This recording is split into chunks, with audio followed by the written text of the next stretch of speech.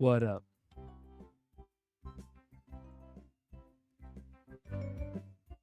Okay. Hello. How we doing? Okay. I did not yet fix this. You might notice that it looks different and worse, frankly. But I am working on something. Because the reason that it looks the way it does is outside of my control, unfortunately. But I'm working on it. I'm working on potentially a solution within Megamind. Oh, there we go. I made it a little bit not opaque. What's the opposite of opaque? Transparent. There we go. So that looks a little bit better. But I've got a in the moment solution for it, which is what I just did. Sorry about not being able to finish up the stream on Wednesday. Or people told me not to apologize for the weather. I guess that's my Midwestern in me. It is more, I don't feel bad like it's my fault. I just feel bad that none of us could enjoy it. And also, my light isn't working. Because... And I don't know if I can fix it. It was working earlier, but all of the power outages made my entire setup act very wonky and funny. So now you might notice that I am in the dark. I'm not in a meeting or anything today. Hell yeah, Daniel. Very nice. I mean, you'll get to see us encounter the Kraken. We'll see. Not only how it goes in general. Let me see. I'm trying to find the cable. That one? I think I can't figure it out. I'm trying to. Okay. Wait.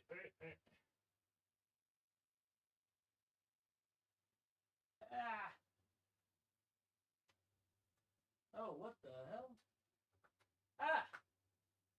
Okay. I might have figured it out. We might be all good. Talk amongst yourselves.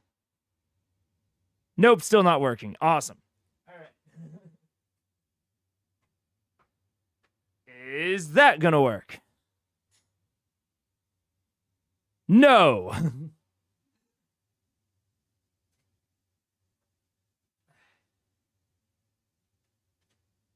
All right, now the question starts to become, did my light just break?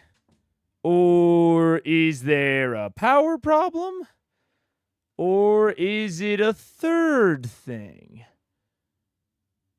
Because it was working just a second ago, and now it has decided that it's not going to. Well, I guess we might just be in the dark this stream. Oh, well. I'm not gonna worry about it too much. I will just make my camera a little bit brighter. Move this light over here. Is that too much? That's too much.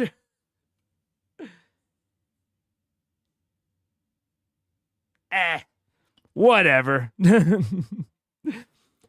Who needs to see me anyways? Let's just up that a skosh.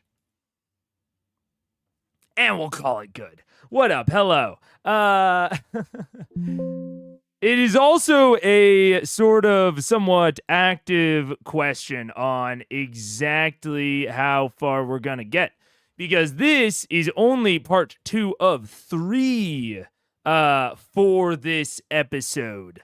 And I have a giant canker sore on the back of my throat. I'm not going to show it because it's, number one, very hard to show and really gross.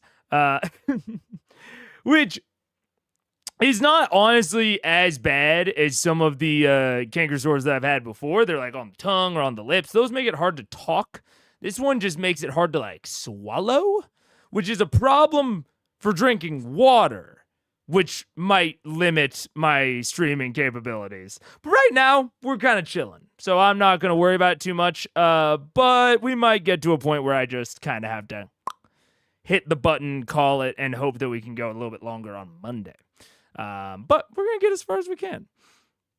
Yeah, if you're not at fault, then don't apologize unless you were somehow responsible for the weather. I wish. That'd be cool. That's fair. I guess I'm not sorry as in I apologize. I'm sorry like I feel sorry for all of us. That is a weird English-ism, is that, yeah, saying I'm sorry for like a thing that I did, that is like apologizing. And I agree, you shouldn't apologize if you're not at fault. But then also you can feel sorry for something or someone. And that's more what I meant about the weather. But that is a weird, they're very similar, but they are distinct, which is interesting. Unfortunately, there wasn't much to talk about. Yeah, it's... What the fuck? Where is it? What? Why is everything broken? What the hell? It was like, what? I don't know if you guys see what's going on here. It's like an infinitely wide box. What's going on? These aren't even like normal things. Oh, great. The size is -9,000 to -9,000. That's awesome. And it makes perfect sense. That's not strange in any way. I didn't even know you could have negative sizes of things in OBS. That's a technical glitch that makes total sense. Oh, and it's at position. What is that? Oh, that's position 1 million, of course. Okay. Right. Position 1 million. Yeah. Uh-huh. Okay. And it's interesting that I reset it and then it did this again.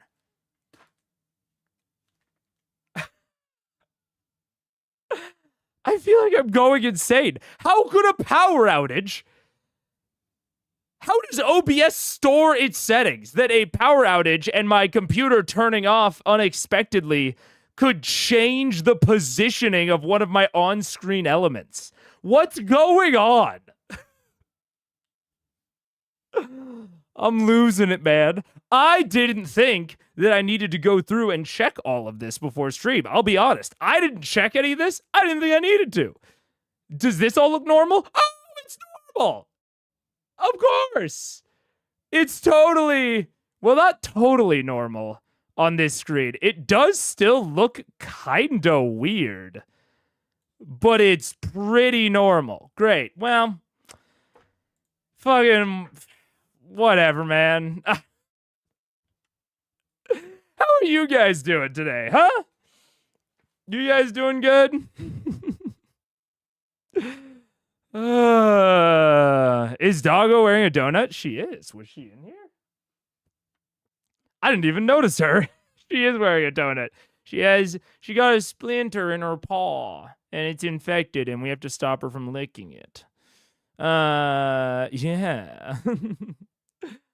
Oy. This is fucking Mega is on a nice romantic date with Jack. Yeah, that's what we'll say. That's where we'll go with it. The storm broke your setup? Kind of. Fucking apparently. Reminds me that I need to back up. Well, no, I don't need to back it up. Thank God for GitHub, man. I've been working so much on Megamind, partially because of this sort of bullshit, where I'm like, damn, like with the chat background just being gone, and all this shit happening with OBS, I'm like, I need to take as much of the production of my stuff into my own hands as possible. And you know, for someone that is working and producing things online, if you don't know how to code, that's kind of hard, but I do know how to code, so I can do it. And it's been a net negative in terms of like time and effort versus assistance, but we're getting close to net positive. You might notice that on the last couple streams, the chapters just like haven't been there. I haven't been able to do chapters because I've been recording them with the new setup, but then I keep having to change things, which then corrupt the entire database because I'm not good at working with databases.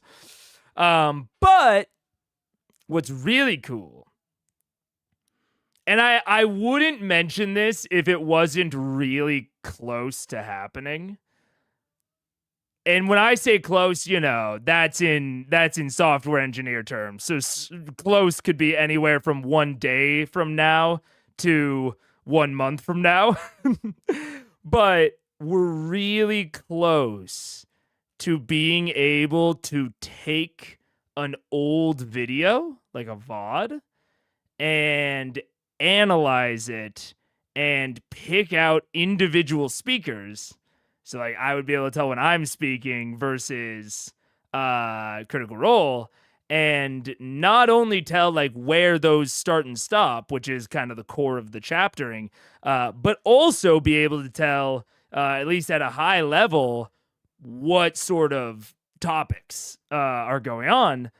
So not only will it make chaptering easier, but it would be relatively automagic. And so I don't want to put the cart before the horse because I don't know how much easier it will make it, but it will objectively make like something like editing an old Critical Eyes VOD, you know, from way back in the day, substantially easier. I mean, even at like a very basic level, I could just, I could at least chapter the old VODs to make them to make like a watch through of the old ones much easier.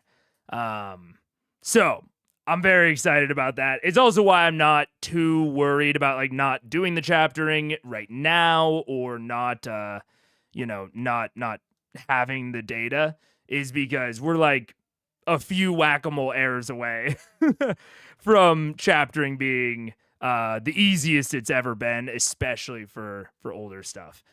Because right now the chapters have to be made in the moment. Like they have to, I have to like record my voice and like record the breakpoints, and I do that all manually during the stream, and then I have them for afterwards. We're really close to being able to just generate them from a video. So I'm excited about that, but that's why I thanked GitHub, because holy shit, if I lost my code base, I'd be a sad boy. I'd be a very sad boy. Anyways. Cover your eyes with the highlight bar like a sensor, yeah. Technically, any hard power down can corrupt data. That's fair. It's like messing with memory, and is fair enough, yeah. In practice, it should be rare. 88.3, cool though. 88.3. Yeah, we'll see. I am simultaneously excited about and worried about the Kraken content, because everything leading up to it has been so fucking sick, and you know, it will always be sick. Like everything leading. What the hell? I don't know what just happened. I turned on the fan and then something blew away. Everything leading up to now is sick and will always be sick, and you know, there's nothing else to say there. But that doesn't stop it from sort of hyping up my expectations or my, you know, thoughts about what could be happening. And that can sometimes be unfair to content, you know? That's not always the best way to look at these sorts of things, but it is kind of inevitable. You know, stories are not just individual scenes. They are sequences that build and subtract from each other. Classic example of this, or at least I guess related, is like the Kuleshov effect. For any I guess film nerds out there, of basically the I don't want to say it's a theory, but it's an understood effect in filmmaking that more meaning is derived from a sequence of shots than any of the shots individually. So, like, if you show the exterior of a house, you'll see this constantly in, like, sitcoms, for example. You show the outside of a house, and then you show some people in an interior of a house. And they don't show any, like, identifying details to be like, oh, you can see the same statue in the front yard from the outside and from the inside through a window. So, like, you as a viewer know it's the same house. You don't even need that. Like, just showing the outside and then switching immediately to the interior, every single audience member assumes that that interior is inside the house that you just showed, even though they don't technically have proof of that. Like, and some movies will use that as like a subversion occasionally. But if they do, they have to be really careful because it can easily just get confusing. So all of that is to say, things are more than the sum of their parts, and that can be positive or negative. The Kuleshov effect is not just an additive experience. It also means that the ordering of your shots can make them actively confusing if you don't take the order into consideration, and or if the like payoff to a sequence doesn't feel related or doesn't feel like it actually pays off the sequence. The Kuleshov effect can like work against you there. In some ways, I'm abstracting quite a lot, and it's much more complicated than this, but the general principle is what I'm getting at. So that makes me a little bit nervous because I think that we have really set up something cool here. But I haven't seen Matt run one of these sorts of combats before, or encounters in general. We'll just say. So I'm excited. What's up, Rainbow Dragon? Oh, I can't show it on screen. Damn it. Halfway through 87 and finished the milk conversation. Oh boy. Oh boy. Good luck. Very curious what you think of this fight. Me too. It does look very good on paper. Now we see it in practice. Hell yeah. You think you'll be able to cover the whole fight today? I don't know how long the fight is. I know that the second half of this episode is 3.5 hours. I don't know any sort of cut between that. So what I have right now in terms of time codes is an hour 57:26, and then big gap 5 hours 19:42. Which is good. John prepares the time codes exactly how I would prefer them in terms of, like, you know, quote unquote spoiler density, if that makes sense. So I am very happy with that, but that means that I don't know if the encounter / combat is 3.5 hours, if it's only 2 of those hours, who knows? So I will be doing half of the second half today, and then we'll finish the episode on Monday. That is the current plan.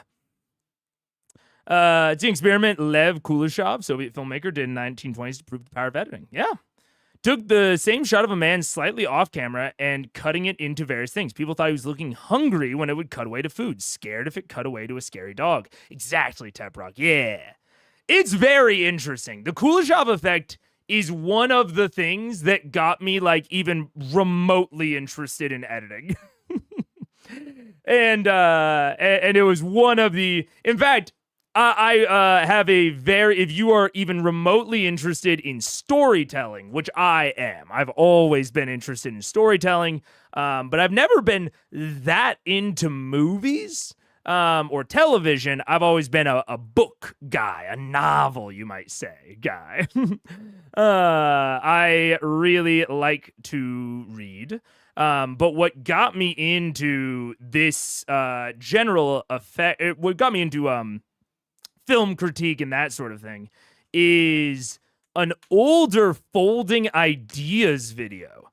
You might know Folding Ideas as oh nope, that's the Infinite Rainbow. Oh great, and this is still, it still looks a little weird.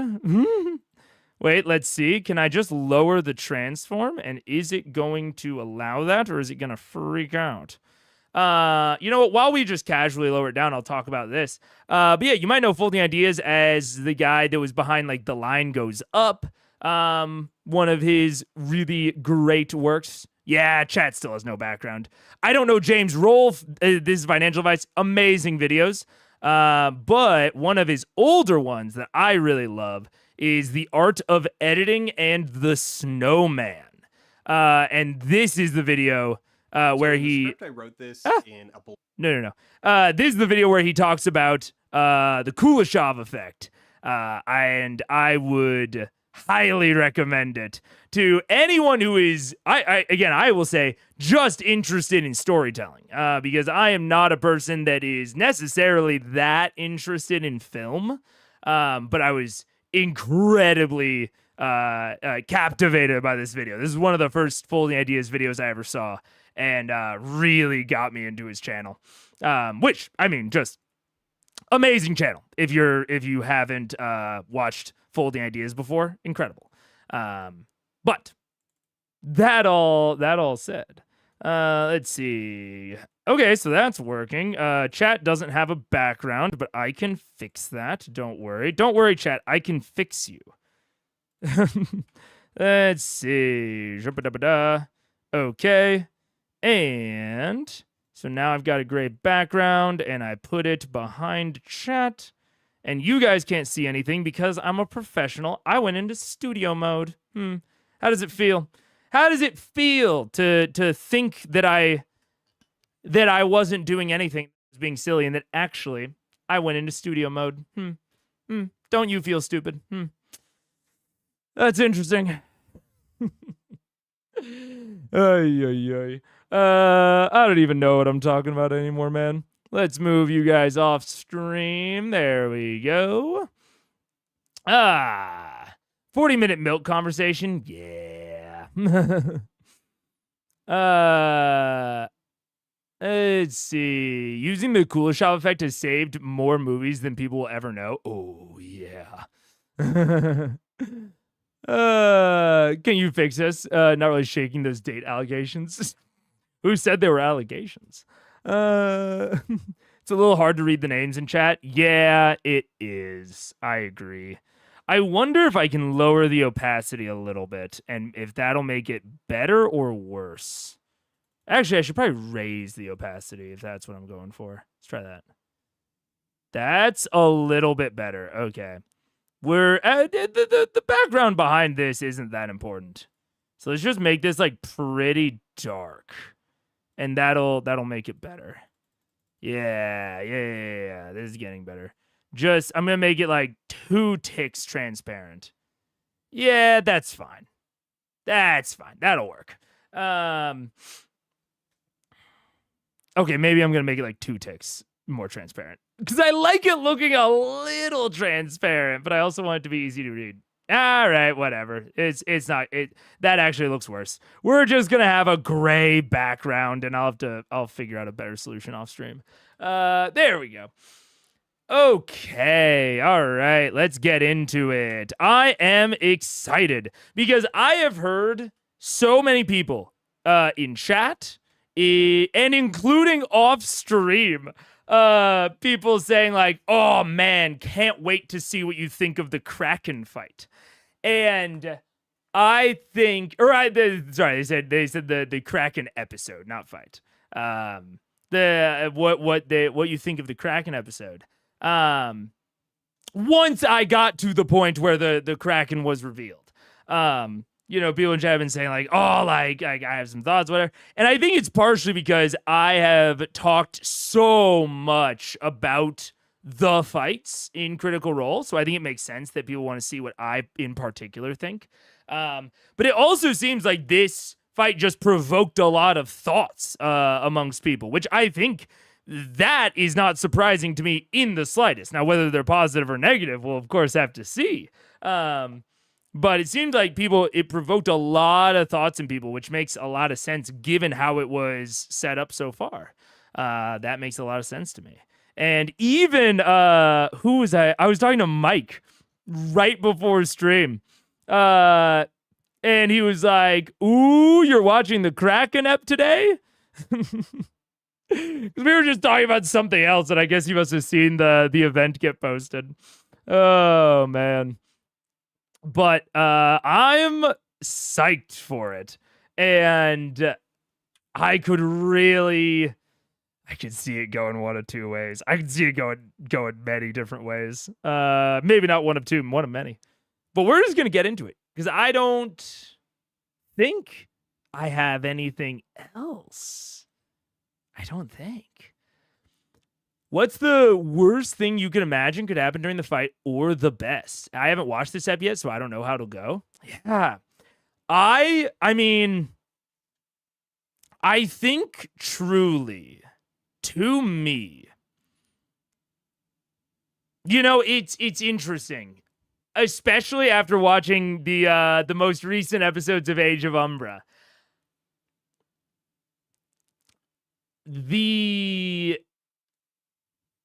I don't think like one of the PCs dying is the worst that could happen. I don't think that's even close to the worst.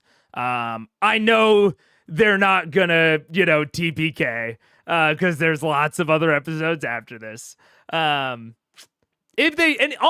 even if they TPK'd, I mean, it might not be great from like a Critical Role, actual play, media, show perspective. But I honestly don't think it would be the worst in terms of like a play experience from like the player perspective. I think the worst that could happen truly is it just being really long and really boring, and the players feeling as though they have a real lack of agency. Or, well, and I mean, this sort of ties in.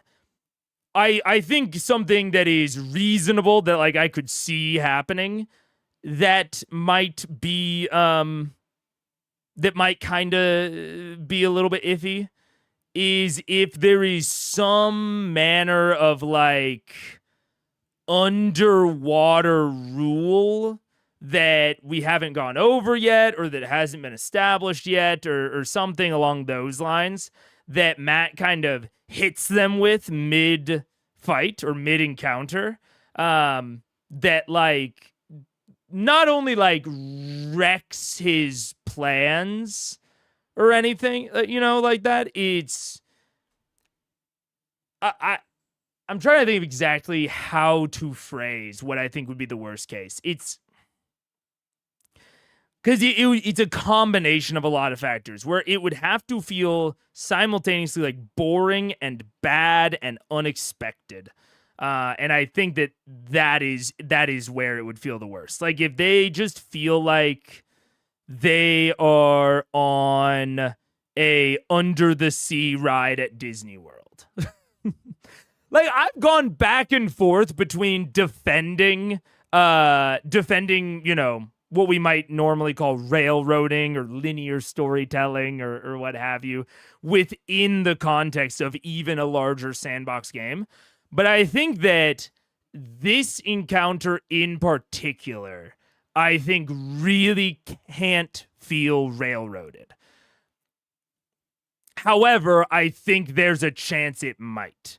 Because if I had to kind of think back to the other Aramente I guess, point or challenge that we've seen with Pyra,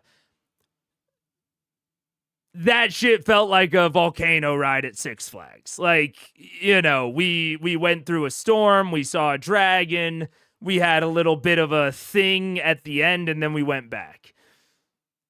Pretty linear, not a lot of decision making, really.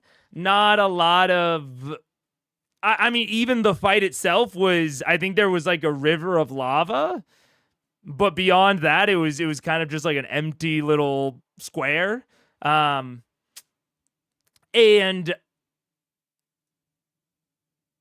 I can't think of many ways that the Pyra could have been that much worse. I probably could have in the moment, but at least in my memory, the Pyra was pretty meh to me.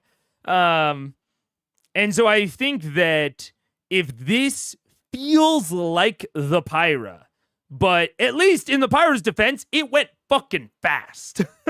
I will say that the Pyra went quick, which was good. Like, I think if you're going to have that sort of railroaded experience, it should be at least like fast, and a lot of things are happening in quick succession, even if they are on a linear track and there's not a lot of decision making. If you have, a roller coaster, right? A roller coaster can still be fun, even though you're on a predetermined track. It just has to have, a big downhill into a loop, into a turn, into a little spiral. Like, railroaded is not necessarily bad. But I do worry with this in particular. The fact that it is kind of a stealth mission. There are these 3 things that they have to acquire. There's this big enemy that it seems like will have a lot of control. Matt mentioned he sort of alluded to some of its abilities, which I think is sick, personally. I think it is somewhere. Yeah. Forced movement and vision obstruction were implied for some of the Kraken's abilities. And so that is a risk when you present an enemy that wants to kill you, but you don't want to kill it, in like a D&D type context. It runs the risk of getting repetitive and boring. And feeling a little bit, how exactly do I say it? Depending on the balance of the adversary, it can feel like you're backing the players into a corner where there are only bad options, where it's like, if we don't fight back against it, it will kill us, which is bad. But if we kill it, that also feels bad. Now, I think that Matt gave them a little bit of an in-fiction out, but they might not necessarily see it that way. And the thing that can really have a sort of detrimental effect with this sort of thing is when the adversary is so strong. If you spend a bunch of time in D&D, where time is like the most valuable resource, like the action economy, individual turns, like time is so valuable. If you spend a bunch of time trying to accomplish the goal without doing any damage to the Kraken, especially to the point of some players like wasting their turns. Like, if there are some players that they have a lot of players where they're not like taking actions some turns because like the only actions they could take are violent. Because D&D is a game based around violence. And then the situation progresses to the point where they need to kill the Kraken in order to survive and not TPK. That could feel pretty bad. And especially if like they've wasted all this time and all of these resources, where if they had just been violent from the start, then it wouldn't have been nearly as hard or nearly as bad. They wouldn't have been as bad of a situation as they, maybe find themselves in. And now that situation has this escalating magnitude of feels bad, where now they're in a scenario where they feel like if only we had done the bad thing sooner, like, they're now in a situation where they feel like they have to do the bad thing, maybe through no fault of their own. If they make a bunch of mistakes or a bunch of poor decisions and then they have to make the bad decision, that's on them. But if they feel like they didn't make any sort of bad decisions, they just got forced into this bad scenario, this bad choice, depending on the consequences that kind of follow through from that, it has like a magnifying effect on how bad it'll feel. Like if one of them dies, I mean, fuck, if like, say Keela's mom is alive and she's been like hiding in the water plane, I could see a scenario in which Matt in the moment, in the improv, because I'm in the same brain. I just DM'd, yesterday. I could see a scenario in which like they're losing. Maybe they're heading towards a TPK because they didn't do violence from the very start. And then Keela's mom has this big grand re-entrance and like sacrifices herself for her daughter. And so now the players feel like through no fault of their own, through no mistakes, and by just by their own choices to like not do violence earlier, Keela's mom was resurrected and then killed in front of them. That might feel real bad. That might feel real shit. That's like one of the worst kind of scenario tracks I can kind of currently construct in my head. And that requires a lot of things to kind of happen and to go in a particular way. But really at the root there is Matt has made it very clear that violence should not be the first option. So this really needs to feel completable without violence. If it doesn't, and Matt set up this expectation that they should try to do it without violence, and then they get into it and it doesn't feel completable without violence, and then they have any sort of negative consequence from just not doing violence sooner, I think that's the core that could make this, that would be kind of involved in all of the worst case scenarios that I can put together in my head. If it feels completable without violence and then they just like make a bunch of mistakes, then that's what it is. That's fine. As long as it's clear to them that they were making mistakes. That's all good. And if they just do complete it without violence, also fine. But I think that's kind of the route that I think would be bad. First, I thought Mega was going to say Keela's mom is the Kraken. No, that'd be kind of sick. if Keela has like a put her hand out to the wolf moment, you know me, you recognize me. No, that'd be dope. I'd be down with that. We should organize to say similar things about a nothing fight. Yeah. That'd be crazy. Yeah. He said that as soon as the Kraken was revealed, people were going to say they were hyping to see his reactions. We should do the same thing, but for a random boring fight. That would be sick. Scaling kills the Kraken by himself. Look, to watch Age of Umbra, you would think that Sam is going to kill everything by himself.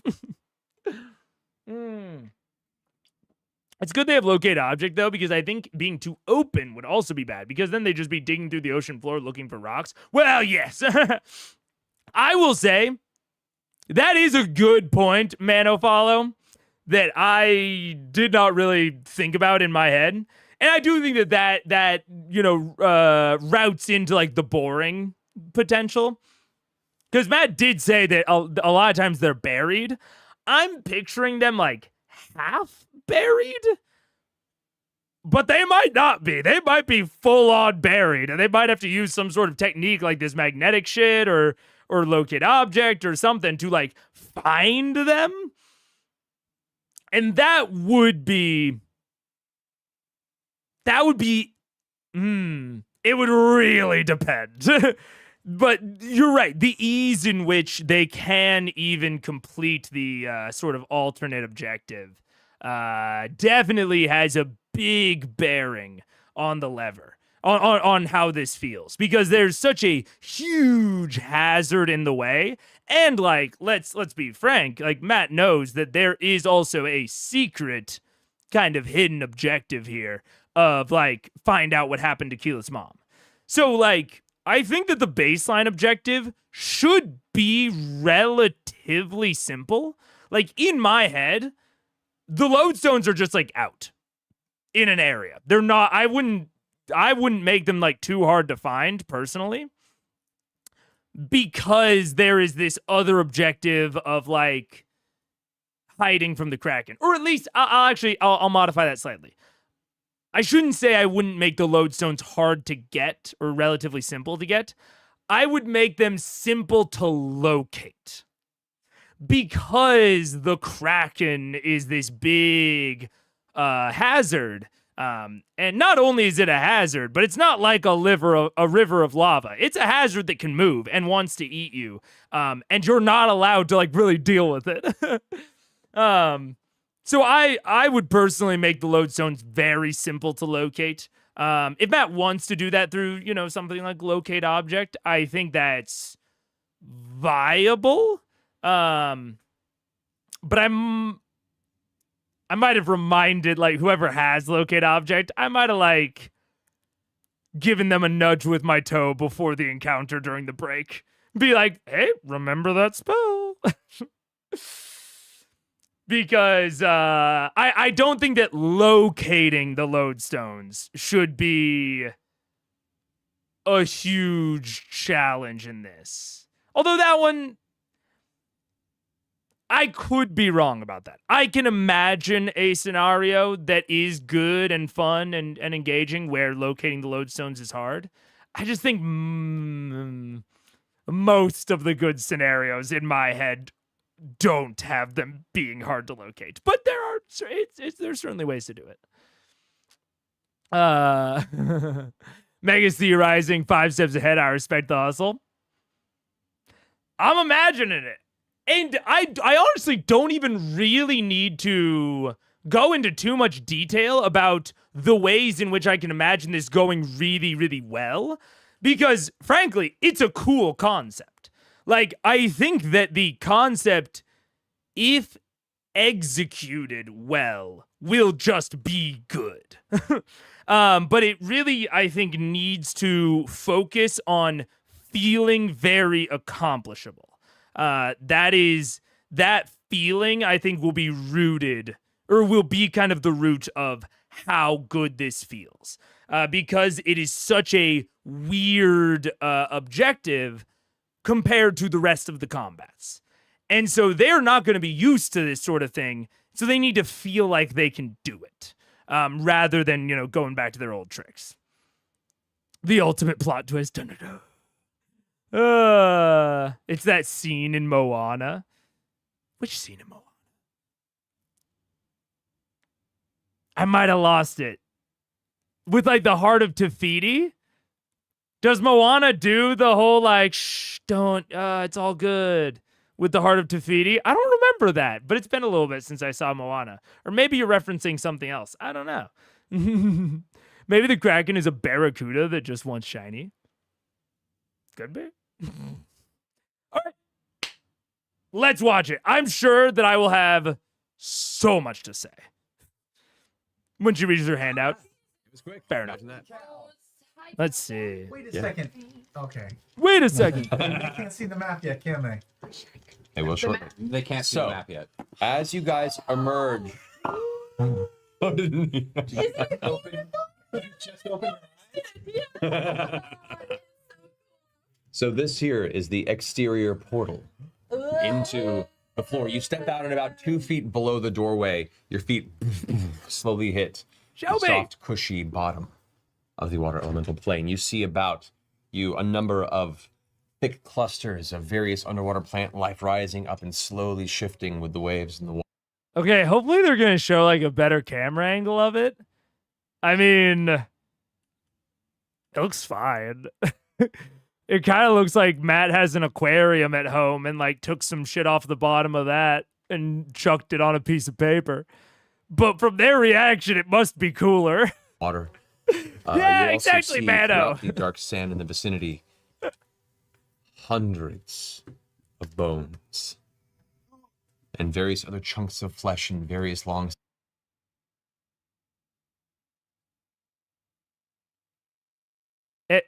Am I missing something? I don't know. The lights are doing a cool effect for them in person. Okay, I could see that. Oh yeah, there's like a little RGB remote. And I can see now that there is like this shadowy. Okay.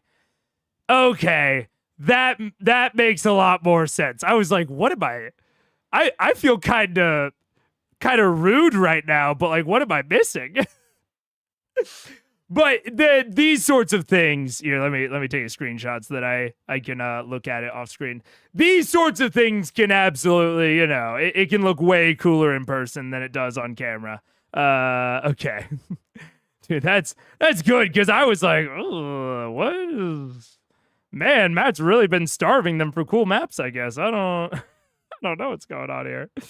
Okay, let me, yeah. States of decay. I'm pulling it up on another screen. Let's see. It is dark down here. You maybe have about 20 to 30 feet of visual range right here, unaided. Our 2 human friends over there have almost no sight beyond a 5-10 foot distance here. From just the glow of your armor. Your helmet itself gives this kind of radiant glow about it. I'm using divine. I do see the lights like moving and shifting now. Dude, I mean, I don't blame Matt for not doing this, but he just mentioned like the like how far they can see. And vision is always one of those things that I think is kind of hard to represent with minis. Really any sort of non-theater of the mind representation, I think is often difficult. But honestly, with this little like overhead light thing, if it had some sort of like if you could like restrict its apparatus, this would be a cool way to kind of shrink the like ring of it, or like zoom it in somehow, or I guess like move it closer. To then like only have the little shifting colors in like a little area around the players. I don't know how easy or difficult that is to do. I'm not saying that Matt like should have done that, but that is giving me a little bit of a thought. Like, I have this like mic arm type bullshit, It's like, if I was in person, I could put some sort of like spotlight on a little jib or like mic arm, and then you could like move it around and like move the spotlight with the players. Hard if the players spread out, which, I mean, this just gets into, tough part about vision in general. I think if you're willing to put the work into it, a VTT like Foundry or Roll20, I think it's in the Roll20 like paid suite though.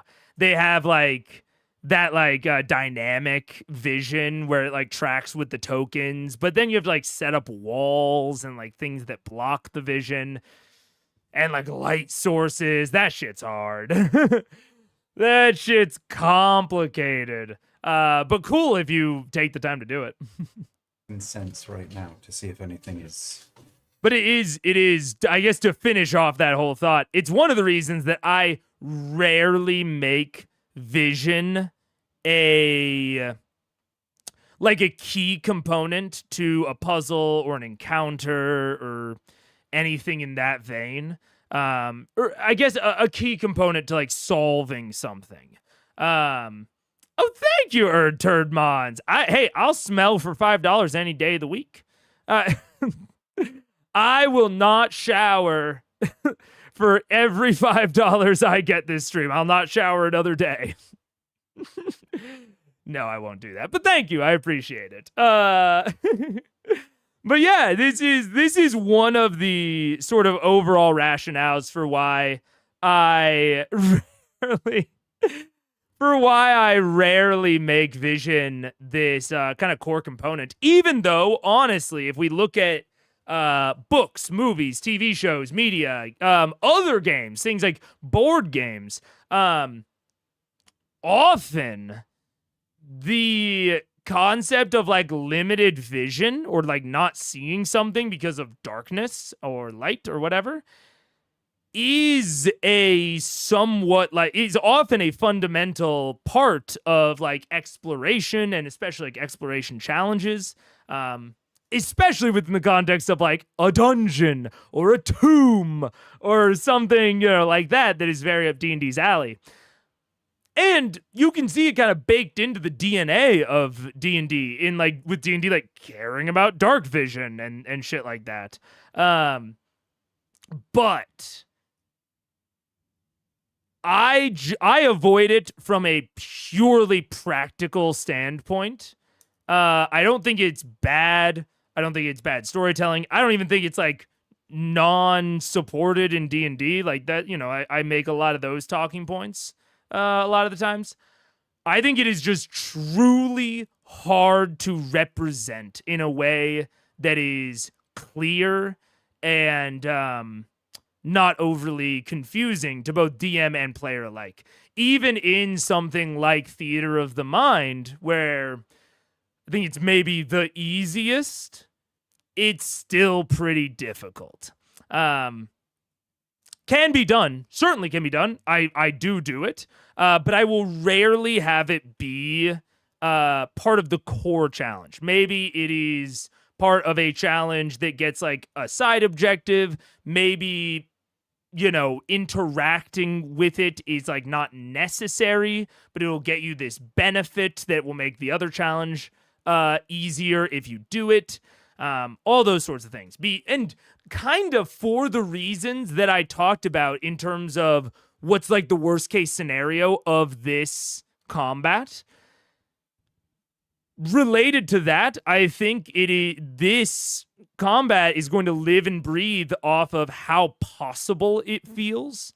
And I think that vision-based stuff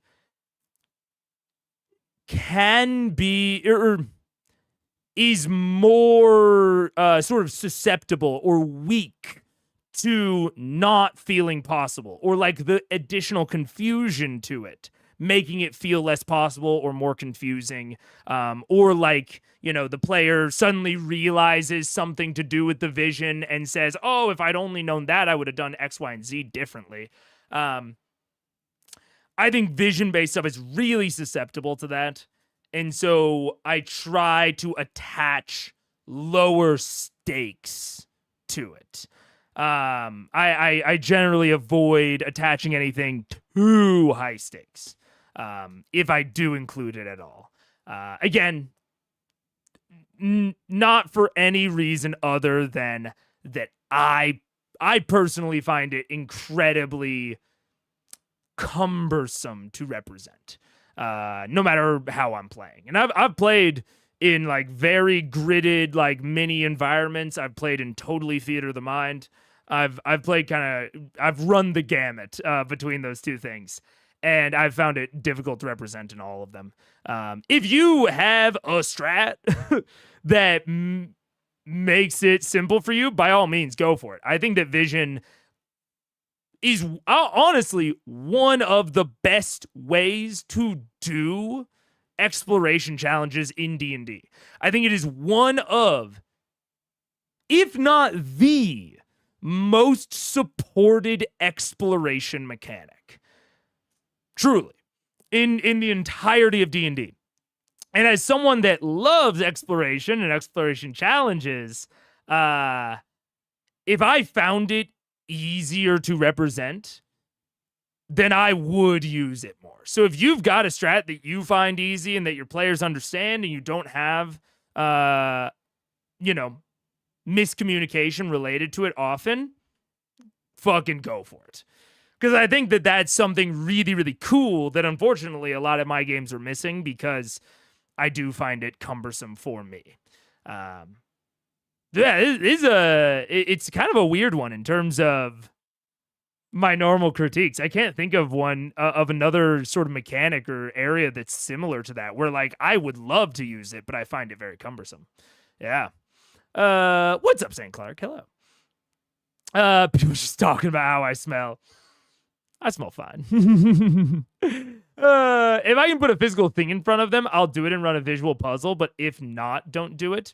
Man, even with physical, I find it so difficult. But if you like, I know people like do like the paper, and there are definitely people that I've seen run Vision in a way that I thought was good. But I have so much trouble with it. Might be because I have trouble remembering what's under the paper. if I do that sort of thing. And so that makes it harder for me to GM the whole thing. Not completely Okay, you're divining for what? dead. For In the undead? skull, in the bones. Okay. As you carefully close your eyes and focus, you lend your essence out to the Raven Queen, even across the plains, to guide your vision to anything of undeath or fiendish in nature. Oh, captions, right. And nothing. I'm gonna take a moment to use primal awareness and see, is there a way to sense Krakens or anything? I don't know. Do you know how to sense Krakens? No. Do I? Do you sense calamari? DM snark. Yeah. Looking at Dude, I don't remember the last time we talked about this. It actually might have been during the Keyleth like wave conversation where I was like, know what your abilities do if you're trying to be creative with them. And honestly, that conversation blew up beyond the level that I even wanted like the critique to be. I think it implied that I felt more strongly about what she had actually done than I did. But this is a great example of someone just kind of like throwing out an ability that like sounds right. You know, it's like primeval awareness to sense Krakens. GM? Can I sense Krakens with my primeval awareness? And those are the sorts of times where it's like, bro, you gotta know. You like, D&D's just not that type of system. You know what is that type of system? Daggerheart. And it's these sorts of moments that make that where I see the DNA of Daggerheart like presenting itself is like, you know what she is doing right now? She is trying to use an experience. She's trying to use a Daggerheart experience where like primeval awareness sounds, like in flavor. It's the sort of thing that would sense a Kraken. And again, that's not how D&D works. But if you had the primeval awareness experience in Daggerheart, and she was trying to do that using primeval awareness, that's an easy +2 from me, Chief, if I'm GMing that.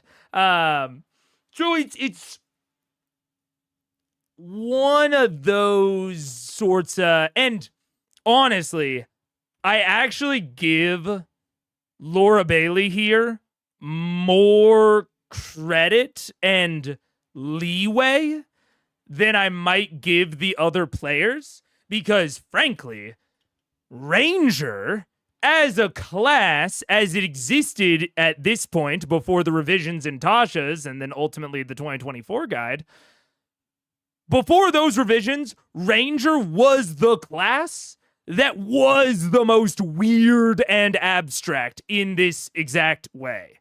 Now, it's not so weird and abstract that you can just be like, I don't know, does it? Like, it has specific mechanical things, but it is often weird and or more weird and more abstract than a lot of the others. So I give her a little bit more leeway than I might give some of the other players that are playing other classes. But yeah, it's an interesting thing where, like, I see the DNA of Daggerheart there, and I don't often like to say, you know, oh, go and play another system. But honestly, if you are into what like Laura just tried to do there, experiences in Daggerheart. You don't even have to play Daggerheart. Experiences are something that you could easily port into D&D as long as you're down with having the players be slightly more powerful than they would be otherwise. Like, literally, just take them. And yeah, they can just add them. Maybe, you know, they have to like they can do it like once a session, or, you know, or maybe just whenever they want. I don't know. It depends on how much you're willing to like let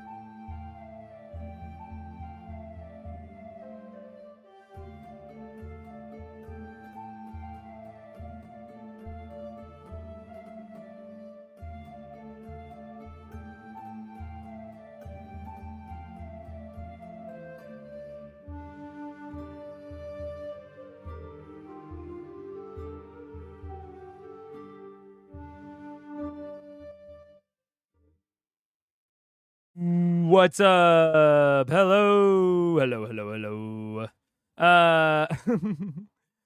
there we go. All right, we're back. I definitely want to bring experiences into my next 5e campaign instead of backgrounds. Absolutely. Like, I think, so, yeah, that's I I think if you are playing D&D without any sort of experience like mechanic, you know, you gotta know. Like, especially for something like that, like how exactly would I phrase it? I've said it before, I'm very supportive of players not knowing every line of text on their spells. Like getting a line wrong. You know, like the combat with the fart cloud of Windwalk, right? Where Marisha misread part of the spell or like didn't know the last line, and so she like ended up getting them in a weird situation, and so then they had to retcon it. Right. I think that is fine if players don't know their spells exactly. That said, I do think that if you're like, I want to use this ability to do X, and the player's like, how does that ability do X? And you're like, I don't know, does it? It's like, I want my player to at least have a justification for what they are doing. I think especially in D&D, other systems are different. Blades in the Dark, super different from this.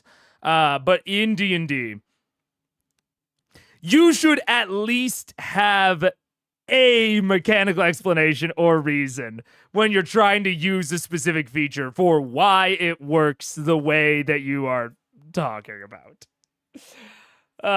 Otherwise, you kind of just end up wasting time. Like, now Matt has to get out the book and everyone's pausing to see if you remember this. Like, you know, be looking this sort of thing up while Liam's going or something like that. Or if you do want these sort of vagaries, right? Like where you do just kind of like have something, you try to justify it. There are mechanics that do that. Experiences. But you would need to work that in. D&D doesn't really have those. Your various choices. Aberrations, celestials, dragons, elementals, fae, fiends, and undead. And Krakens, it says And, right there. and Kraken. Okay. As you Krakens. focus your attention, you Now, if she's like, oh, hey, GM, is a Kraken an aberration? Like, can I use my primeval awareness? Because my primeval awareness can sense aberrations. Is a Kraken an aberration? Could I sense it? That's the sort of thing to come with, I think. utilizing and mark off your ability there. Yes. You sense nothing. Nope. We say is it elementals are in there? Elementals, aberrations, and fiends. Which one are you choosing? Oh, I have to choose one. No, you just What do you get all think? of them. What do you think? Honestly, that's a more, I think that, like, the you have to choose one, that's a mistake. That's like a misreading or a mistake I'll defend. Just pointing it out to, like, show where my sort of line is. I think that a player needs to come with an amount of understanding, but even if their understanding isn't 100%, that's fine. Aberrations, or what do you think a Kraken is? Aberration, it's an You'll definitely animal. find elementals because they're definitely here. What would a Kraken be? An animal. Aberration. Probably. An animal. Yeah, beasts which you don't have. A mineral. The only thing on there, that is maybe is aberration. Aberration? I mean, elementals. They're not really aberrations. But No? there's nothing on this list. All right, then I'm going to try for elementals. Okay. You set on focus, and dozens of nearby signatures hit you. You're not quite sure which direction they come from, but you know that this area is teeming with elemental energy and has drawn many elemental powers nearby. They're like everywhere. They're all around us, man. Oh. It's impossible. It's inside the room. Turn the walls. This is it. Goddamn walls. This is really important. I fart. Did the bubbles go up? They do. We're in the same place. Do I see that? That's You actually do. insanely helpful. Really, genuinely helpful. We use our flashlights. Why are you doing this with your fighter? Looking up, can you see any sort of like surface to the water, like you would if you were 150, 200 feet scuba diving down? And... I mean, your vision in the vicinity is dark, as you feel like you're at the bottom of a very, very deep abyssal ocean. Looking up, you see a faint turquoise glow in the upward direction, but it seems sourceless. It almost, as opposed to straight up, it almost encompasses a full dome, and you see no sign of a break in the water. And the various strands of plant life extend far into the darkness in strange kind of fuzzy distance where they fade out. I have a feeling light will attract all sorts of creatures down here. Yes. Okay, before we get too far in, I'm just going to take a look at this on a baseline level. So these rocks are about the size of the party. And we've also got some pretty big pieces here. I don't know what the fuck that is. If that's... I don't know if I should take that seriously or not. But I will say we've got a lot of distinct zones here.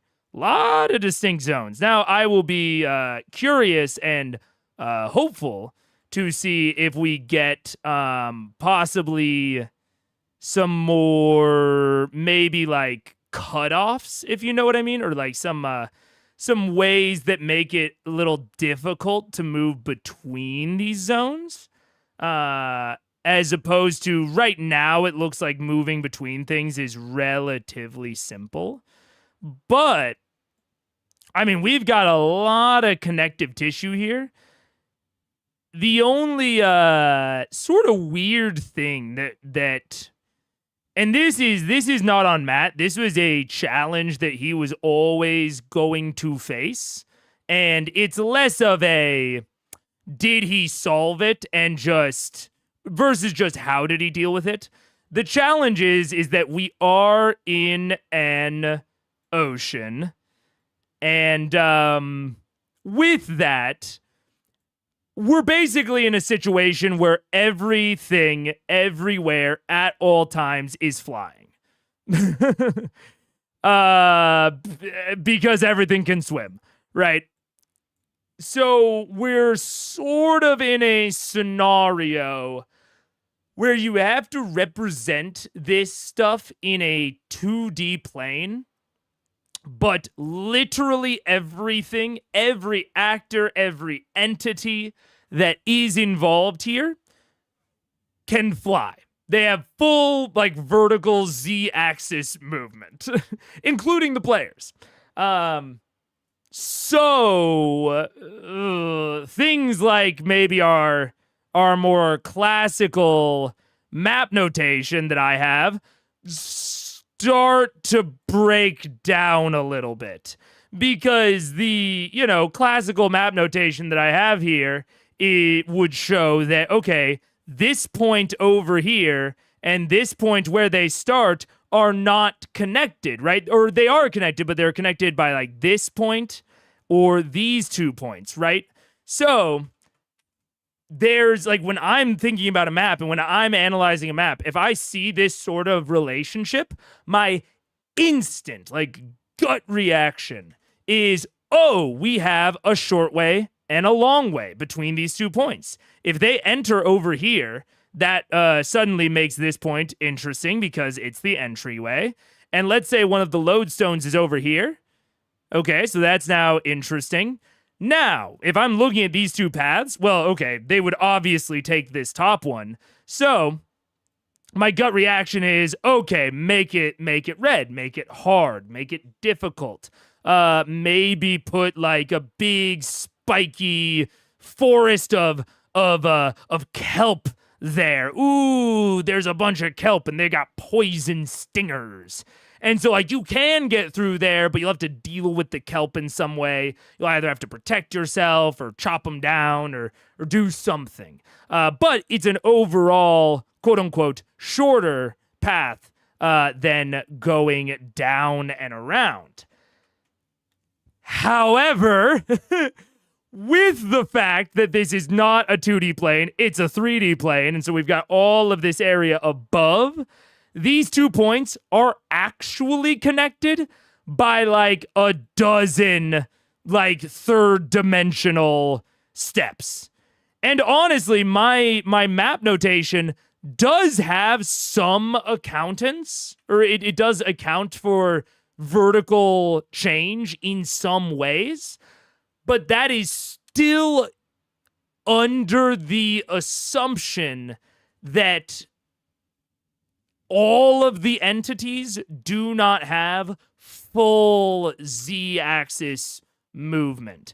So I've talked about verticality a lot when talking about maps, but there's a really great example with the Kevdak fight or the Plane of Fire, or not the Plane of Fire. Well, yes, the Plane of Fire, City of Brass, the City of Brass fight against the Pit Fiend.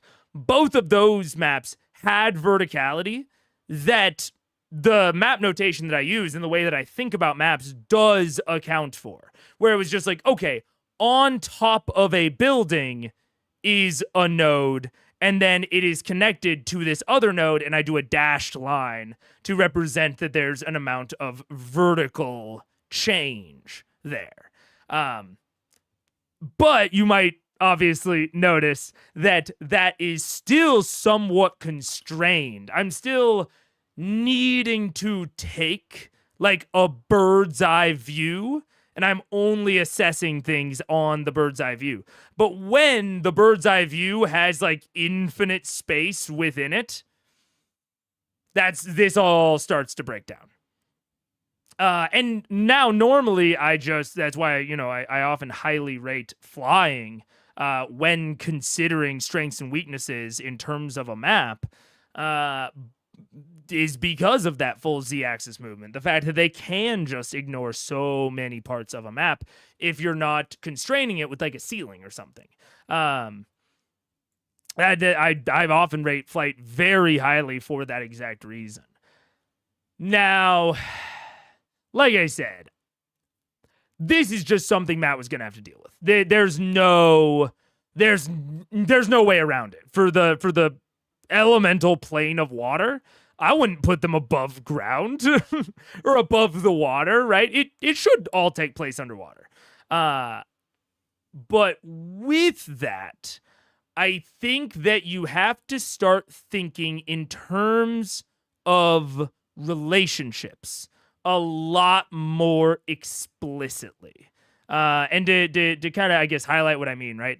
My map notation thinks purely in terms of relationships, right? The whole point of my map notation is that I can look at a map, I can understand the relationships between the different areas, and then I can abstract them into this little graph, right? And then I can play around with these nodes, right? I can move them around, I can shift them, I can sometimes move them vertically, I can make them different colors, right?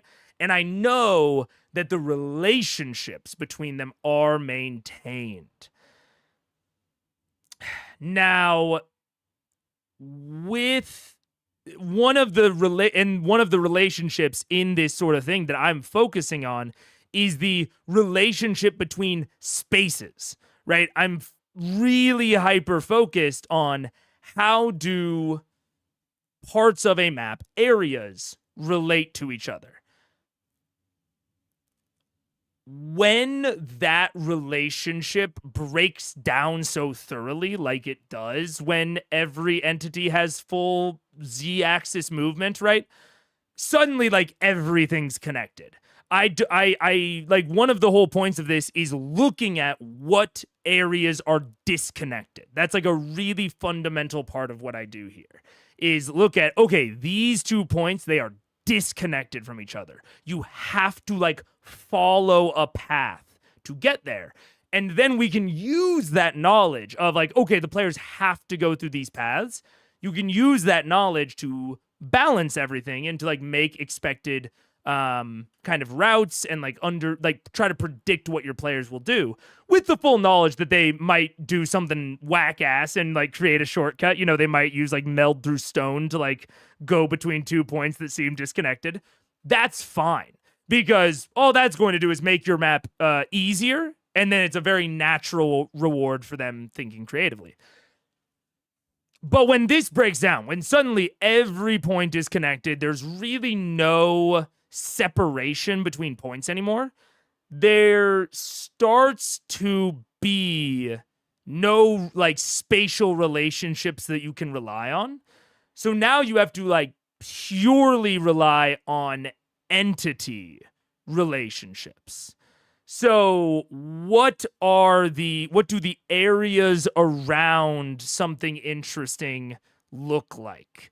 What are the hazards, again, in relation to something? I would start representing it, and this is not something I'm used to doing because it's not something you normally need to do in D&D. So this is a little off the top of the dome, but I'll do something that I've done for similar stuff, where I start thinking about radials, and I try to imagine them as like spheres, but you know that's a little bit harder. Where interesting things or hazards have these sorts of radials emanating from them, sort of like vision cones almost, or like awareness bubbles. they're sort of like bubbles of influence or like interaction that have these like gradients out from them. So for example, like if this is, say, an enemy, say this is the Kraken, this red dot, right? This inner area, but within the solid line, is going to be the radius that the Kraken just immediately detects them. This outer one that's like dotted is the radius in which they have to make like some sort of stealth check. And I'm just measuring all of these in terms of their like distances, like in terms of their feet distance. So it's like, okay, it has like a close radius of 10 feet, a far radius of like 20, we'll say. So it's when they're within 20 feet of the Kraken, they have to make stealth checks. When they're within 10 feet, it automatically detects them. Those numbers don't really make a lot of sense, but they don't matter for the explanation. And then same thing with like an interesting point, like maybe a lodestone, right? This inner radius is the radius in which they will guaranteed see the lodestone, and this radius out here is the radius in which maybe they have to like make a perception or an investigation check to potentially detect the lodestone. And so if I'm preparing a map like this, where we have this, like, where we stop caring about space as much, I will focus a lot more on the interesting things, on the entities, and their like radii of interaction, and like where they are in relation to each other, because the space and like the actual terrain kind of stops mattering. It doesn't fully stop mattering, like, don't get me wrong, but it becomes much less of a factor when you're considering like an underwater map like this. Much less of a factor. Again, unless something is like within it. So you might have like maybe this red thing is like, say, a kelp forest, we might say. This red area. And then we might say, okay, within the kelp forest, like right here, this is like the guaranteed detection. This is this. And then this red dot just becomes like the center of the kelp forest or something like that, right? And so now it's like, okay, if the players go outside of the kelp forest, but within detection range, they might see the lodestone in there. And then they will have to, you know, maybe this outer radius now becomes the area where it's difficult terrain. This inner radius, they would have to like actively overcome an obstacle to get through it. And this lodestone is like right on the edge of that. And maybe there's another enemy waiting inside of here that has a detection radius like this, right? These sort of concentric circles are how I start thinking about things when like spatial, or not spatial relationships, but when like terrain relationships kind of stop mattering. I start caring much more about the relationships between hazards, entities, and interesting things. And I'm basically only like drawing maps or like planning things in those terms. I'm only planning these sorts of things. I would rarely, for an underwater combat, I probably wouldn't do my normal map notation because it's not that it doesn't make sense at all. It just loses a lot of its value. Yeah. Verticality is always hard. It is. But it's especially hard when you can freely move vertically. If you have to like make a check or if there's some sort of like spell thing, it's a little bit easier, but I sort of pictured the water plane as just a giant bubble of water, but Matt seems to describe it as a very, very large and deep ocean, which is interesting. Yeah, he's kind of describing it as like kind of an endless flat ocean with like no top, but there is like this earthy bottom, which is kind of interesting. Honestly,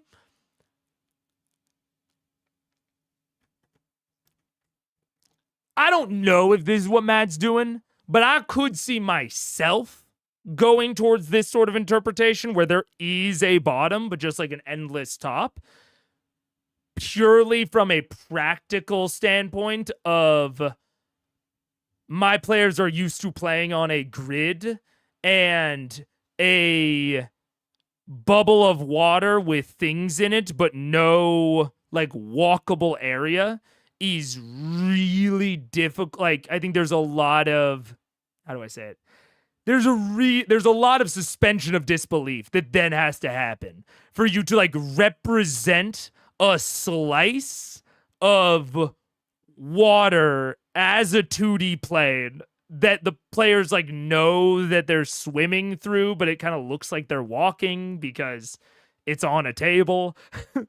It's a lot harder, I think, to sort of buy into, whereas the endless ocean kind of still feels like, okay, sure, the elemental plane of water could, sure, it could be an endless ocean. Yeah, okay. That's like a lower level of disbelief, and then your players can just walk across the ocean floor. So it might have been a practical decision, or maybe this is just legitimately what Matt pictures it like. I don't know. But if it was a practical decision, I would defend it because it's hard to display otherwise. It's really hard to display. Yeah. The 3D orbital fighting of water or space make map combat very hard, but is my favorite idea to think about. It's interesting. Yeah. That's why I have Taylor's tape in my DM box. Hey, fair enough. Yeah, that would really help. Yeah. Do you ever use your node notation at a larger scale, each node being like a town and the lines being roads? I have before. It doesn't work as well. Honestly, relating to this discussion, I think it kind of depends on what you're doing with it. So this notation, my like dots and lines that if you've watched the channel before, you will recognize. If you are curious about how like it could be useful, I think the Kevdak fight is probably the best example of like real takeaways you can draw from it. There are others, of course, but I think that one's the best one. What this notation, I think, is really, really good for is helping you create interesting paths. I think that is the most, that is its biggest strength, is thinking about and really like getting a nice understanding of how it will feel for the players to move through a space. Not necessarily the characters.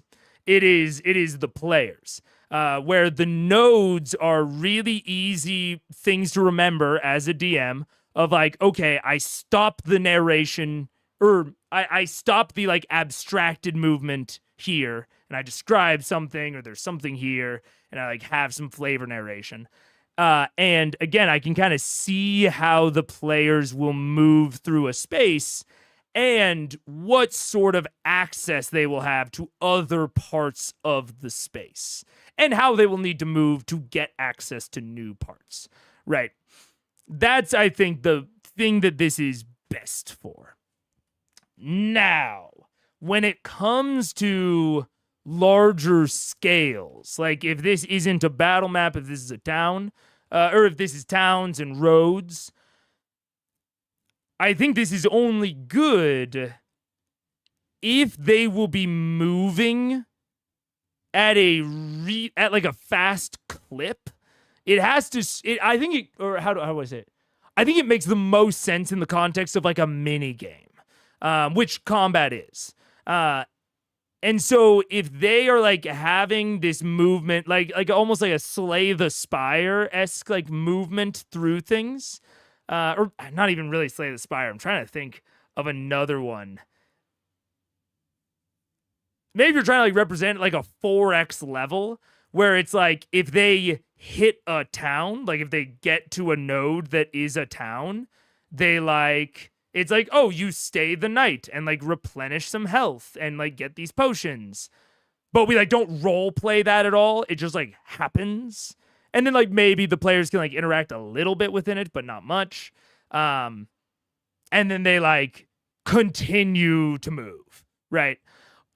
Oh, and the other part of it is one of the things that I think is best, again, in terms of like spatial relationships, is also thinking about how multiple players might move through the map.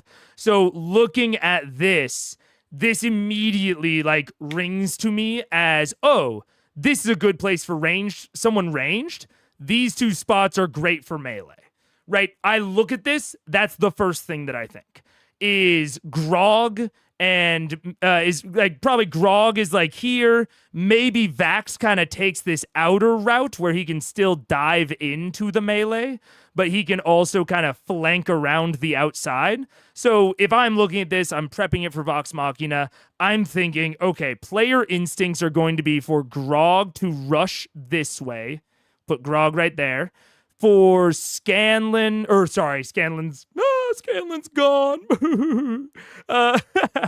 For oh god, who's the ranged now? Fucking not Vex, because I would assume that Vex would go over things with her broom. Who's like their ranged person? Percy, right? Let's imagine this isn't underwater, right? I'm picturing Percy going right here. So now we've got Percy, we've got Grog, we've got Vaxildon. And then I imagine, okay, so Keyleth's kind of the problem solver, a little bit the same with Vex. But Vex, her whole thing is that she can ignore terrain. So she's probably going to take this higher ground. She has a real tendency to go towards the part of the map that feels the least accessible. That's like one of her really consistent behaviors. So I'm imagining that Vex is going up here. And then this... Oh, no, sorry. If this is an obstacle, this kelp, often Keyleth will head for the biggest obstacle, or she'll just head to go and help someone else. So Keyleth's going over here. Maybe Keyleth's going with Vax. Maybe Keyleth's going with Grog. She's kind of a floating variable that we don't really have to consider too much. It's only one player, really. Did I forget anyone? I don't think I did. Pike. And so, new Sam. I won't worry about it. So this is like how I imagine it, right? It's like, oh, okay. These are like the initial moves that they'll make. Now, I think it's kind of fruitless to try and picture the whole combat, but I will like look at my initial map and the initial encounter that I've sort of come up with, and I will picture all of these things. So it's like, okay, do I like this? I think I do.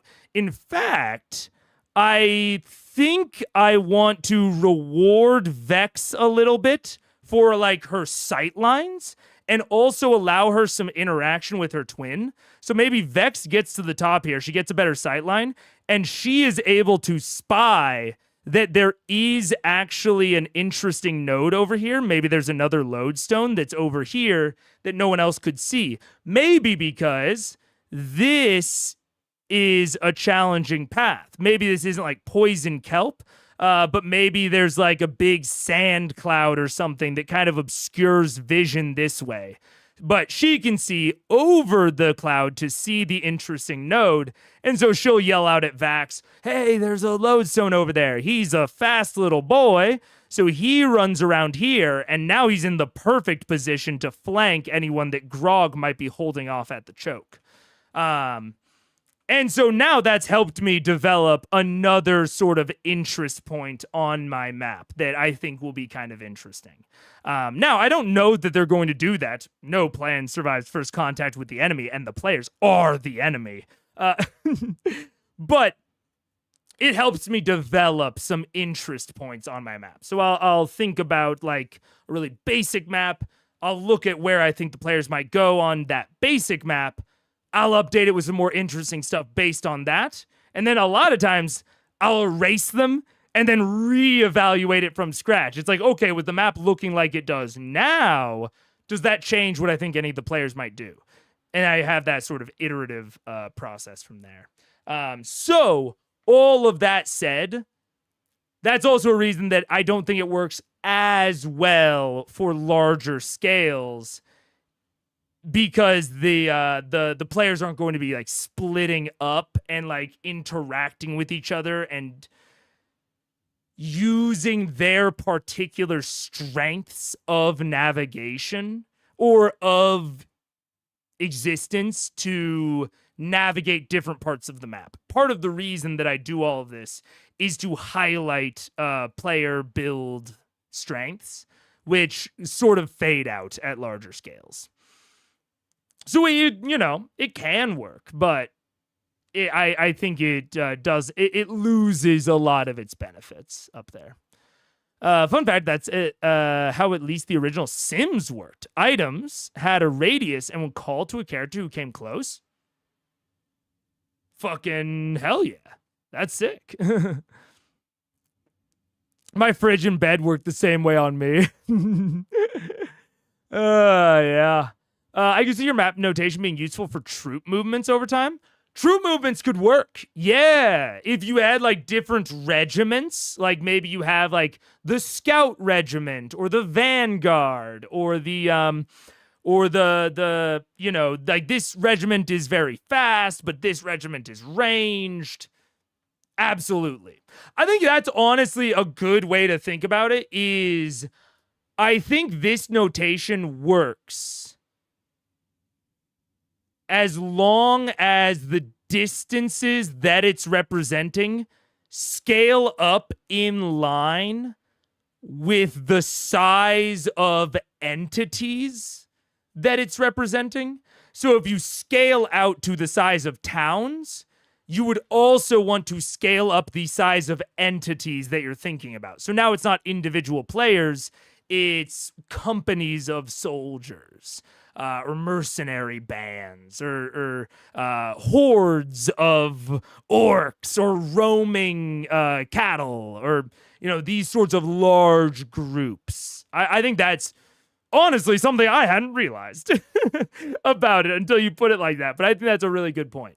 I think it will keep its benefits if the distances you represent scale up in concert with the kind of group size that you're representing. Yeah. I think I'm going to use the notation on my world just to see what it says, but probably not consistently updated. Yeah. I mean, that is, I rarely keep these sorts of things consistently updated. Like if I have some like improv where I change something about the map in the moment, I'm not going to like go back and like reflect that in my notes. It's almost purely like a prep and analysis tool for me. Yeah. That would come up so rarely for players, but at high levels could be useful to move around an army. Could be. Absolutely could be, yeah. Yeah, and again, I think you would kind of be representing that as a sort of exploration minigame. So it's like, okay, there are these like big swaths of things that are like happening and moving around the space. Maybe if there's like a manhunt out for the players, like they committed some sort of crime, or maybe they were framed for some sort of crime, and they're like trying to escape the city or escape the region, and there are different units kind of looking for them. I think that could absolutely work. Yeah. Terry's also ranged. Oh yeah, I guess Terry is ranged. Yeah. Yeah. But so yeah, I have been working on a notation off and on to more interestingly, I think, represent relationships between like regions at like a regional level. I did a stream on it a long time ago. I haven't done a stream on it since. But I do have like a region-based map analysis that I've been sort of loosely cooking up, but I haven't focused on it too much, especially recently. But yeah. Anyways. Not entirely sure that the creatures down here have eyes. Most didn't have blind sight or echolocation. So they What about the Might be kind of able to fish that have the things that dangle in front of their faces because it attracts other fish? anglerfish, yeah. Movement, light, shiny things, all bad. Terry's armor. He's Do we covered. have a few minutes? I can do a quick locate object spell and see if we're heading in the right direction if you want to. I'm going to use a locate object spell. Can I assist her in any way? Nope, this is her particular spell. All being right. cast. I'm going to examine the sand and just gently dig around to see what's around. This is fascinating. I'm just digging for whatever. Okay, your feet hit and pull apart. And as soon as you do, you see like a you get about 4 inches of the soft sand before you start hitting black dirt that immediately starts to cloud and obscure your vicinity. So you can carefully Good to know. stop for a second. Wow. I'm going to load up my flashlight with one of those daylight gems, but with the lens fully closed so no light can escape. Okay, so you go ahead and you activate to mark off another one of your opals. Sure. There's a You- red filter. You activate it as soon as you close the device and you feel it contained. We do have a red filter. You cast locate object, Lauren? Yes. All right. So as Vex, you focus concentrating on the lodestone that you saw before. No, it finds similar objects. Of... Ow, ow, ow. So you feel the direction pull you this way. You don't know how far away, but the distance pulls you There in is this direction. a lodestone within 1,000 feet. That direction. You know, Tyrion just gave me an idea. I tend to have that effect on people. Thank you for your infinite wisdom, Tyrion. We might be able to use a daylight spell as a distraction, worst case scenario. Because I can place it somewhere and then leave it. Oh, that is smart. Yeah. Use an opal we can. Sure. How far away can you place She can cast it on an object and leave it I behind. can leave it as a distraction. Sick. Very sick. Listen to what they're doing. They're thinking about the environment. They thought, oh, things down here have blind sight, but they use light to like attract things. Now they're thinking about daylight, and they wouldn't need to normally distract something, right? Like that's not, really something that they have to do very often during a normal D&D combat, but because they're not actually trying to fight, the Kraken, they are thinking about, okay, how can we redirect it? Fucking sick. It's small, but I think we're kind of seeing some cool positive effects of the thought process. And by the way, I don't want to like pitch this as like a more fun way to be in an encounter in D&D than the normal violence.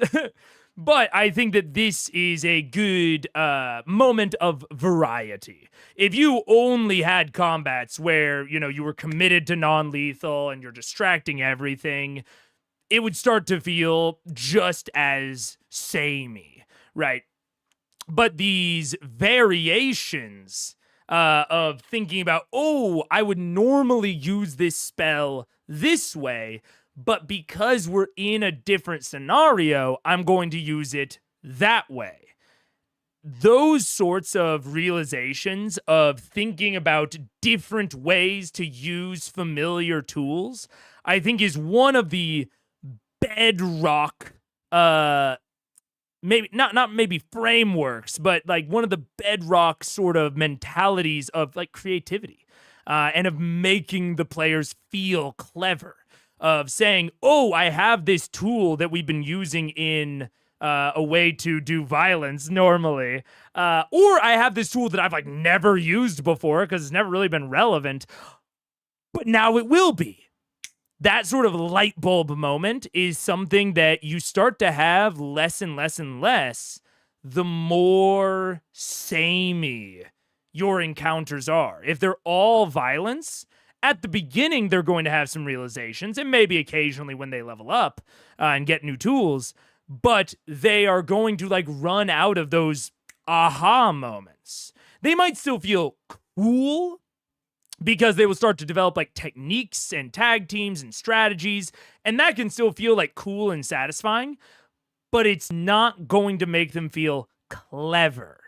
If they just execute on an existing strategy really well, that might make them feel maybe generally smart, and again, maybe it's generally satisfying, but you're gonna run out of those light bulb clever moments. And those aren't the most important thing, but balancing those and making it to where they can still have those moments at level whatever they are, fucking 17. I think that's how you will that variety is really nice and will really improve the experience.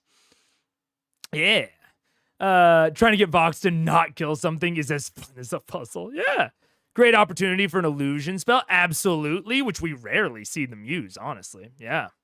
At least Matt didn't make it super hard mode by making the Kraken just an old person instead.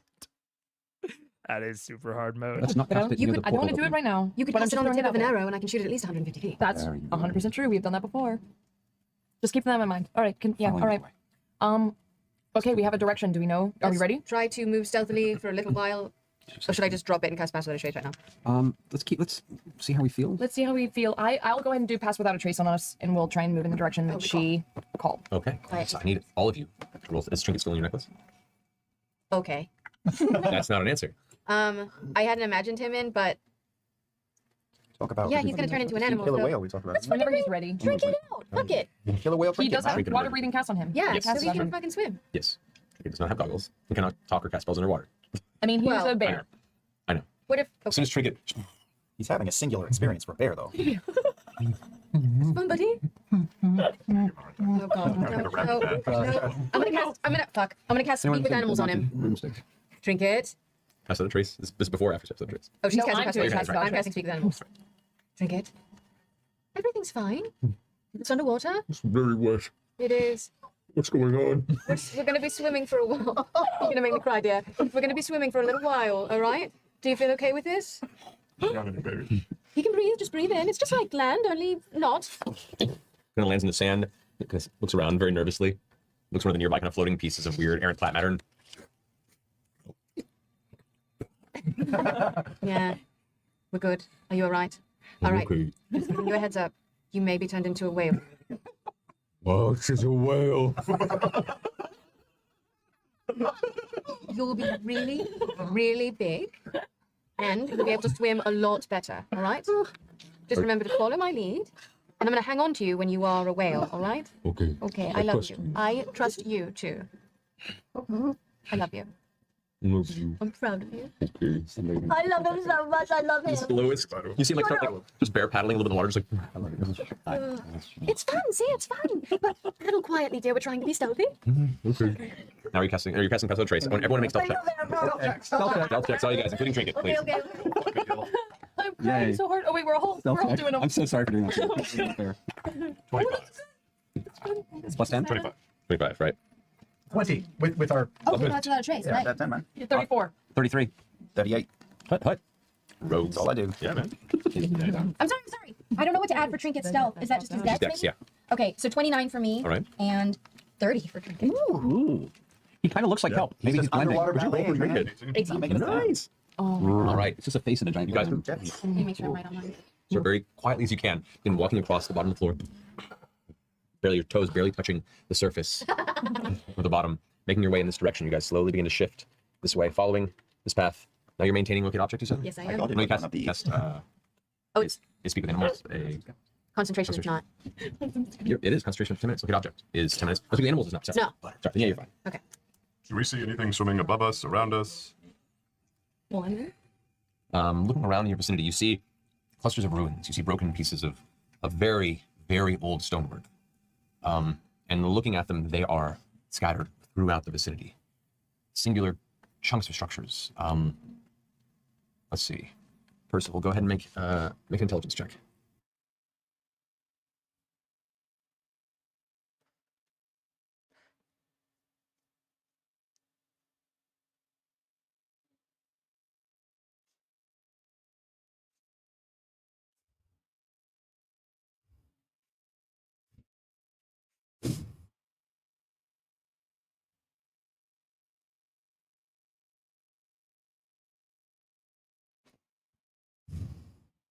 Mm.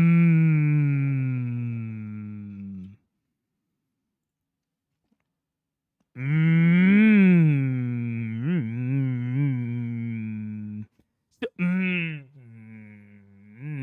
Chunks of structures? That's what these are.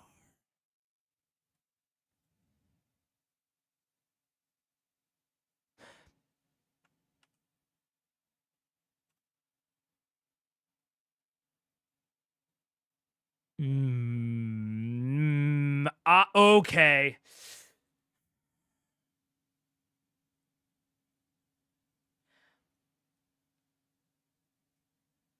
Are there... This is something that I don't know about D&D, and I also don't know if Matt's like doing it. Because I generally remember with the Pyra that there was like a thing.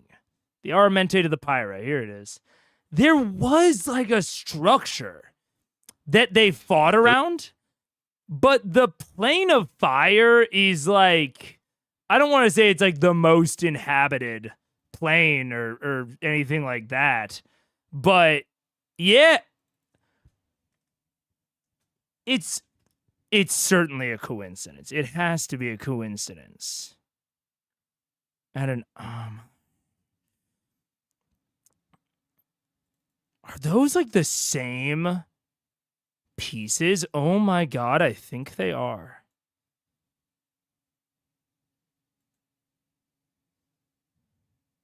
I think those might be literally the same terrain blocks for those walls. And possibly for the rocks, although I think the rocks, I more likely believe that the rocks are a coincidence. But I think that is the same terrain piece.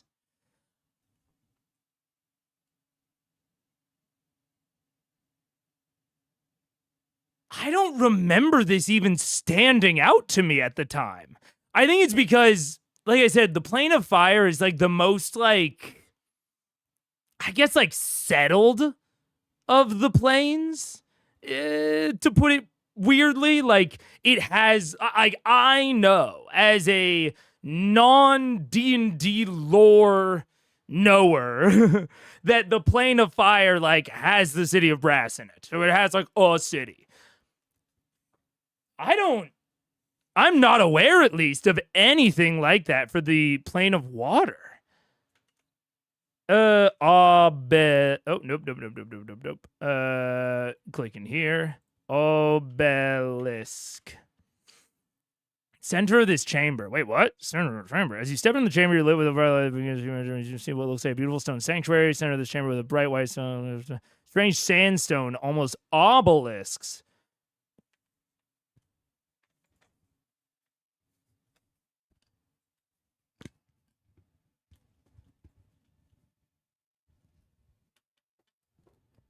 Does that say ziggurat?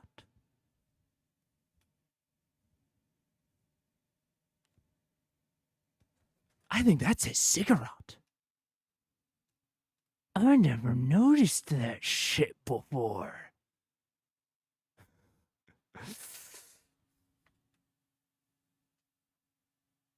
Okay. All right. Wait a minute.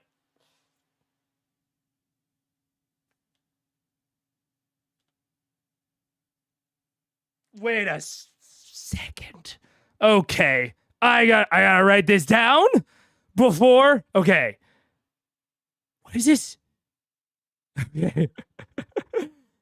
In episode 22, 1802. Sorry, if you were wanting to watch a Kraken fight today, sorry, we're watching the Pyra really quick. Because I don't know what's happening here, and this seems to be relevant. Stone sanctuary. Where is this? What chamber? Is this where the portal is to the elemental plane of fire?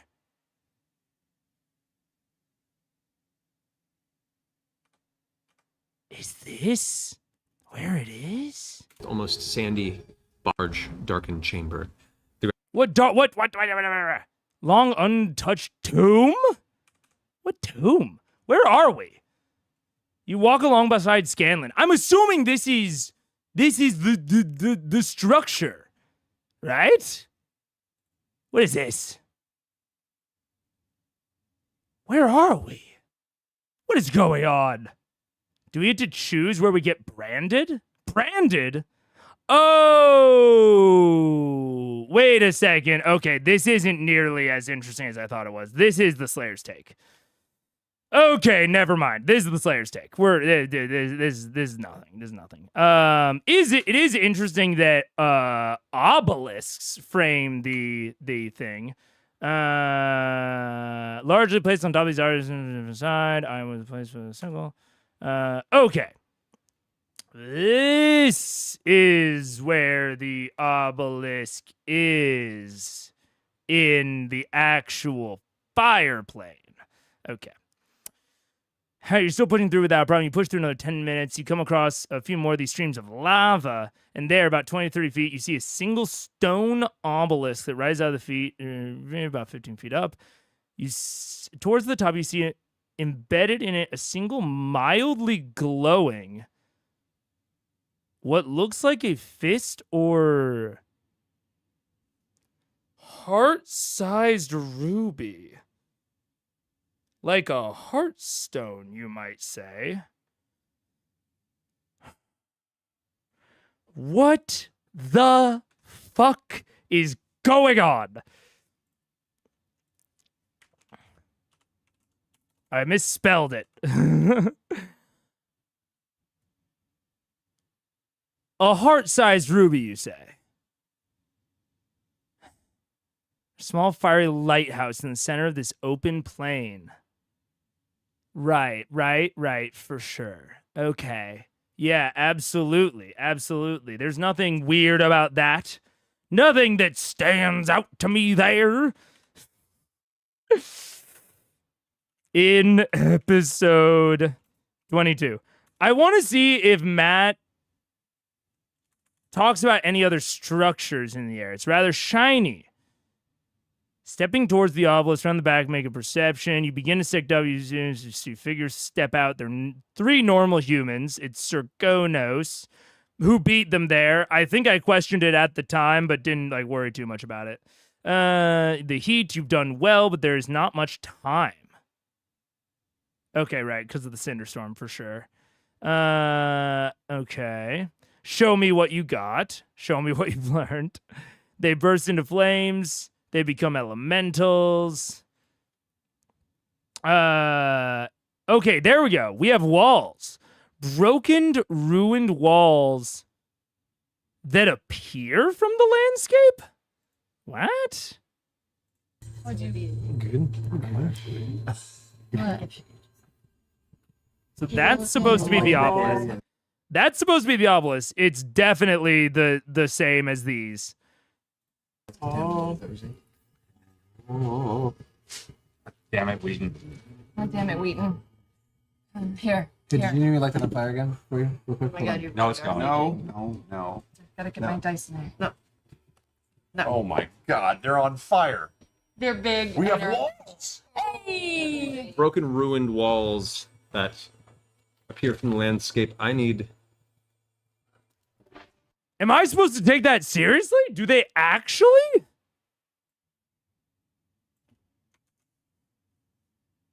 What? They just appear? Matt then says,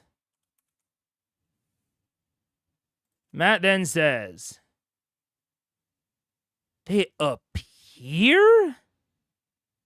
Does anyone question that at all? Cirque du Soleil? Top of the round, Sirkonos and his... No, he does not mention it in any way. Good. Great. Walls. No. Wall. The wall itself. Okay. Turn around with this. It was a bit of wall of stone. I need to get to like the third hour. There we go. The wall. Okay. Come around the wall. You release your arrow towards the wall. The fuck of the wall. Towards the wall. Okay. They are not giving any more detail about the wall. Okay. Okay. So we're going to have to completely imply. Okay.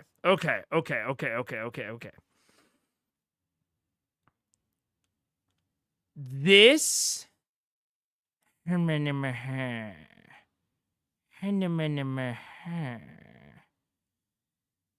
They appear as they come into view rather than magically created. That's not what it sounds like, but that would make more sense to me, certainly.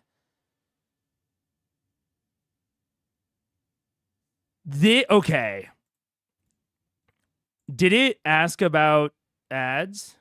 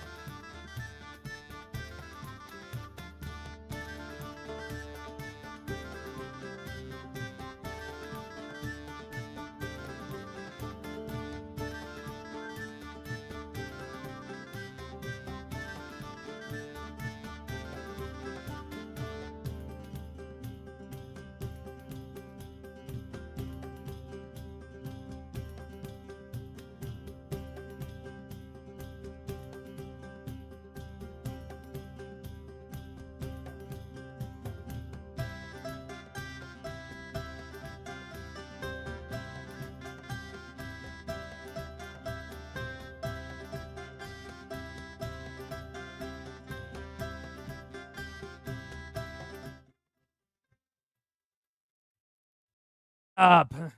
Hello. I don't know what's going on. The ads are supposed to like ping me like a minute before they run and be like, "Hey, do you want us to run?" And then I say yes or no. That's how I can like skip them.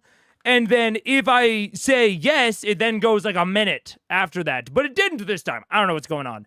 Anyways, I saw number one comment from Chat Noir. I don't think that this is a purposeful comment to allow me to pitch my own videos, but I do have a video about my node battle map stuff.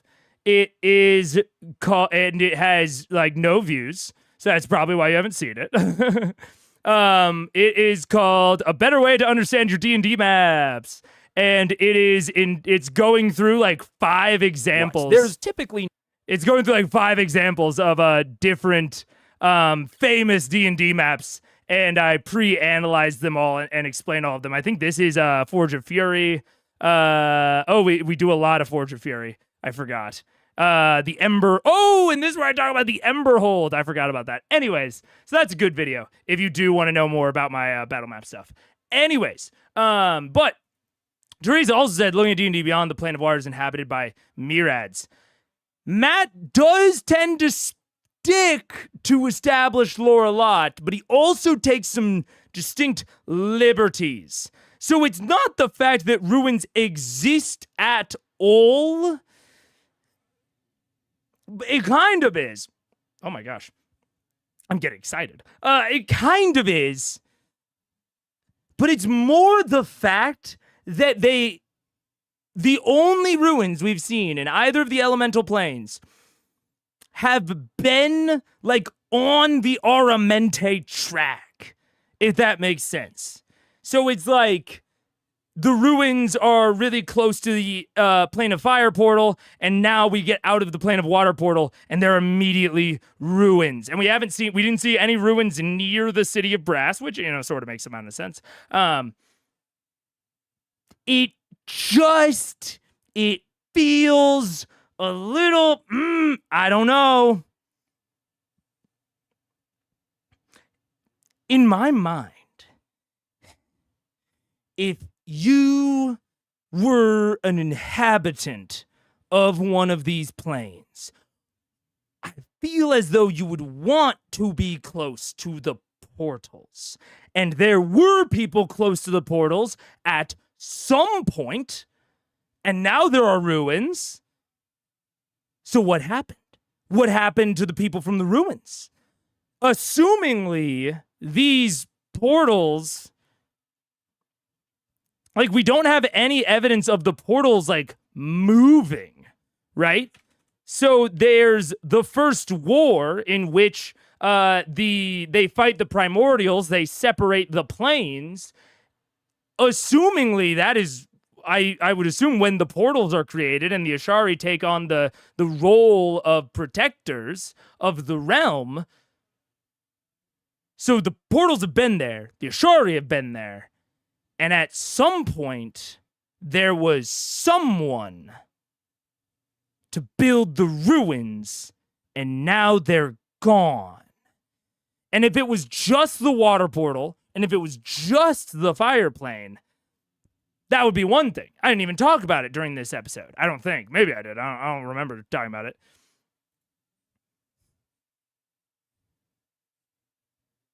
And it could be a coincidence. But it just feels a little off that there are ruins right outside of these freaking things. It feels like my initial reaction is Ashari are evil. Or they're collaborators? Possibly? Like, I don't know what that Hearthstone business was. Like, they talked about, like, there being, like, a ruby on top of the obelisk where they went to. They didn't interact with that ruby, to my understanding, at all.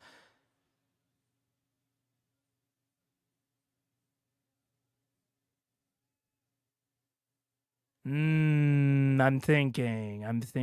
Oh, Oh?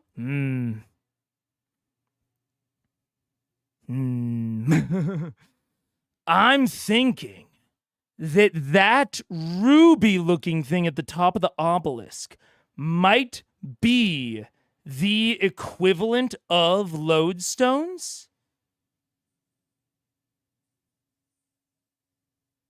Because if the whole thing with the Pyra is walk to this location and fight us, why'd they have to do that in the plane of fire, right? Like, on one hand, and probably what I said at the time, on one hand, it's D&D. You know, the plane of fire is like a more atmospheric place to have this fight. But, like, why would the Pyra do that, I guess? Like, just fight on the surface, or have there be another part of the Aramente? I mean, it seems like the only part of the Aramente that was even related to the plane of fire, really, was the fact that they had to, like, walk through that storm, and essentially the weather of the plane of fire, which is very unpredictable. It's not like the Pyra told them, like, hey, you gotta wait a few days until the weather in the plane of fire is right for your Aramente, right? No, they didn't do that shit. So, what if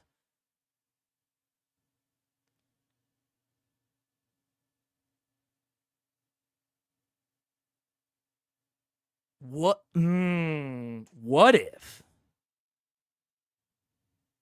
it's all sacrifices? What if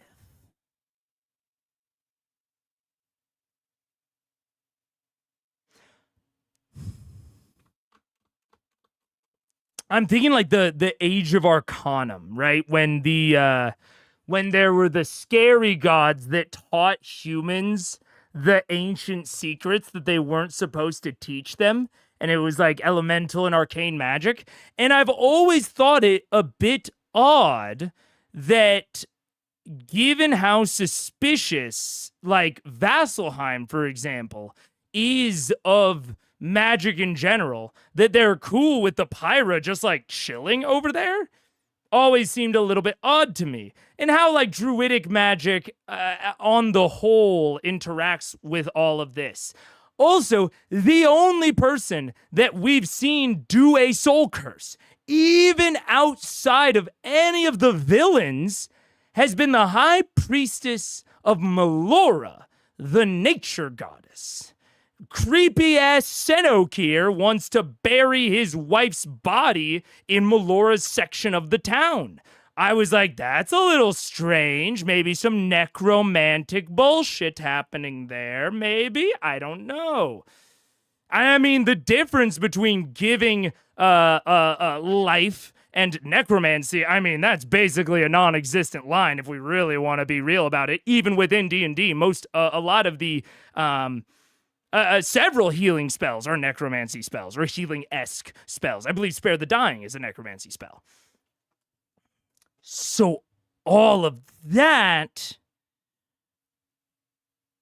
I already was like, okay, maybe these Wave Runner boys, right? Seems possible that they are, like, you know, using people as a distraction to get the lodestones. But what if that's not the case at all? What if, in order to build another lodestone, it requires human sacrifice? And that's why the Pyra would do everything that they did in the plane of fire. Number one, then it's way harder for them to escape. The Pyra can use the weather to their advantage. Like, it's not Senokir. Serkonos in the pirate episode is like, oh, we have to hurry. There's a storm coming in. And the storm does come in. They have to like run away from the storm at the end of the fight. And yet Sir Kono still does the fight, right? Like, he's like, oh, we have to hurry. The storm might be, oh, that might be bad. But then he still does it. It seems to me very plausible that Sir Konos was just trying to kill them. It seems to me that he was just trying to kill them. And the Aramente, at its core, might just be a familiarization ritual. Saying, hey, before we let you know as the headmaster, like you're going to become the new headmaster leader of your given Ashari tribe, this is not only a rite of passage, we have to make sure that you are strong enough to carry on our traditions, yes, but we're also going to familiarize you with the traditions, with the things that we protect against. Basically, initiate you a little bit into the death cult. Like, show you how everyone else does it. So that way, when you go back to your tribe and you receive the hidden knowledge of the headmasters, you now are aware that, like, oh man, everyone is doing a death cult ritual. And I, now, as the new Ashari headmaster of the Zephyra, I have to now facilitate that in order to keep things contained, right? Because they have directly related necromancy and like evil gods to elementals and the primordials and all of that. Like, they have directly related the two within the history of Exandria. And we had that whole thing about why didn't the Vestra tell the Zephyra about Keyleth's mom? What if they did?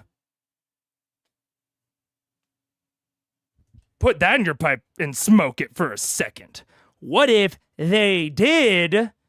They just only told Keyleth's dad, the acting headmaster who knows about all this bullshit. He said, hey, she didn't make it out, but we got a lodestone out of her. She got crushed and processed by the Kraken, and we got a lodestone out of her. Fucking Knuckles, fist bump. And they just never told Keyleth.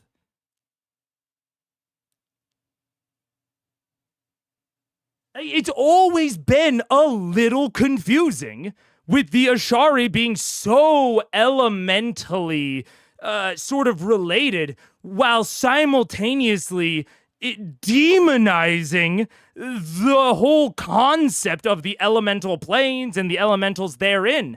We even have, we've gotten to the Vestra now, and the Vestra treat the elemental plane totally normally.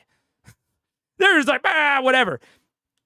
All that, the ruins all make me think about the fact that the Ashari possibly used to live in the plains, or at least partially lived in the plains.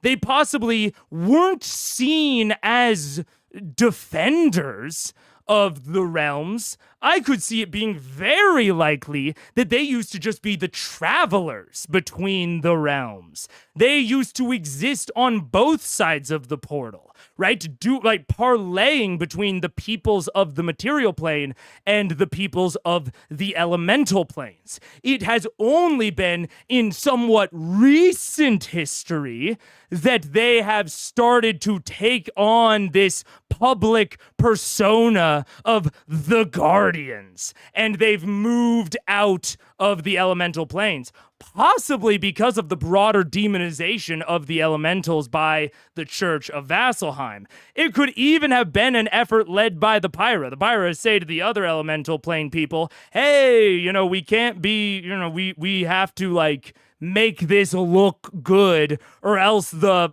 fucking Pyra are gonna exterminate us. We gotta make it look a little bit better. In fact, that could be why the Pyra's portal specifically seems to be the weirdest and weakest. That could easily be why they seem to be the most unstable of all of the Ashari, because they aren't able to do the death ritual as effectively. They have to be more careful, more secretive. They have to live a little bit on the edge. They have to only give the obelisk the exact amount that it needs to keep the portal in check. They can't just feed random pirates that maroon on the reef into the Kraken to get all their lodestones. They can't. They're in the middle of fucking dinosaur-infested wilderness with the most militaristic, safe, religious city that is explicitly an enemy of the elementals and elemental planes. They have it right over there knocking at their door. And so they can only take the exact amount that they need to keep the portal open.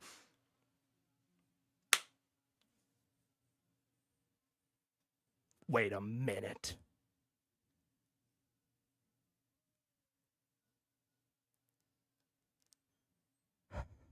Maybe that's what Hodis was doing. No, wait. I have Hodis notes somewhere. That was the first time that I ever took notes, was Hodis notes. Where are they? I know I have them in something somewhere. Oh no. This is going to be outdated, but it's still private. 1 second. Oh my god, I'm freaking out. Okay, wait a second. So turn that back on and turn the secondary monitor back on. Great, it's small now. Good. I don't know why it was small now, but it was. Okay, wait a second. Where did I put the Hodis notes? I know they're somewhere in here. Are they in Exaladraw? I think they are. Nope.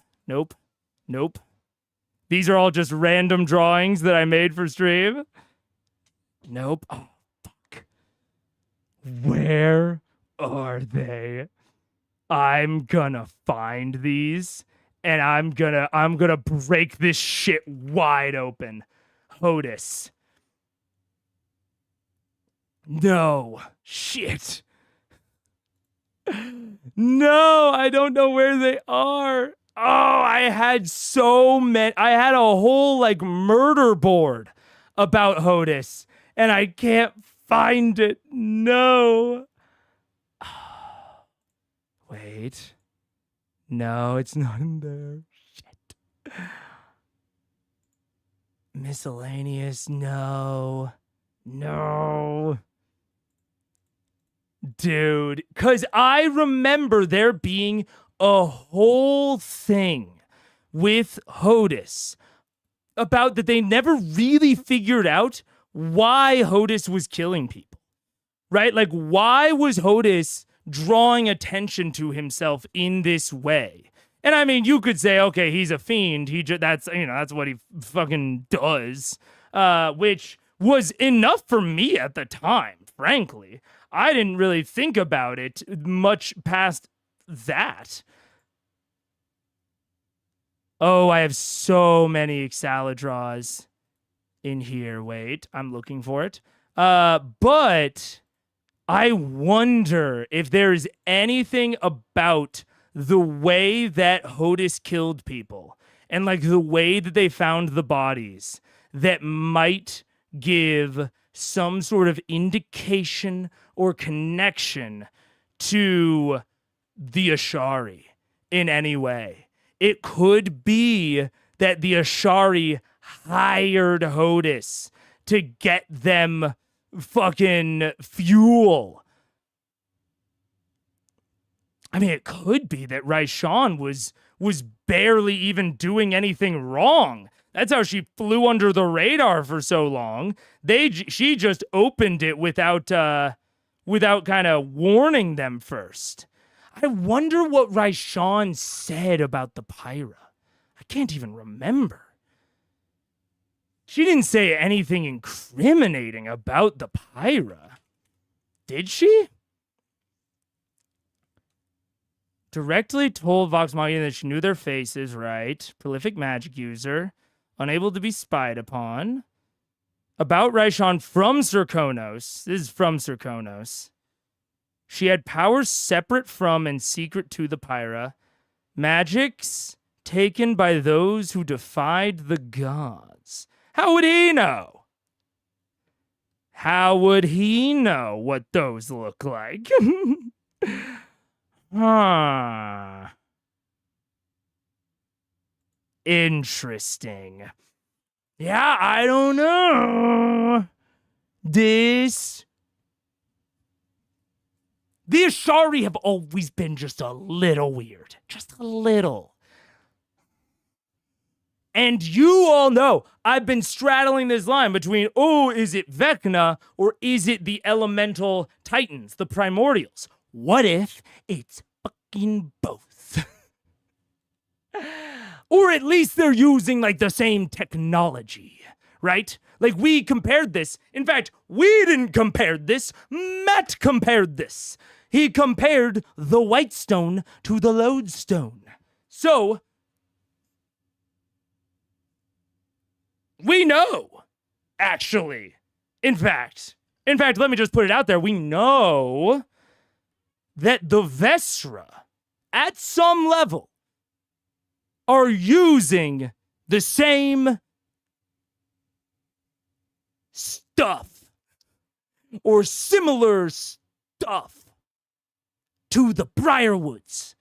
When the Briarwoods constructed corrupted the temple, the Ayun temple underneath Whitestone. And we know that Whitestone is like a broadly valued material. So we know that these magical materials are just broadly valued. But we've never seen, at least to my knowledge, a broad scale construction or utilization of them as any sort of like fuel source like the Vestra are doing, except with the Briarwoods. And in fact,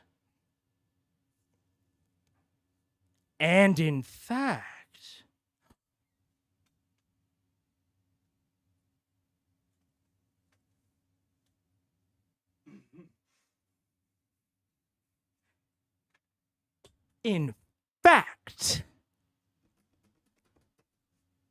the gate spell. The gate spell. Okay. I've had this question on my mind, in my heart, you might say, about Thordak and the gate scroll and the thing that we found on the Glint shore and all of this shit.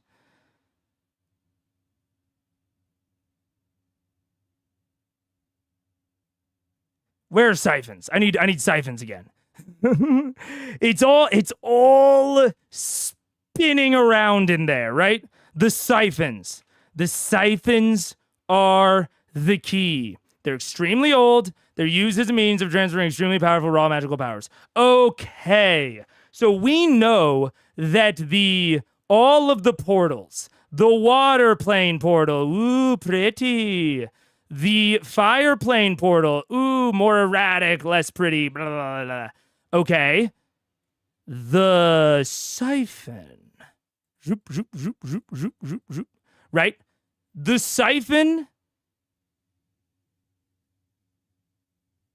is stable. And I've always wondered at that. It always felt a little strange that the siphon would be stable. Right? If the siphon is stable, well, it seems like their ritual worked.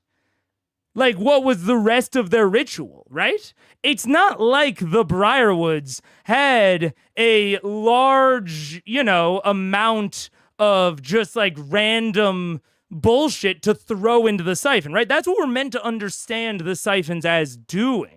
They are used as a means of transferring extremely powerful raw magical powers. Several of these were placed strategically throughout the world's crust to create extremely powerful relics. Some of them are inert or lost. Most are inert or lost.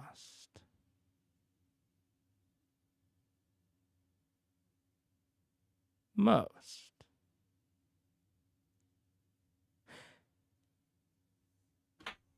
And I always said,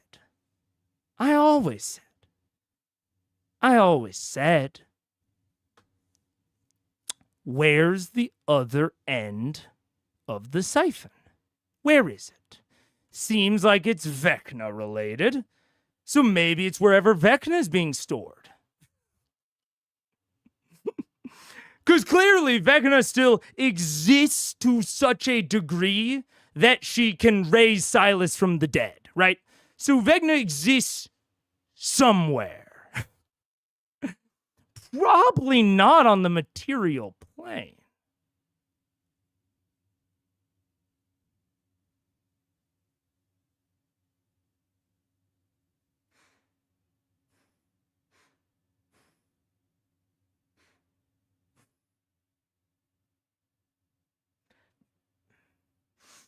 Ah!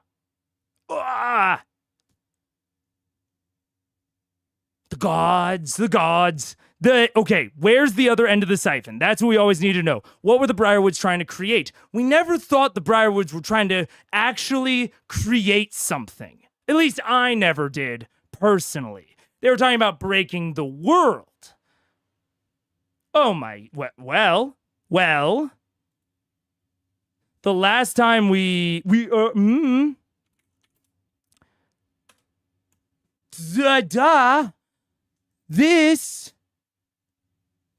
gods created the elemental planes essentially from these titans. The gods created the world via the separation of the planes.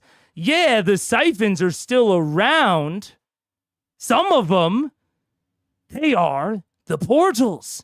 The Ashari portals are the remaining siphons. They're upgraded.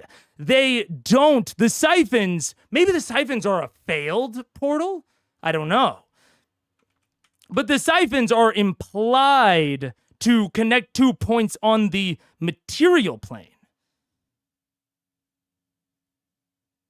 But the gate scroll, the spell gate, we found out, has to connect a point on the material plane to a point on another plane. We were talking about this when we were talking about rescuing Scanlan from Raishan.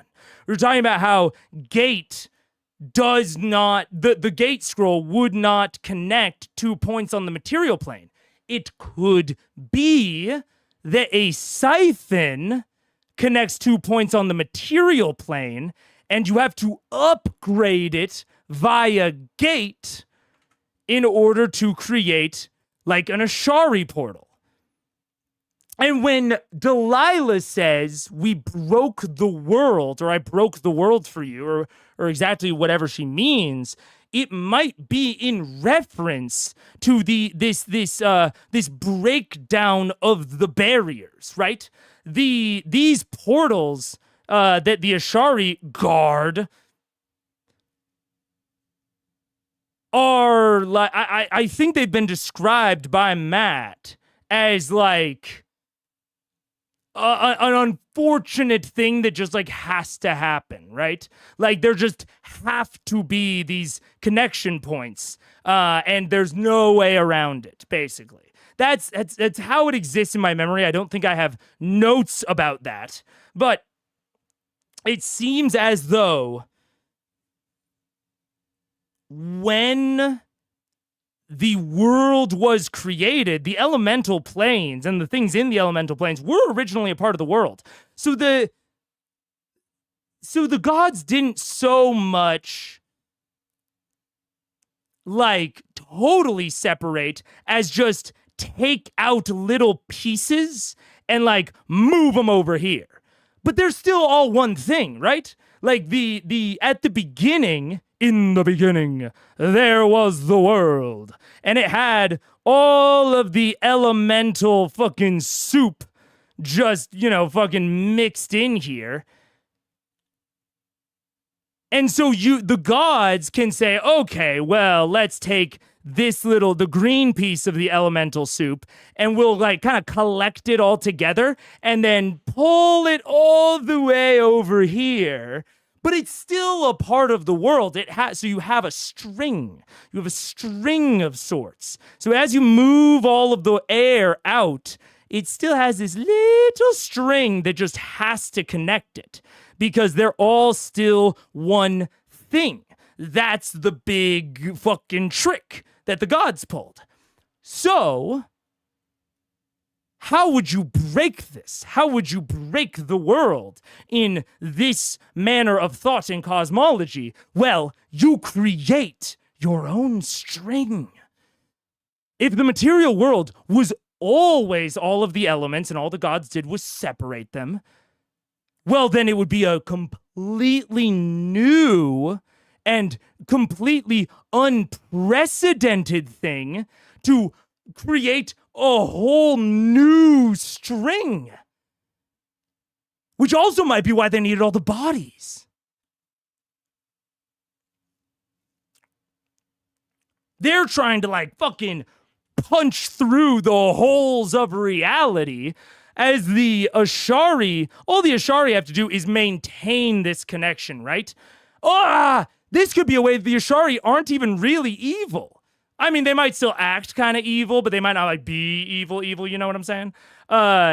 It could be that this separation, this is unnatural, right? The world doesn't want to be like this.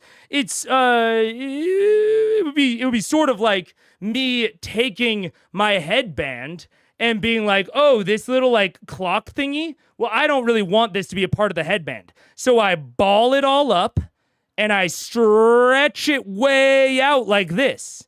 So now the rest of the headband still exists in my hand, and then I've moved the sun away, right? This is pretty far away. If you exist within the rest of the headband, the little whatever I'm pulling out is pretty far away, but I'm having to like maintain this tension, right?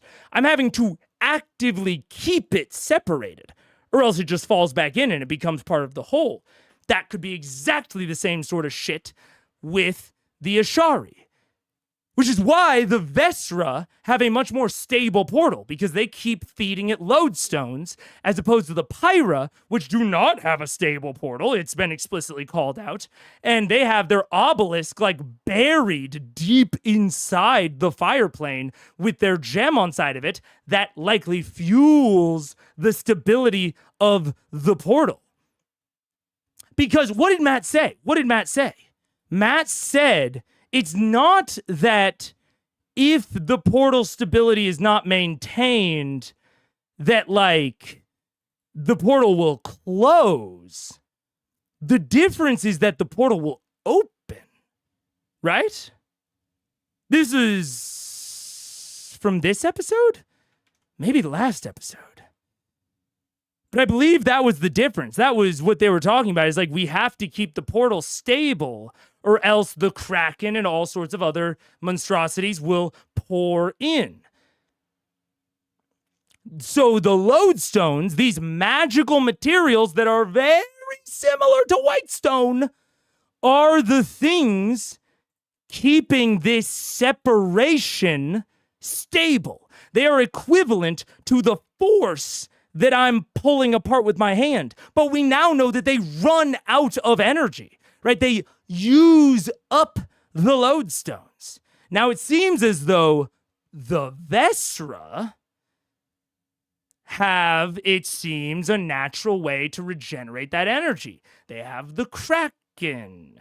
The Kraken, assumingly, eats things and then produces this waste product in the lodestones. But the Pyro don't have anything like that. The closest thing we've seen is their obelisk in the ruins. The lodestones here also seem to be near these ruins.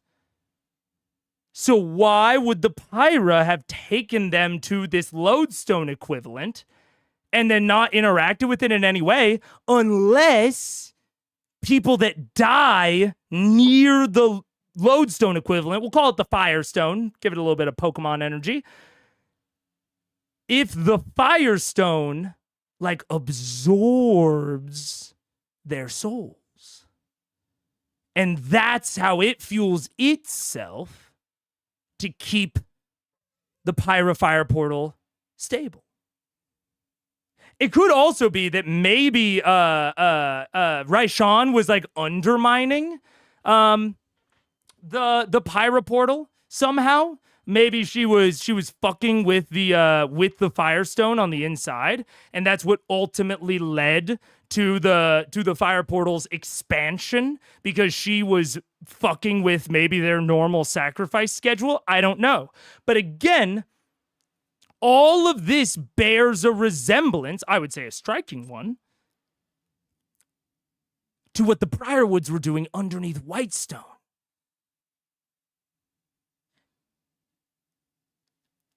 Even if the Vesra aren't sacrificing people, necessarily, the Kraken is eating living things. It's a carnivore, we can assume, I guess. And then pooping out the lodestones, right? That's life energy. It is consuming life energy and making these lodestones. So, regardless of anything in this theory, this is not theory, this is fact. Unless the Kraken is a herbivore, which I kind of doubt. The Vesra are using life energy. You can say that it's, you know, it's what's the real life term? It's cruelty-free life energy, you might say, because it comes from this natural process of the Kraken. But they're using life energy to maintain their portal.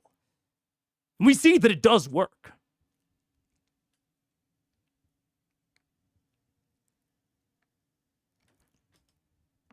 And who else has used? We saw all the bodies and the magical material, and that makes quite a bit of sense as to why the Briarwoods would have needed all of that if they were trying to establish a new connection. They are not the gods trying to just essentially spread out the material plane with these tiny little connection points. They are trying to form a whole new connection, which is why they needed so much Whitestone. They needed to distill it down into residuum. And then why they needed all of the bodies, all of the life energy.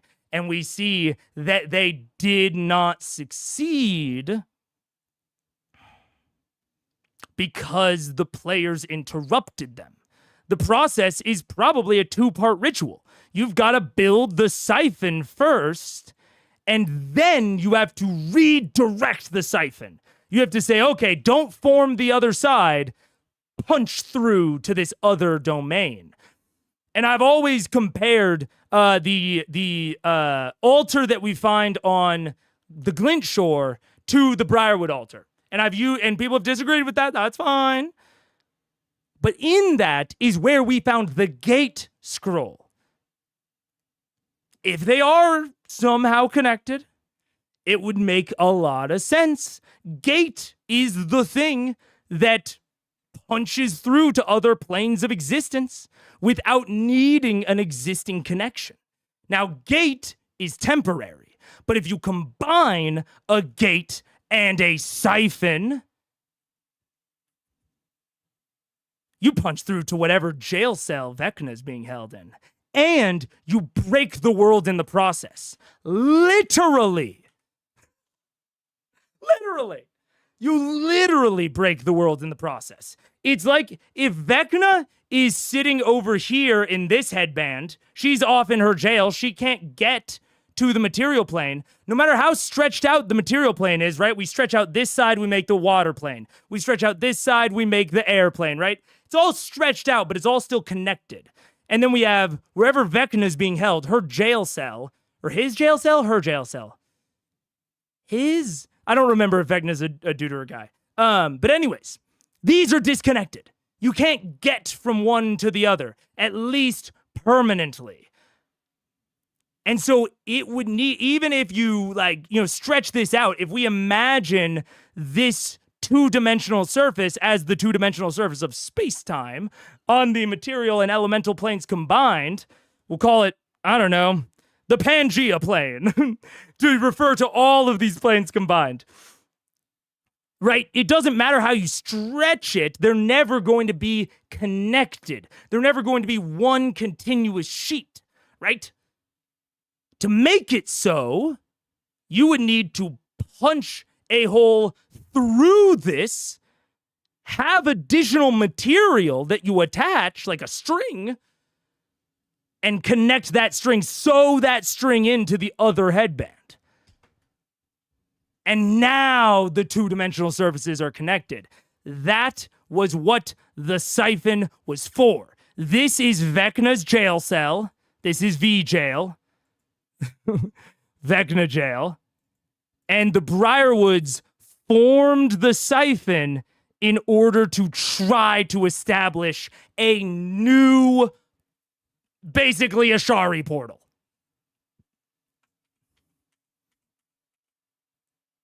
And the Ashari may or may not be evil. This might just be like a necessary evil. They also might have, all of them might have naturalistic processes to harvest this life energy.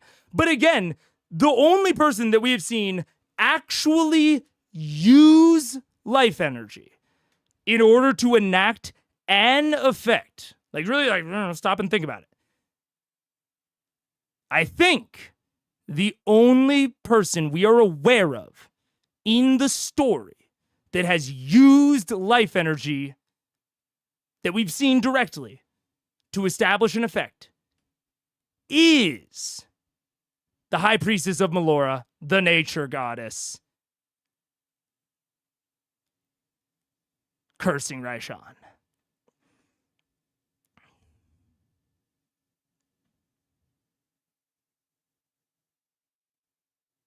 And it could even be that Serkonos is like dead on. Like maybe Serkonos isn't bad guy. Maybe. Because if we go back to Raishan, right? Maybe Serkonos isn't bad guy. Maybe it is. Oh, you want me to try it? Try it on the break. If that's cool. Serkonos says right here, she had powers separate from and secret to the Pyra. Magic's taken by those who defied the gods. Could easily be, and we know that like soul cursing is frowned upon. Could easily be that it is just the secret of how to use the life energy as fuel. The Pyra and like the Ashari may not actually have these secrets. They might just rely on the existing mechanisms for keeping their portals open. And the reason that it's so much harder for the Pyra is because they only know of like one stone and it's in this obelisk and it's like way far out and they have to like travel through the weather. It's much harder than just going into the portal, grabbing a lodestone and getting out. They don't have the equivalent of a Kraken living right outside. And back when possibly people were a little bit less skeptical of the elements, like current modern day Vasselheim is, it might be that the Ashari just lived in the elemental planes just to ease the process, right? There's no reason that they had to live on the material plane side, especially if they are like aware in a more fundamental sense of this connected nature. Right? I mean, they're the ones that are the most connected to the elements in general. So it would make sense that they would see it as more of a contiguous whole compared to the normal material plane denizens. So to them, there's no difference on living on one side of the portal versus the other. And if you live on the other side of the portal and all the mechanisms with which to keep the portal stable are on the other side, well then, yeah, why wouldn't you live over there? Why wouldn't you settle over there? I mean, listening to the Vestra, they're like, oh yeah, nothing wrong with the other side of the water portal. There are beasts, there are dangers, but that's it.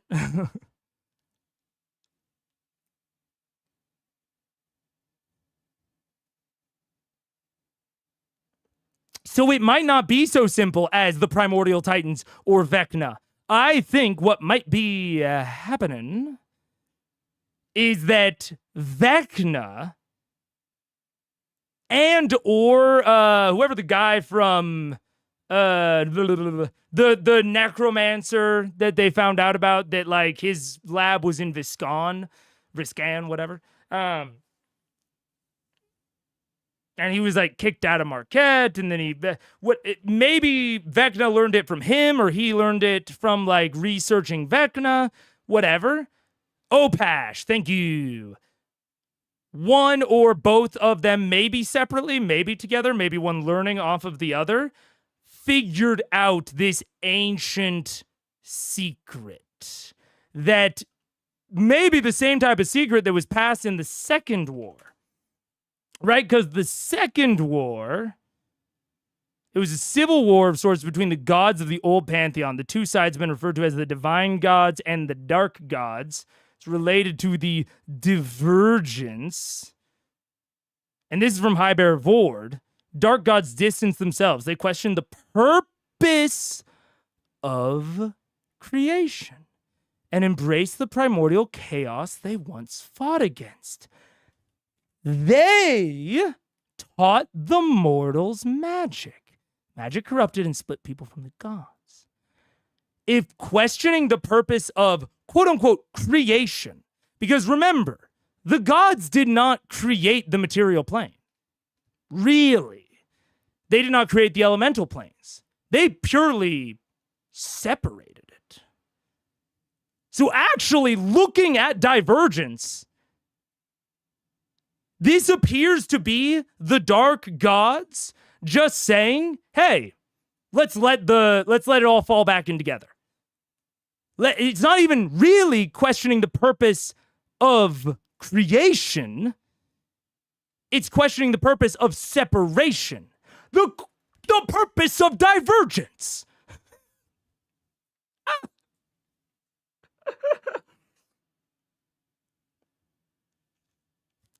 The good gods are really the ones that actually separated everything. If you don't consider the elemental planes to be inherently evil, and why would we? The Vestra clearly don't. We met Senokir, and he seems fine.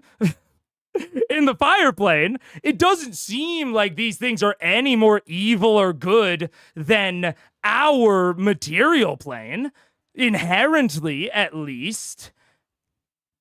And so they are not questioning the purpose of creation. They are questioning the purpose of separation, embracing the re-merging of all of these planes. Why, if that is their goal, if that is their ethos, the thing that splits them from the other gods, what sort of magics would they teach? What sort of magics would they teach to their followers? Probably the magics that could help you, boom, punch a hole. If they're questioning the purpose of separation, well, then it only makes sense that they and their followers would, hey, let's get the elemental planes back in here, but while we're at it, might as well connect all of the others.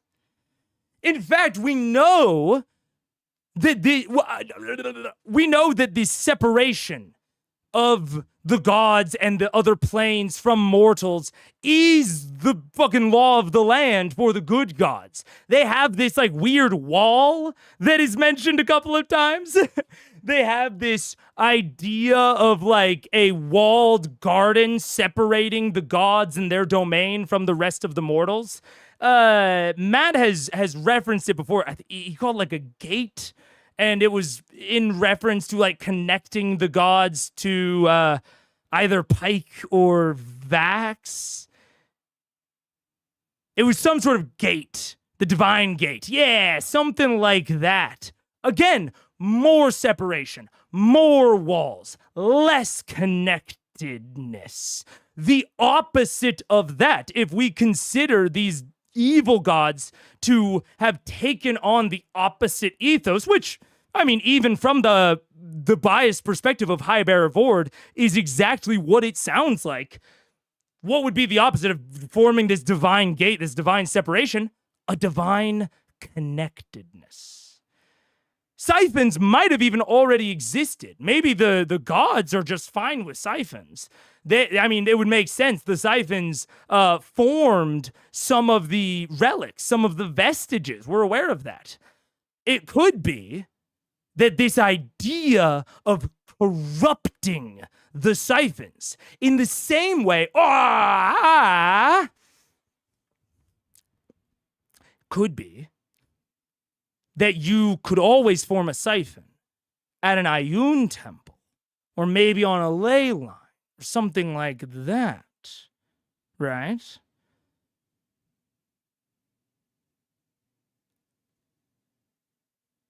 Because that would make sense. Like, why would the Briarwoods need all of this hoopla in order to form a siphon? Doesn't seem to really make sense. Doesn't seem to be what they're going after.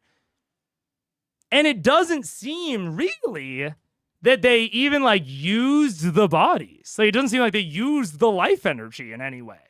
So it could be that just temples of Ioun can form a siphon. Would make a lot of sense with how Osisa talks about the powers that Ioun gives her to peer across the material plane, to break all these boundaries, right? That's kind of the mental version of a siphon in a way.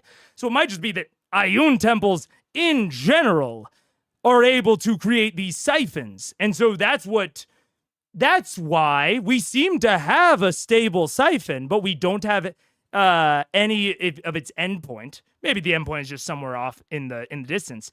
But the Briarwoods didn't want to start yet, right? If the siphon connects two places in the material plane, well, why would they need to wait until Winter's Crest? Wouldn't make any sense. The Winter's Crest, the whole point is that the boundaries between the planes are thinner. So if they're just forming a siphon, that seems unnecessary. But if the siphon is simply a prelude to what they were doing next, it makes sense why it didn't seem to use up any of the energy, any of the fuel that the Briarwoods had gathered for whatever ritual they were doing. Didn't seem to use up any of that. Seems to be totally stable, even now that the bodies have been removed, with nothing else getting put into it. Seems like the siphon is just chilling, totally regardless of this corruption. And all magics are sucked into the siphon, right? That's why Raishan can't polymorph there. The siphon nulls out all of the magics.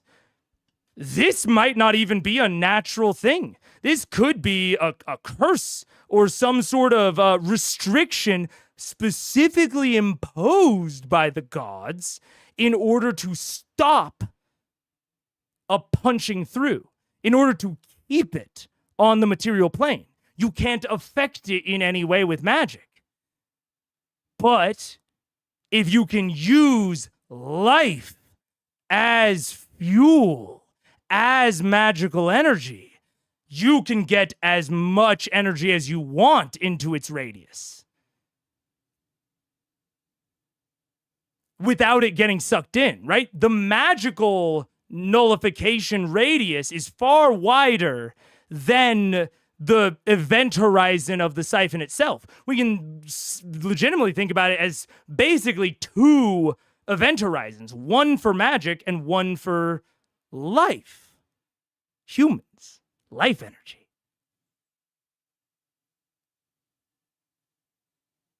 And so the only way to redirect a siphon off of the material plane, to affect it with magic without it destroying the magic, is to get all of that life energy in the place. That's why the siphon is still stable.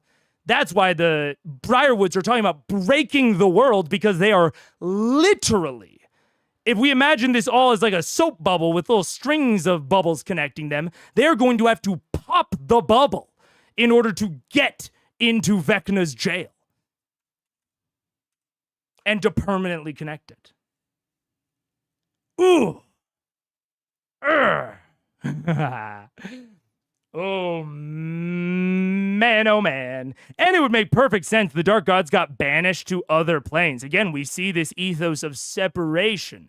If you're over there, you can't get back into the material plane. We're not going to just, put you into the elemental planes where you could just get back. We're going to put you way, way out. Dude, I think I'm cooking. And now I will officially state my new and revised BBG theory. I do not think it's Vecna and the primordials separately. We see the invasion of the devils into Iman. We see the connectedness of the elementals. We see the cult of Vecna trying to break through into Vecna's jail cell. I think the entire story of Vox Machina is about walled gardens, is about separation from human to human, and the connectedness and the friendship. That's what Grog's arc is about. You need your friendship. You need this feeling of togetherness. That's more important than raw strength. It's all about separation versus connectedness, except the PCs don't realize they're on the wrong side of things. As they are learning the strength of connectedness, they don't realize that the gods stand in exact opposition to that. So maybe it is the Titans, maybe it is the Primordials. I don't even think so, though. I think it will be Vecna. Maybe the elementals are helping her, like the Titans and the Primordials are helping Vecna. Maybe the devils are helping Vecna. But I think it is all this proof of concept for how to permanently connect the material plane and another plane.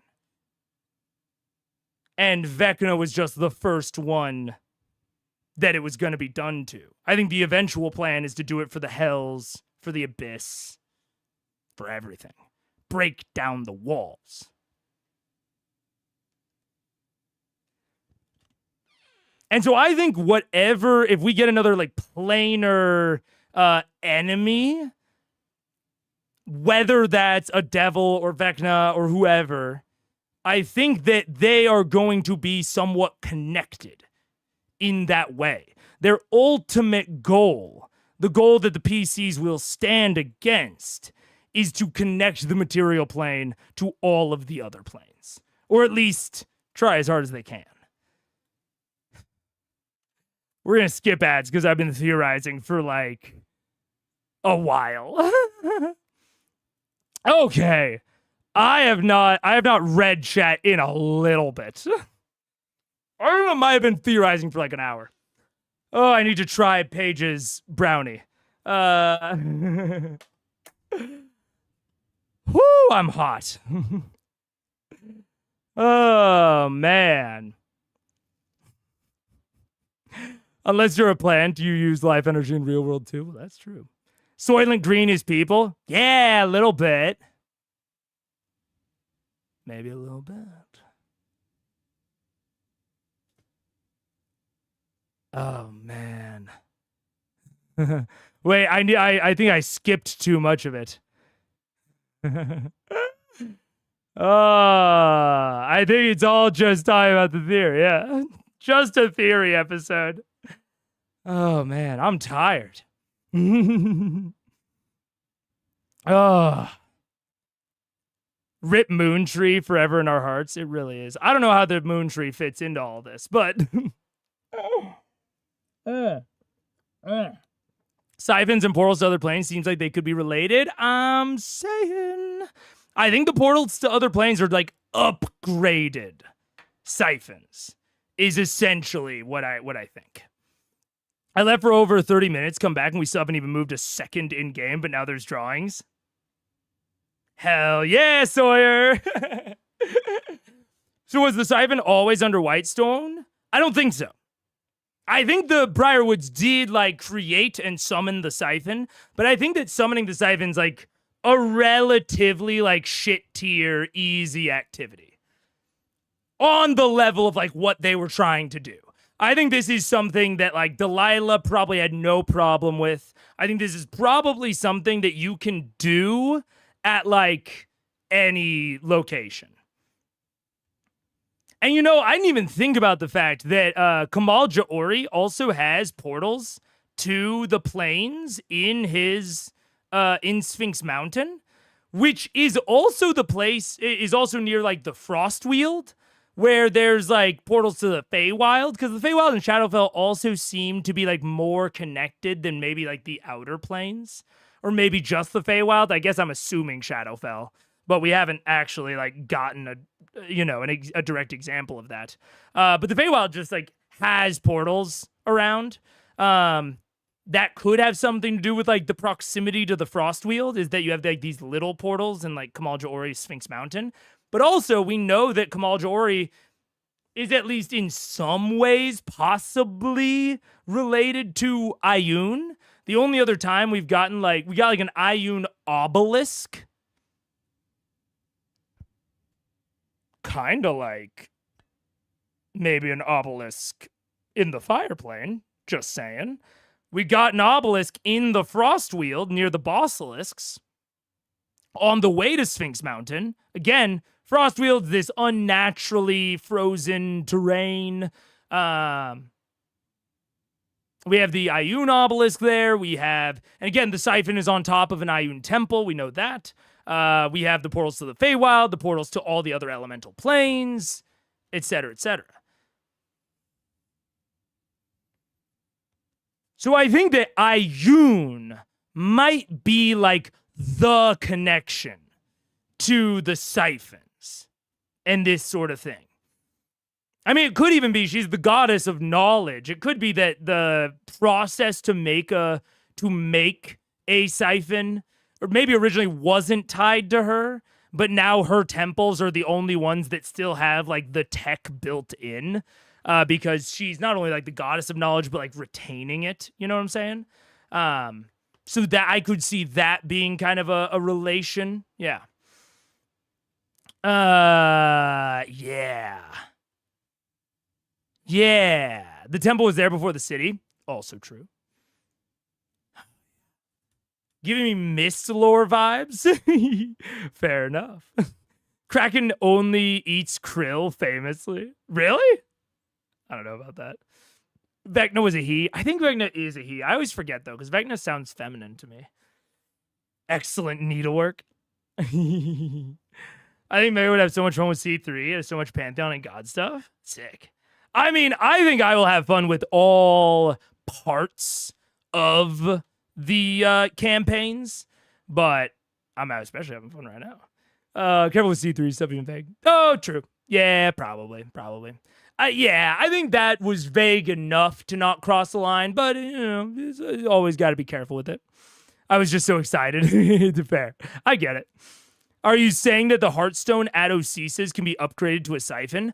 I think that the Heartstone is like a fuel.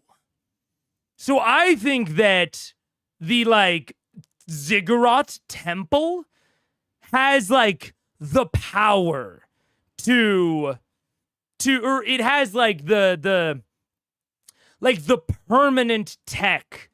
How do I say it? It's kind of like, I think the Heartstones or Whitestone or Residuum or the what are the new ones with the Kraken? The Lodestones. I think all of these are fuel. They're kind of oil. But the temples, the ziggurats, I think are kind of like oil refineries, right? You can't just take crude oil and just like refine it at your house. You know what I'm saying? I think that they're the facilities where you can use the raw fuel to accomplish greater feats.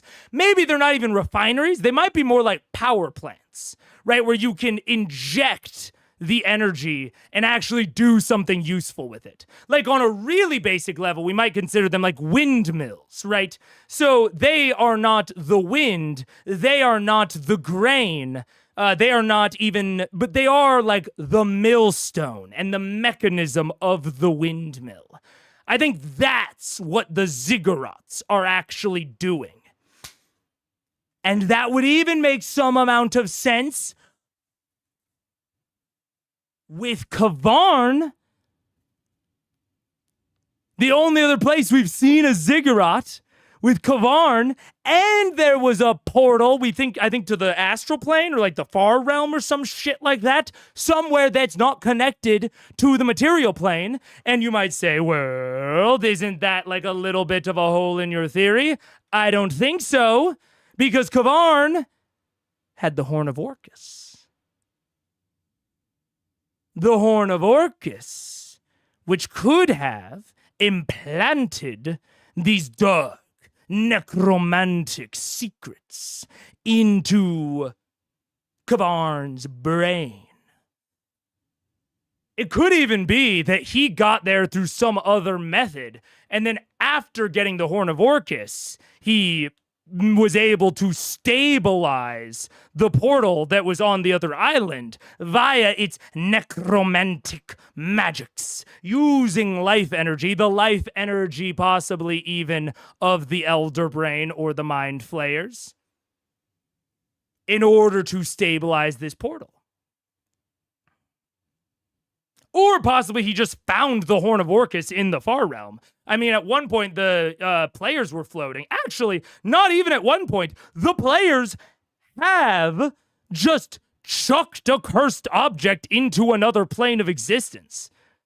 They did that shit with Craven Edge. Now, to be fair, they did chuck it into the plane of the Dread Emperor, which I think is a pocket dimension.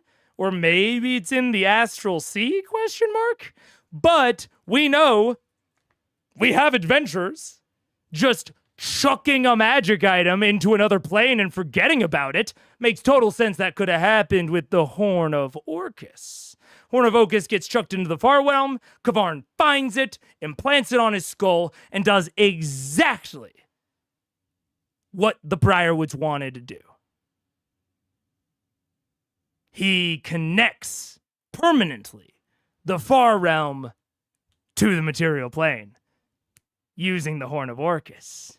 And the reason that he ended up in the Underdark is possibly not even because of like any direct deliberate choice on his part. It might just be because it had a ziggurat.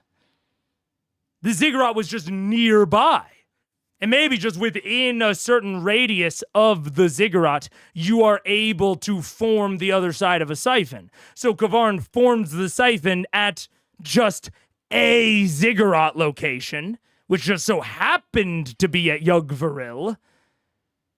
And then using the necromantic magic of the Horn of Orcus, stabilizes it, goes through, and enslaves the Mind Flayers to keep it open, feeding their life energy into it as he also does his necromantic experiments.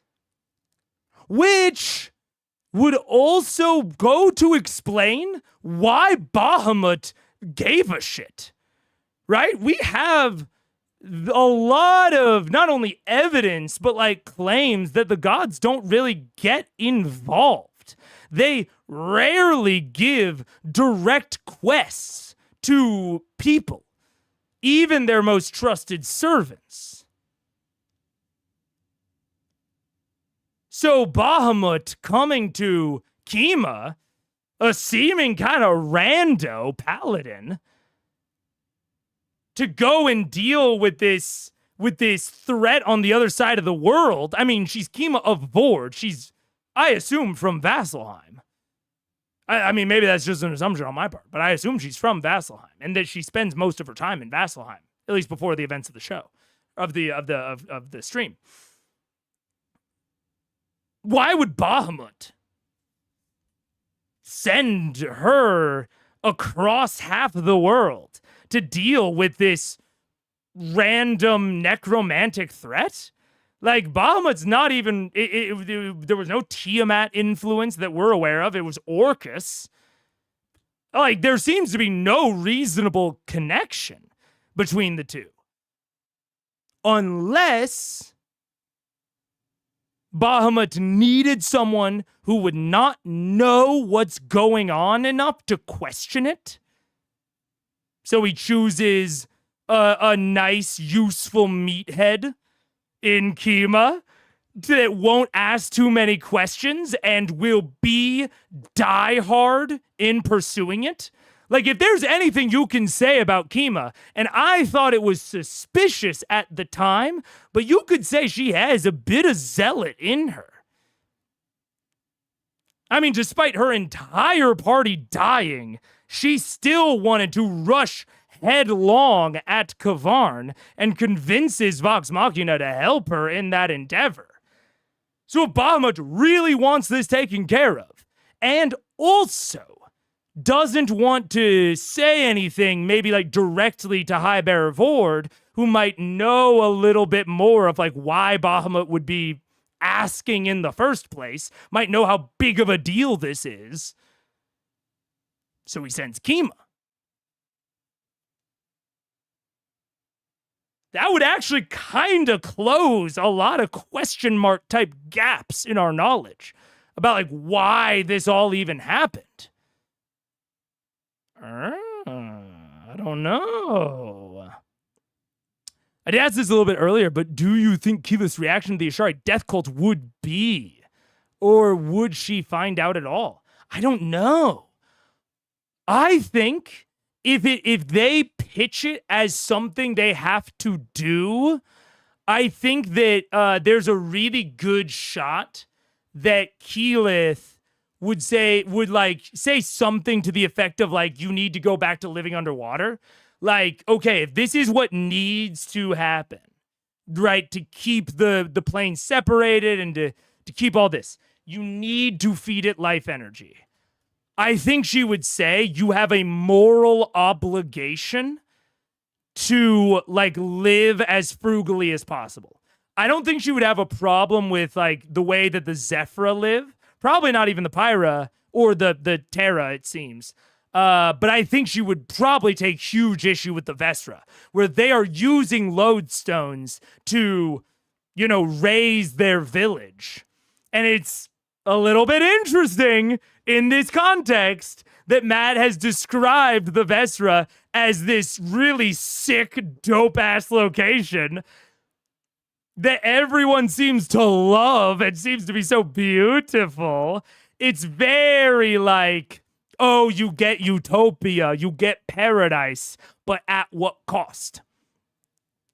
And she might say to the Vestra, you know, you have a moral obligation to live more frugally. And they say, well, you know, the Kraken, you know, eats everything for us. It's just eating like other fish. It's not like it's eating people.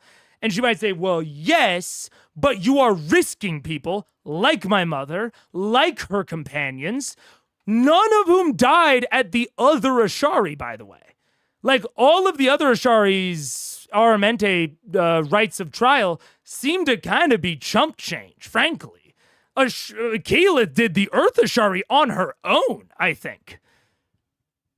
So the fact that anyone has died during the Water Ashari Aramente, if they are using unnecessary energy, the deaths are on their hands. I mean, frankly, we can kind of say that already, right? Like, if that is assuming, there's a big assumption here. The assumption that the lodestones actively use up energy and that they use up energy faster given more work. So we know that they use the lodestones to keep the city up. We are assuming that that is not just like a useful byproduct, like that the lodestones don't just like radiate off energy at a consistent rate and the buoyancy is just, you know, taking advantage of that. We are assuming that. I'm assuming that the city floating is using additional energy, that it is draining the lodestones faster. But if that is the case, it's reasonable to say that the death of Keyleth's mom, or at least the loss of her leg, is directly the Water Ashari's fault for living ostensibly a more lavish lifestyle than the other Ashari. Yeah. Welcome to Omelas. I like how you say there's a big assumption after an hour and a half of theorizing. No, only for the would Keyleth be mad about it? Yeah. It just seemed a little strange that part of the Aramente is collecting lodestones for the city's use. It does. And if the lodestones were only to keep the portal stable, totally makes sense. But otherwise,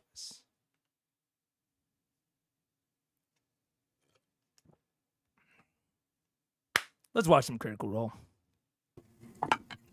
I'll do 20. Okay. Looking up to the left of you as you pass by this one structure, you can see the chunk of wall that's visible. It is thick enough and tall enough where it looks like it's a sliver of the base of a larger structure that was designed for far larger creatures. And the sense of the erosion and the relatively smooth edges, the various broken parts to it tell you that it's been there for a very long time. This was for larger creatures, like giants. Giants are larger. It's hard to really tell, but it's definitely creatures. This is not a human-sized. Did these ruins crumble or did they sink? They appear to have crumbled. They are the structure in which they're placed has intentional placement within here. And does the stone feel natural, and does it feel like stone that would be underwater? Does it look like it is the parts of it that have been underwater are doing well, or does it look like it's eroding as something that should have been above the surface? It looks like they're eroding as expected. Okay. It's been there for a very long time. And there's no writing visible. No. They're actually almost extremely smooth. They've just been there for so long and hit with various blasts of water current, sand, dust, and other things for. Oh, you say that the theory fell apart. Ye of little flexibility. I see that you are not a true tinfoil hat wearer.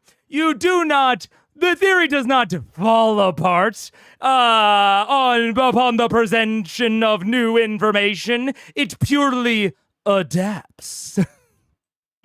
If the theory could fall apart with one new piece of information, it would be a fucking conspiracy theory now, wouldn't it? The theory just changes.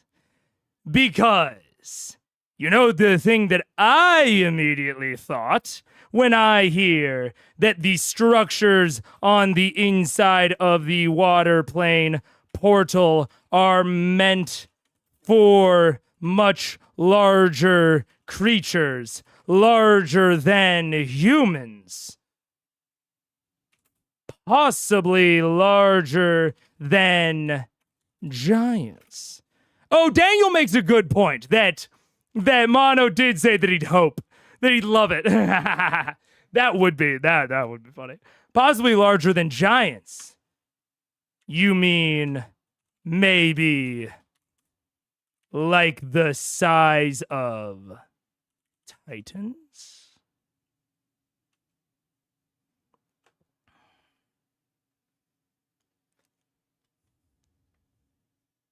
Is there maybe some amount of implication with a human-sized structure on one side of the portal and a Titan-sized portal or size structure on the other side of the portal that may be contrary to Vordian theology? Is it possible that the Titans were not so defeated as the gods might want you to believe? That maybe they were not slain by the gods in the first war, and that they were not created from the Titans, that maybe things were much more amicable, and that maybe the Ashari were not set as guardians of these portals. Oh, a long time ago. Try right fucking now. Or more likely a long time ago. But yeah. What if... I mean, that would honestly make a little bit more sense as to why the Ashari are elementally attuned in the first place.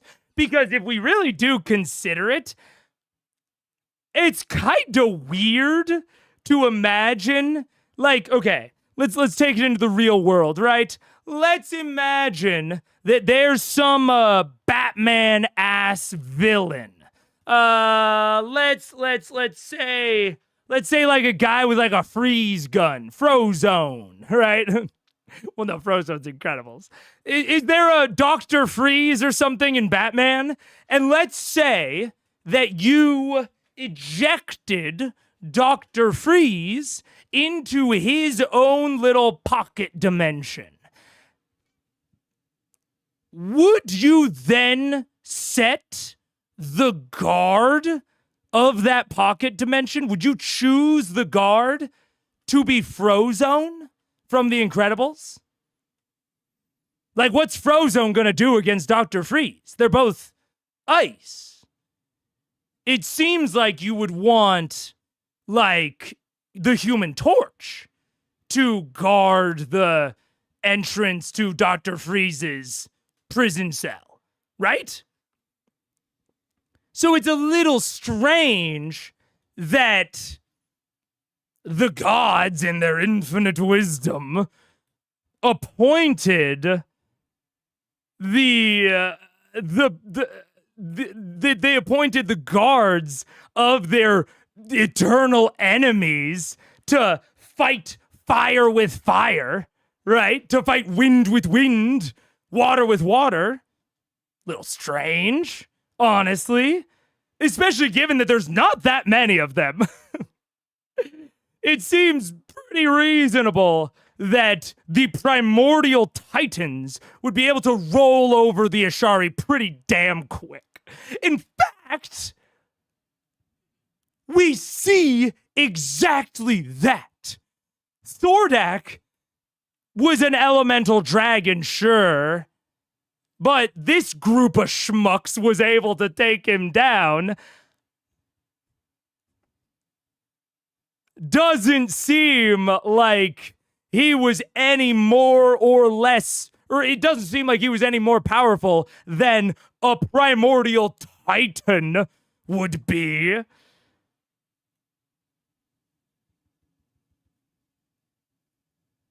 It seems more likely that the Ashari were ambassadors of sorts.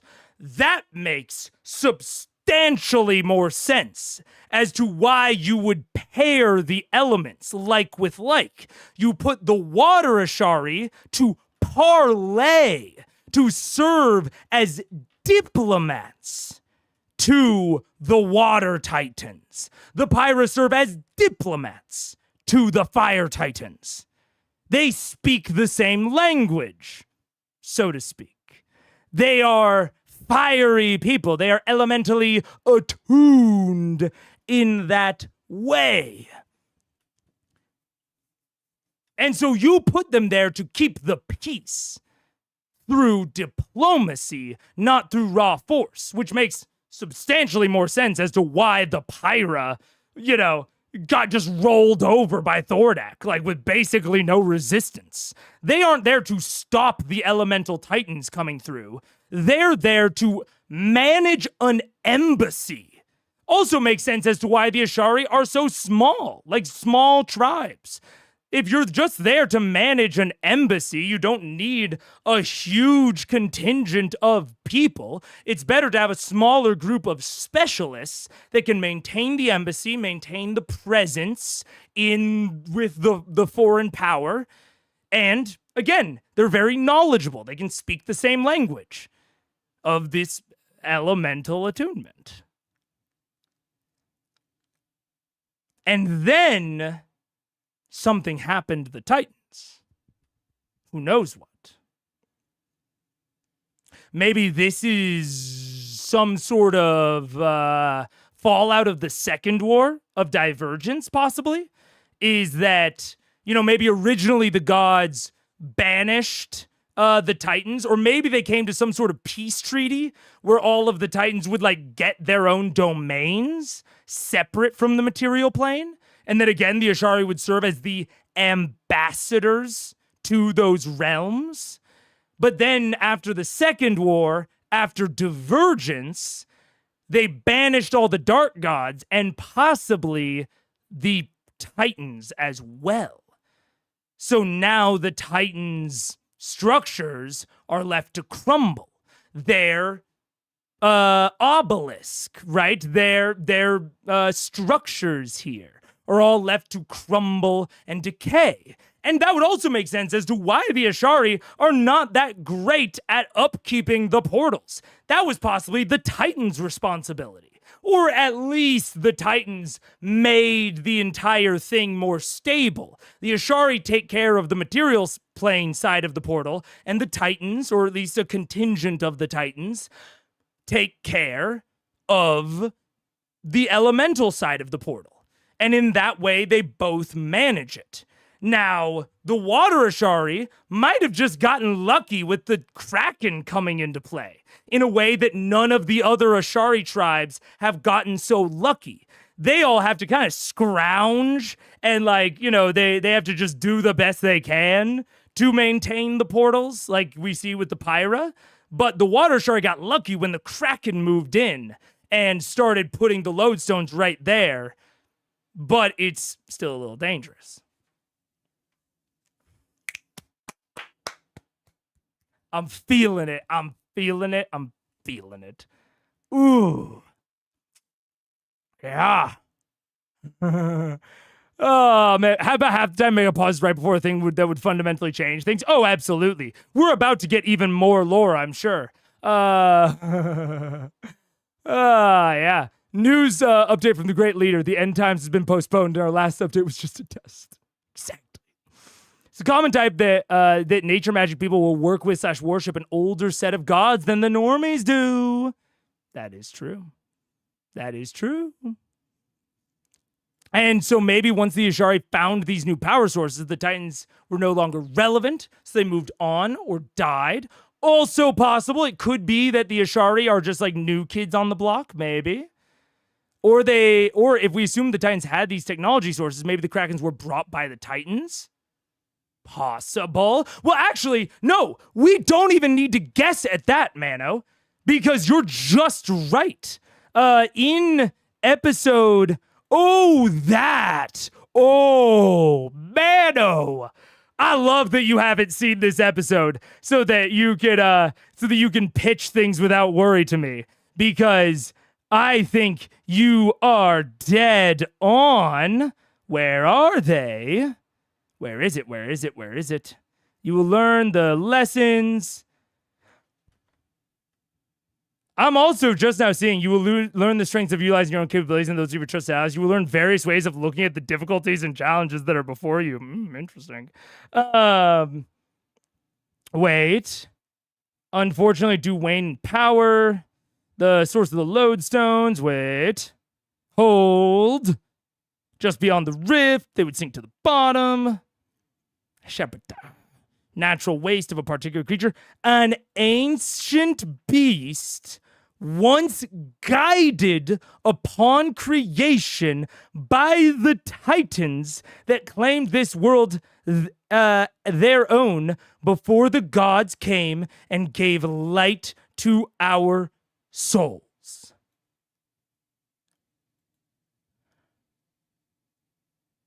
Long free of their servitude from their creators. So, I mean, we don't even have to guess at this. It seems actually not only possible, but likely that the Titans farmed the Krakens for power sources to keep the portals stable. Oh my goodness. And it's incredibly possible or plausible that the other Titans just had different ways of doing it that have fallen into disrepair since their absence, since their maybe exit, maybe banishment, maybe murder. Who knows? This might be the reason that the Vesra are so much more stable, is just because, totally coincidentally, the Water Titans decided to make a living creature that would produce the material that could keep the portal stable. All of the other titans, the fire titans, might have had different methods, different methodology for powering their technology that has, again, now fallen into disrepair or disuse since their departure. That...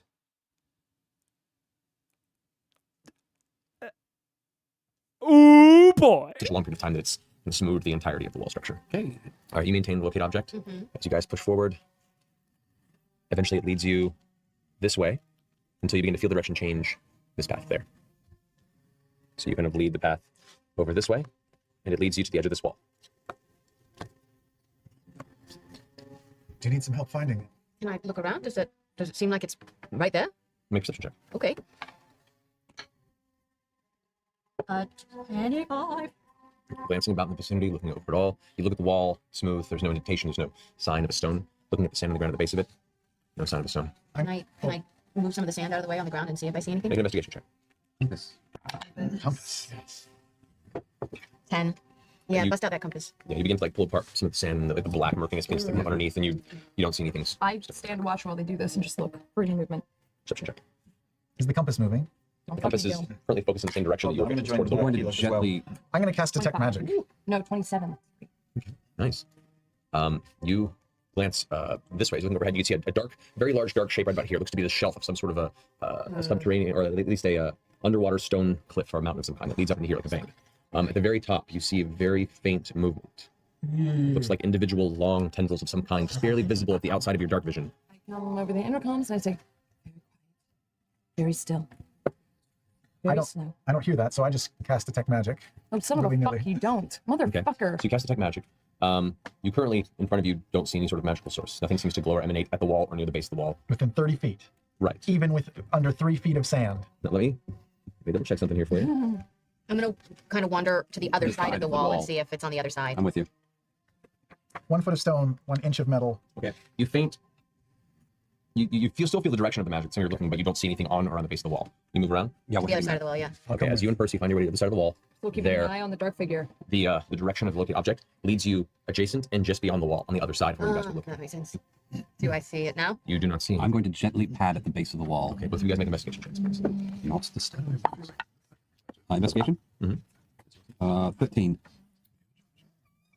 You both start digging through and pulling for the sand, and then dig further, and it causes the black. We're digging We're softly. very because we're good. trying I'm not coming to. too. I want If to anything, we're sucking it. So And I'm going to cast Detect Magic again. okay. Focusing, you do feel a very, very faint magical essence from a general location of the sand, about 2 feet to the left of where they're currently sifting through the sand. Oh, okay. Jesus. Move over there and start I'm digging. just trying to help us Start find the pulling fucking through. lodestones. You get past the sand, you get to some of the black murkiness, and you're careful and start digging before you feel one of your fingers hit a hard surface, and you can pull underneath. You pull and begin clearing the space around it, and it takes you a minute or so with the help of both Tyrion and Percival, but you dig enough of the sand and stuff from underneath to get around, and you have there, currently in your presence, one of your lodestones.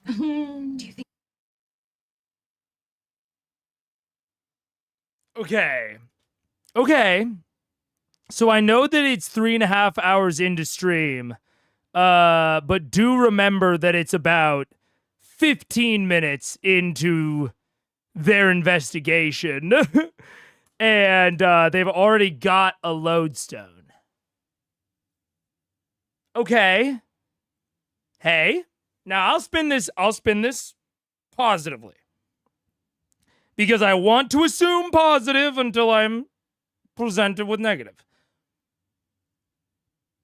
Positively, this might be a really good way to kind of show the players like what the lodestones are going to look like and about how far down they're going to be. And, you know, it's a good in-fiction excuse to deliver some information to them about the lodestones. And then the next two will be like maybe much harder to find.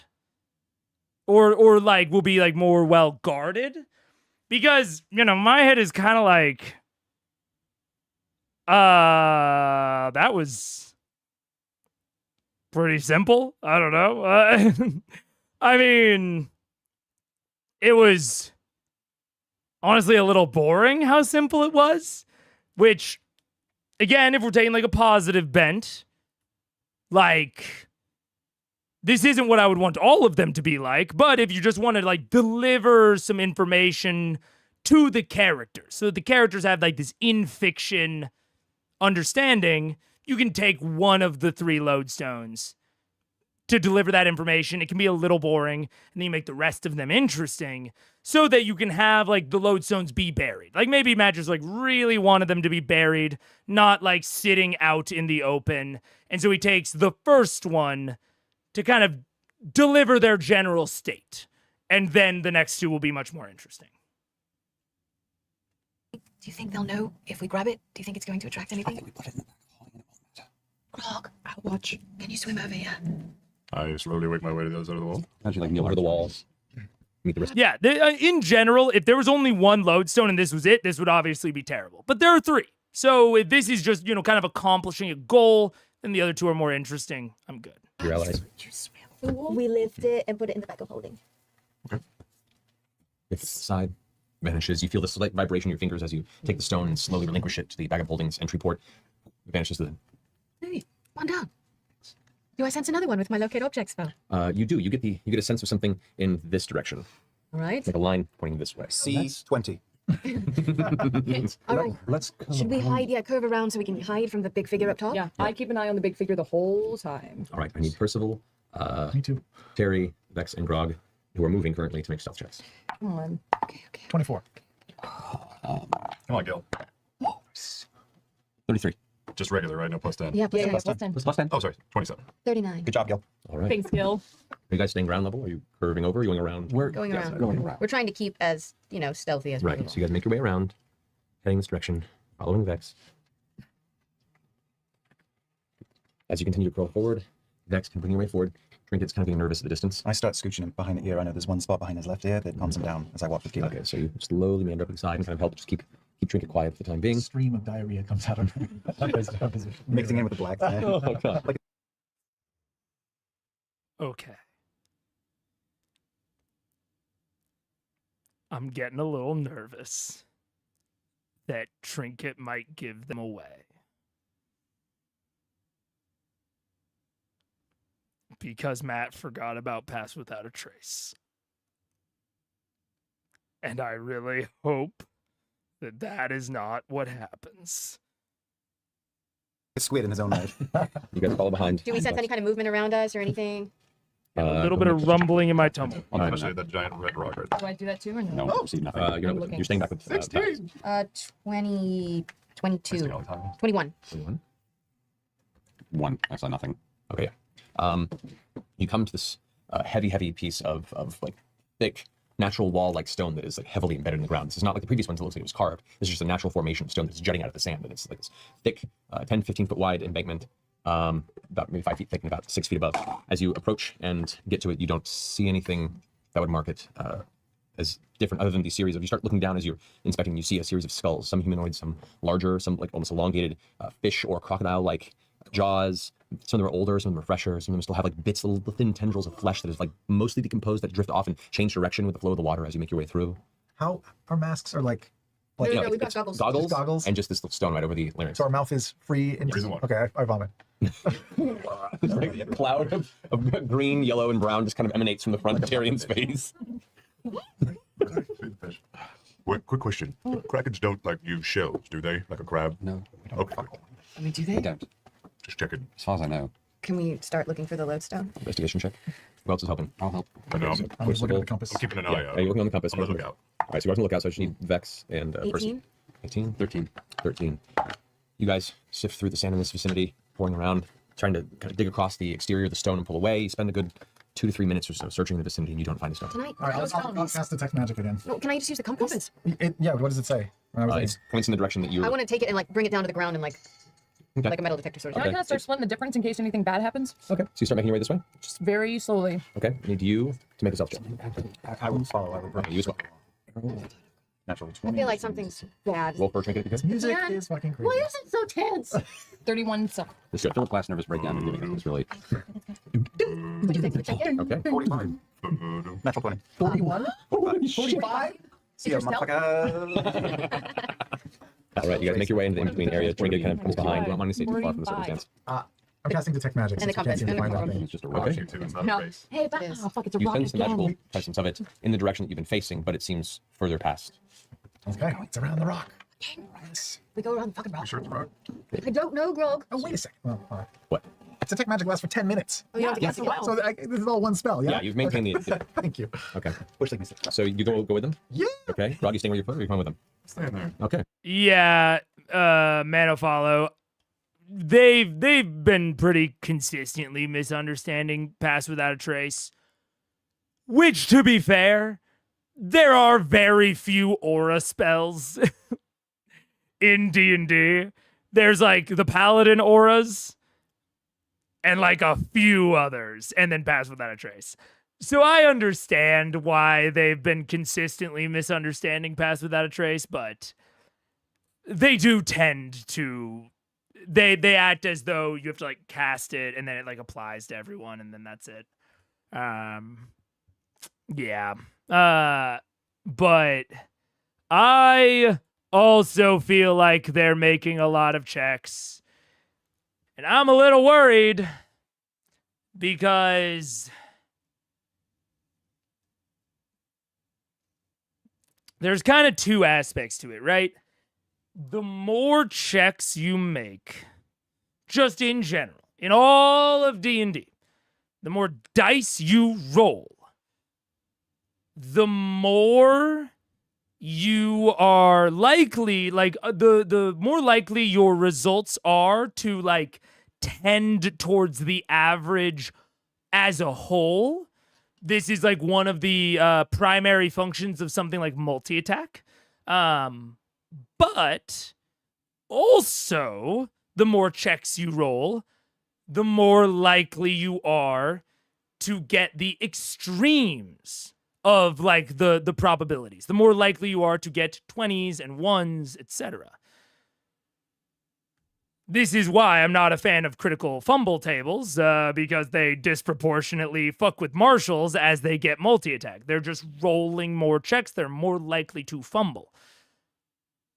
And why I'm a little bit iffy on skill checks in general. So, the thing with skill challenges... Daniel say, are you pro skill challenges? You don't want this to just be 50 skill challenges in a row. Well, so... that's what I'm starting to detect it might be. And... you know, for investigation, something like investigation, right? And the thing with skill challenges in general is that it really depends on if you are valuing the average or if you are valuing individual checks. So, like, with skill challenges in general, you could technically categorize, if you want to be a little bit flexible about it, you could technically categorize D&D's group check system as a skill challenge that cares about your average roll, right? So in this case, they roll 6 checks, and the skill check really cares about like their average roll. Not actually their average roll, but their average pass or fail result. Right? It's not looking at the individual checks. That's one of the power of group checks, is that it means if you have someone that's really bad at something, they don't have to roll individually, so they, you know, get to like rely on the strength of the group. If you have a skill challenge that is like 6 checks or 3 checks, and if any one of the checks fails, the entire skill challenge is failed, which I think is probably the case for their stealth checks here. Like, they're making a lot of stealth checks. I'm assuming if any of them fail, that they're noticed and that combat is engaged. That makes it very likely that they will eventually fail. Like, if you are having to make a bunch of checks, and if any single check fails, they are going to fail eventually. They will eventually just roll a 1. That's it. On the other hand, if you have something like this investigation, if you if you don't care about failure, you only care about success with like these investigations, then you're kind of just wasting time. Like, they have the metal detector. If it is really just as simple as have your metal detector, locate object, the compass, whatever, and find the right spot and dig, and that's it. You just have to keep digging until you succeed. Like, maybe that kind of works during a combat because each investigation check takes an action. But out of combat, it really doesn't work. It just wastes time. And even during a combat, I'm a little bit iffy on it because it's fine. Like, it's a very blunt force way to make something hard, right? If you just say as a DM, they cannot find, if they are within 5 feet of the lodestone, they have to make investigation checks until they get a 50 or until they get a, I don't know, a 15 or a 20 or whatever the DC is. That's fine. That is a challenge. It's just not a very interesting one. If I'm being super for real right now. It's just kind of boring. So, you know, that might be the case. If you do go into initiative, like if the Kraken sees them, then the checks being the hazard, like being the barrier, it wastes time. Which we've, you know, gone over in previous streams very recently. Time is a very important and scarce resource in D&D. But my problem with that for this would be, if you want this to be a non-violent encounter, like, hey, don't kill the Kraken, you need objectives that multiple people can work toward. If this is the objective,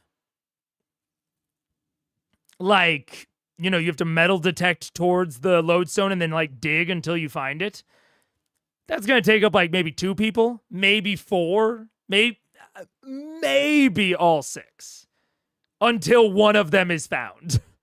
But, you know, that's just not going to take up very much time and energy. Or it's going to take up time, but it won't take up very many like bodies. It's like a too many cooks in the kitchen sort of situation. And so then I guess you just have everyone else distracting the Kraken, which is fine, I guess. But it's pretty just fine to me. Like, I don't know. It would be a lot more interesting to me if there was a larger sort of objective, or even if there was a distraction sort of thing that like Matt wanted them to do for the Kraken. Having some players, like even having the distraction itself be more complicated, because this is a pretty small map. So it seems like the distraction in this case would be, hey, look at me. And that's kind of it. It's like, hey, look at me, don't look at them. There's no sense of like, we need to get it somewhere in particular, or we need to keep it away from somewhere in particular. Like, there kind of is, but it would just be, I don't know, a little weak. So, I don't know. We'll see. I'm getting a little worried. it would be kind of cool to avoid the Kraken by succeeding 50 stealth checks by chance. I guess that would be kind of cool in like a beat the odds sort of way, yeah. But it wouldn't be because of anything they did.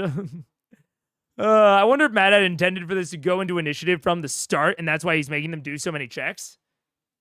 Well, that's why I'm getting a little worried about Trinket.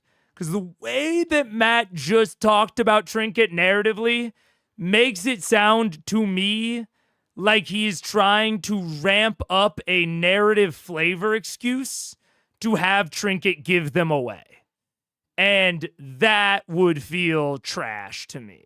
And I really hope that's not what's happening. Because I'm thinking that he's starting to realize that with Pass Without a Trace, they're probably just not going to fail a stealth check. Pass Without a Trace is really strong.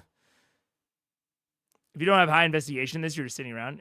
6 people in a bear for sure. It could be a 2-person stealth infiltration mission then. Yeah, I mean, if we're talking about like the way that Vox should do this, it should be 1 person with high investigation and good stealth, probably Vax or maybe Vex. I think they probably have the best, I would assume, combinations of those. And then 1 person that can do Pass Without a Trace, like Vex. So it should be like Vex plus 1, maybe just Vex, if we're being straight up with each other. Because Keyleth has already done her part by giving everyone water breathing. They have these little things that allow them to see and talk in the water. Everyone else should stay by the portal, and Vex should just go around and find the lodestones, and that should be it. Vex and Vax at most. Vex and Keyleth maybe, if you like want 1 person to be doing locate object and 1 person to be doing Pass Without a Trace. It's like it's like those 2. Because I think Pass and Locate Object probably both require concentration. So this should probably be a Vex and Keyleth tag team. Having everyone else there is just increasing their likelihood that they get caught. And, you know, I can somewhat blame that on them. But also, I think there's an expectation here that they're all needed. Right? Otherwise, the Vesper probably would have warned him, right? So, yeah. At least now we know that Keyleth's mom has low investigation and stealth. This is true. The Wave Riders are probably just a 3-person group max. Yeah, probably. I'm getting a bad feeling. But yeah. Investigation check. 1. Oh. 19. Oh, Jesus. If 9. someone hit first. 9 and 19. 5. I'm gonna get a natural 1. You got a natural 1? Yeah. Okay. Oh, no. The Kraken eats me. As you're digging through, your finger, Tyrion, Yes. hits something hard. I got it. You dig through. I got it. And as you pull up what you think is a stone, you look, and instead, it's a humanoid head that is mostly skeletal bone with strips of flesh hanging off it. Don't say that Tyrion screams and attracts the Kraken, please. Please don't say that. I have a feeling Matt's about to say that. And I would really appreciate if he did not say that.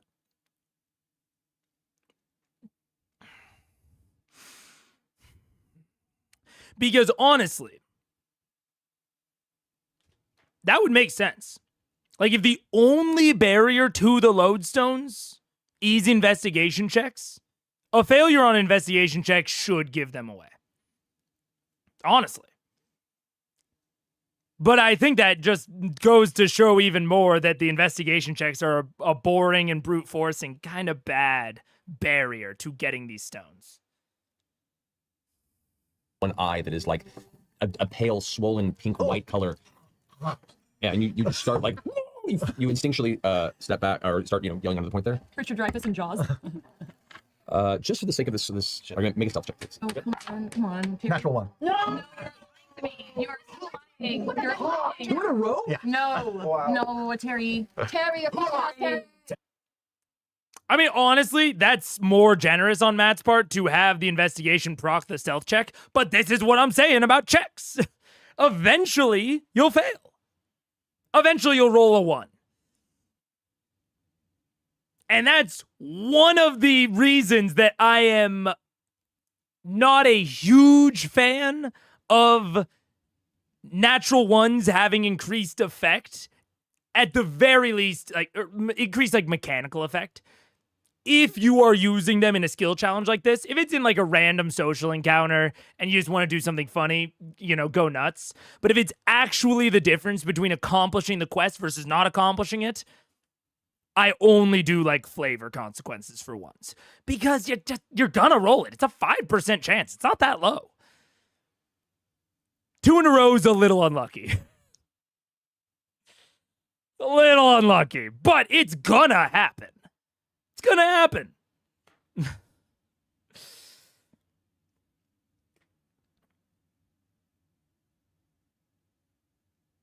And so all that isn't even really to critique, like, you know, having the one be like a big fumble or whatever. It's more to critique the idea of only using skill checks as a barrier to a challenge like this. Like, if you want there to be any possibility of them not doing the Kraken, like of them not activating the Kraken, you cannot gate it behind skill checks because they're just gonna fail eventually. And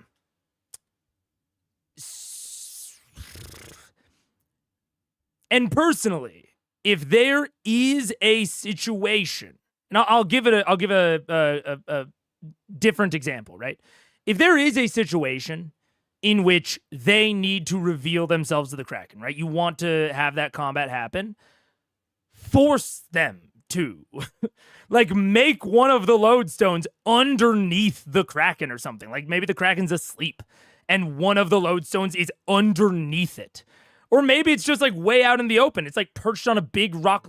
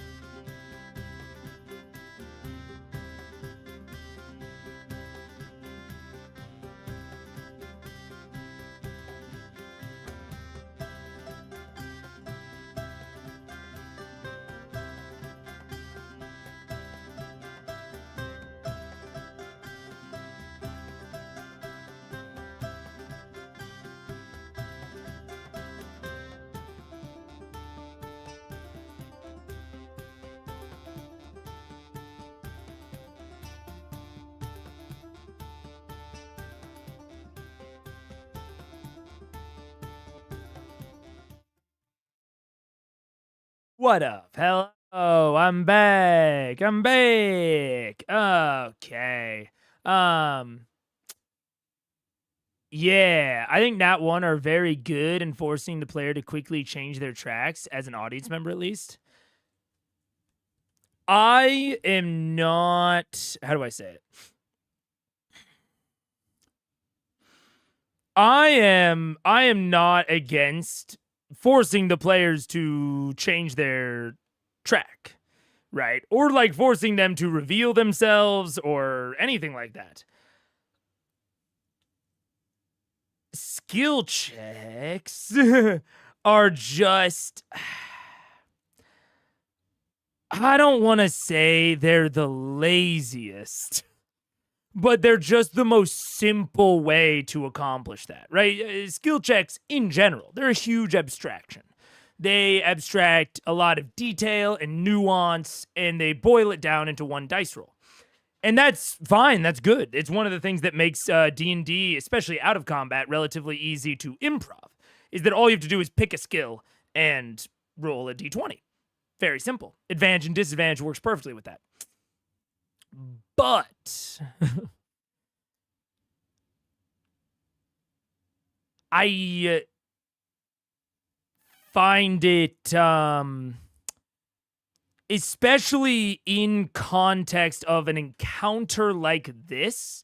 This is an encounter that Matt had plenty of time to plan. And like a lot of time to make just as detailed as a normal violent combat. And this is not.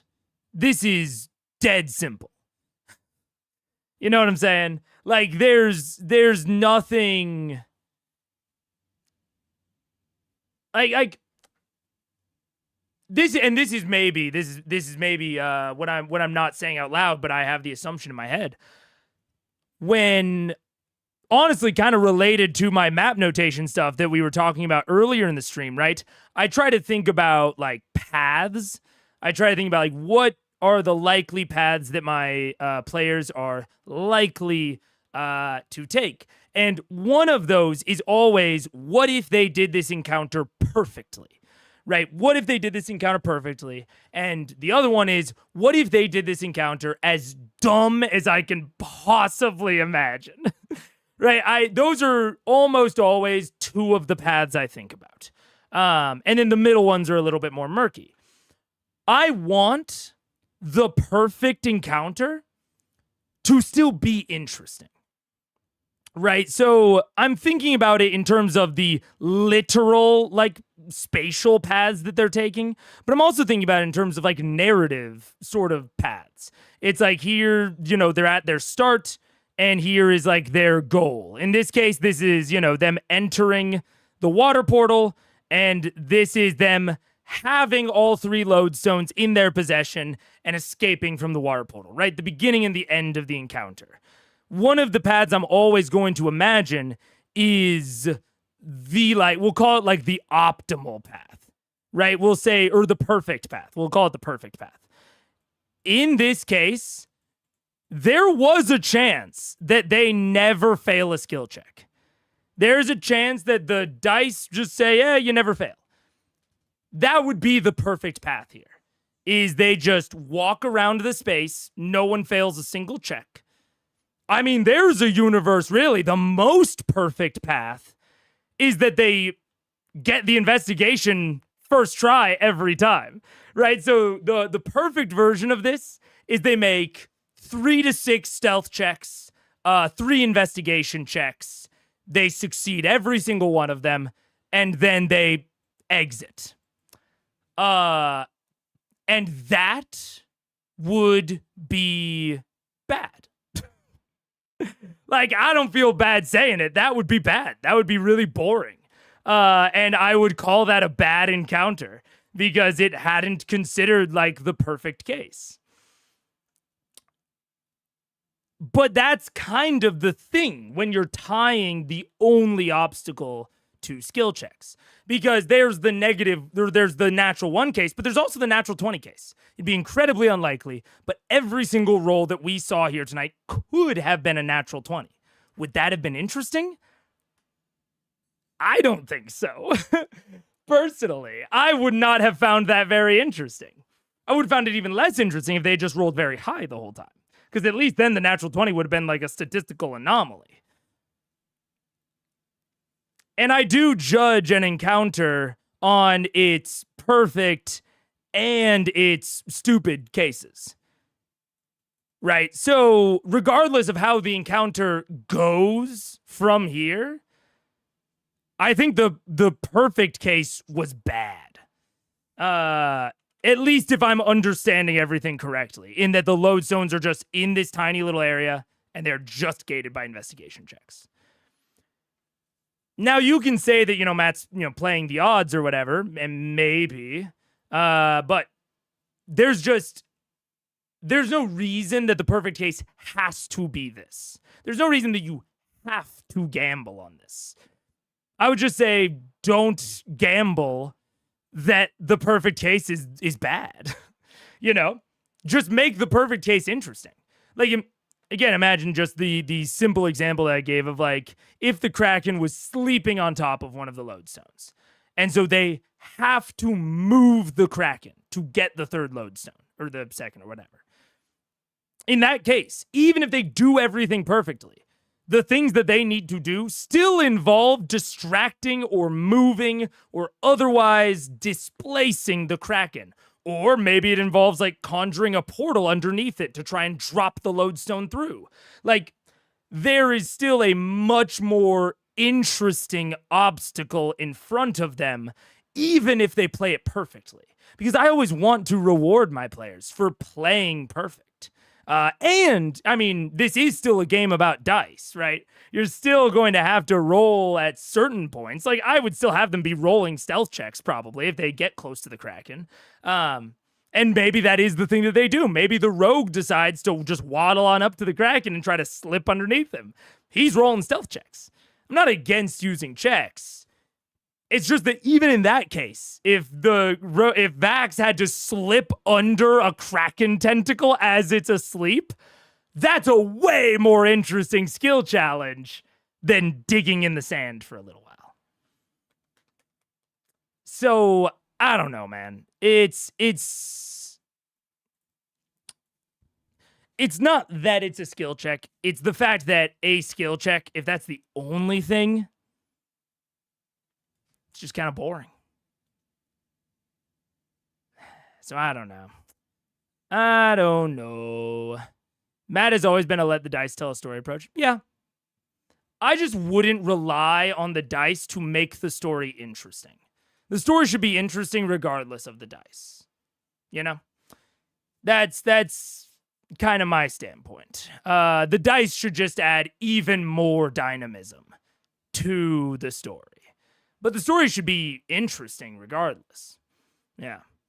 I feel like you can cause issues if you set a precedent that critical failures cause massive downsides, then you have to stick to it even if it's disruptive to the story.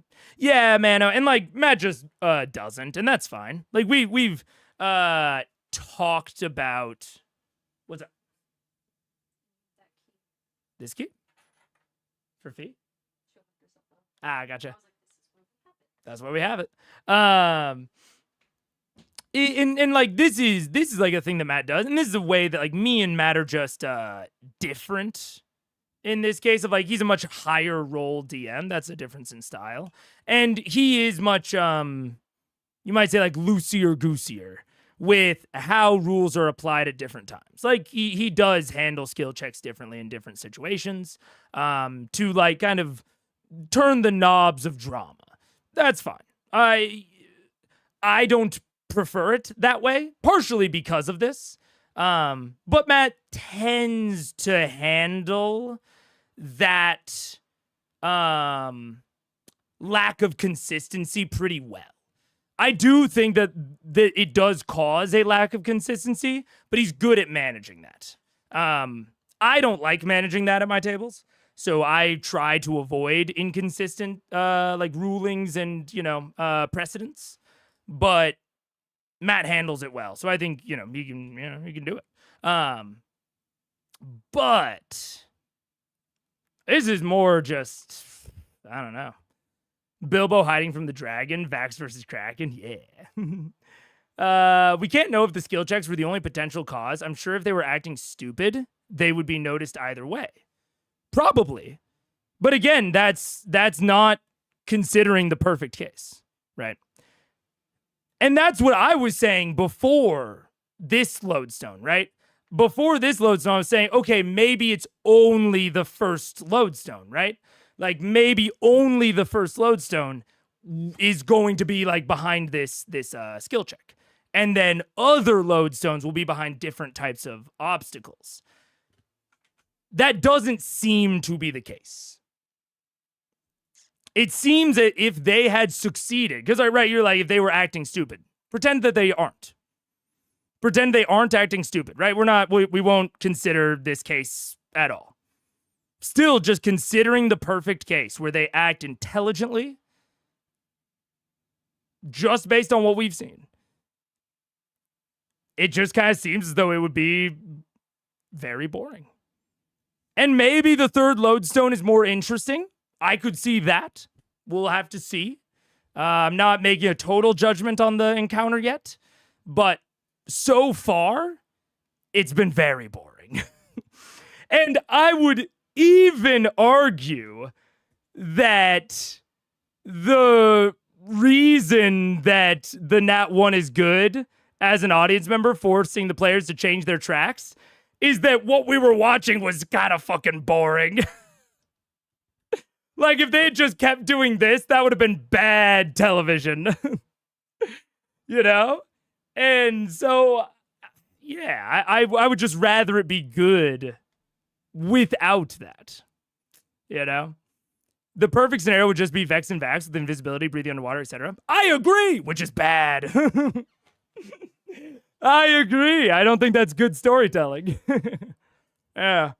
So, we'll see how it ends up going, because there's the theory and there's the reality, but so far I'm not impressed with the prep of this. And beforehand, I was incredibly impressed with the prep of the Vestra and this combat. Like, that quest hook, incredible. I loved the quest hook.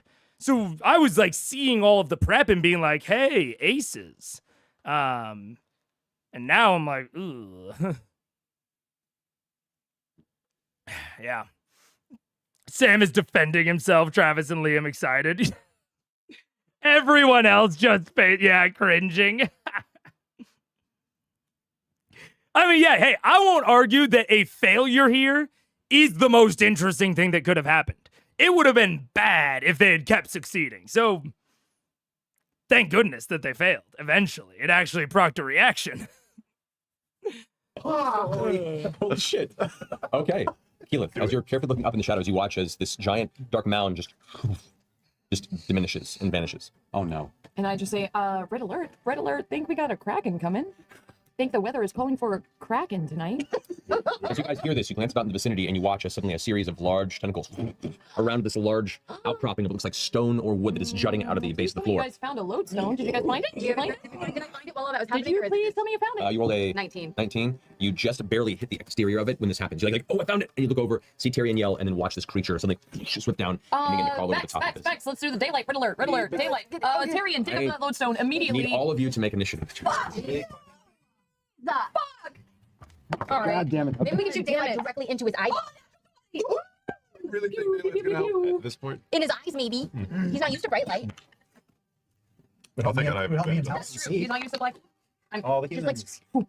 Towards him, like He's over like- him, away from him. All right, so we're like directly at 25 to 20. Yeah. 24. 24? 22, nice. Okay. 17. 19. All right. Worked out yesterday. Ouch. Yeah, it hurts. My All right, 15, 13. 13. 14 for Groggy Okay. Frog. The Googie Poo. Liam, how do you remember when to use luck?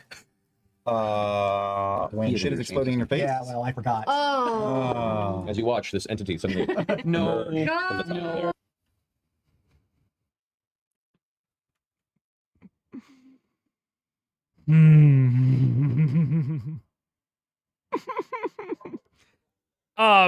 Hey, Era, we 1000% agree here. Yeah, a likely story. I agree. If I'm being dead honest about what I think just happened, is that Sam saw that this was incredibly boring and wanted to spice it up a little bit. Yeah, big ol' likely story. I could say so much, but I can't. We'll probably talk about it next episode, I'm sure. But yeah. And then used it for a bit, yeah. Yeah. I find it intensely unlikely that Sam forgot. And we see that the players have to be a little stupid to make it interesting, and I don't like that. Not cool. Well, really pretty in that light, though. Yeah, it is very pretty. Enjoy Looks it. like a delightful Hey, me and Sam, same page there. I also hate the Lucky Feet. like a delightful Creole dish. The inside of his mouth is so pretty. So, It's actually, I don't know if I've ever said this. It's the only feat I've ever banned at my table. The only one. I don't ban it anymore because if we're being really frank and honest, the reason I used to ban it is because I was not great at making interesting non-combat encounters, and my players would use Lucky to trivialize them. And I didn't like that. And so I banned Lucky instead of getting better. And then once I did get better, I stopped banning Lucky. But Lucky does trivialize some of that sort of shit. Yeah. Maybe I'm being naive, but I personally think he did legitimately forget there. Maybe. I think it would be convenient. I mean, it's a new character. It's a new build, whatever. Either way, he either had to purposefully throw or he had to be stupid. Like, not to insult him if he did forget, but that's a really bad thing to forget in this moment. So he either had to play poorly or play purposefully poorly. You know? So I don't know. You can use luck on others, right? Is it just the DM you can use it on? I don't remember the exact phrasing of Old Lucky, honestly. How do I feel about New Lucky? It honestly didn't make enough of an impression in my mind to remember. Let's see. This is New Lucky. When you roll a d20, you can spend 1 to give yourself advantage. Right, so this is before you see the result. And this is also before you see the result. Because Old Lucky, part of the kind of thing is that it used to be after you saw the result, right? That's the main difference. Oh, no. You can choose to spend after you roll the die, but before the outcome is determined. Right. So now New Lucky is just before, you have to do it before you see the result of the roll. I mean, that's better. It's less powerful. I would never take New Lucky on a character. It seems like a waste of a feat, personally. But it's much less strong than Old Lucky. That's part of the reason I wouldn't take it anymore. So, I don't know. You can use luck. Oh, right. I didn't even look if you could use luck on others. No, it's whenever you make an attack roll, ability check, or a saving throw. So you're not really using it on someone else, or when an attack roll is made against you. So you can't use it on others in that case. It could be, but I feel like if it was a real mistake, you would have asked Matt if he could use it. Possibly. The point with the narration advancement, Sam wouldn't retcon that far. Maybe. If you had disadvantage with Old Lucky, you could get triple advantage because you could choose the die, vice versa. Yeah. Yeah, similar with the racial feat, Elven Accuracy. Similar thing with triple advantage there, yeah. Ugh. Anyways, let's watch the Kraken fight.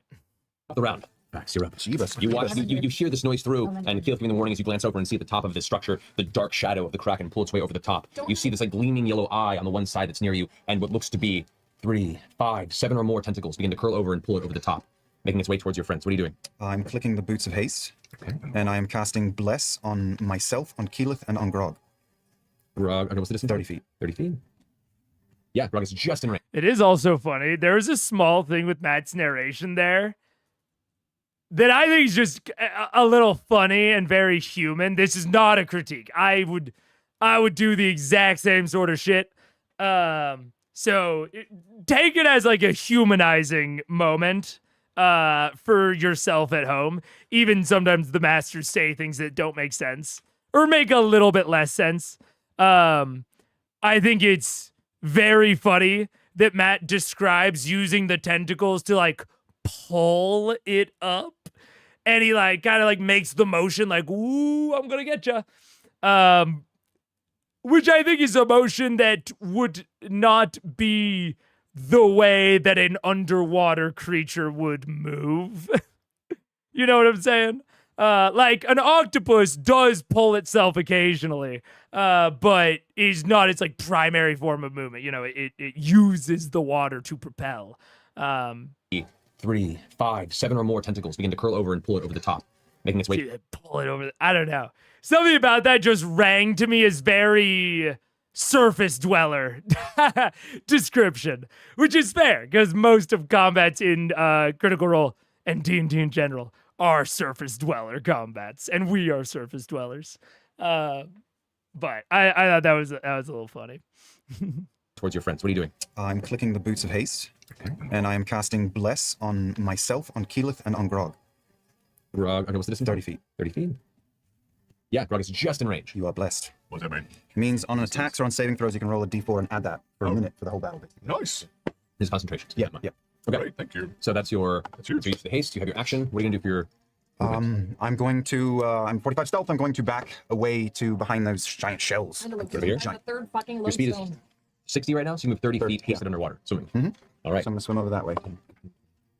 And then and I'm hasted, so action, I should have a bonus action. Yeah? Yeah. Yeah, so I'll hide if I'm not hidden Yeah, you away. do that. Roll a stealth check. Good, We've been like a bunch 35. of whales slamming into shit. Okay, cool. We could do that, right? Yeah. No? All right. So that brings us to Keyleth. How far away am I from Vex? From Vex, you're not sure. You'd probably be somewhere in the neighborhood of 35, 40. Dude, I just realized there is nearly 3 hours of D&D left.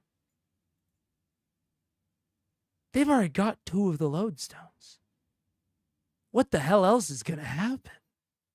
It can't take them 3 hours to make an investigation check.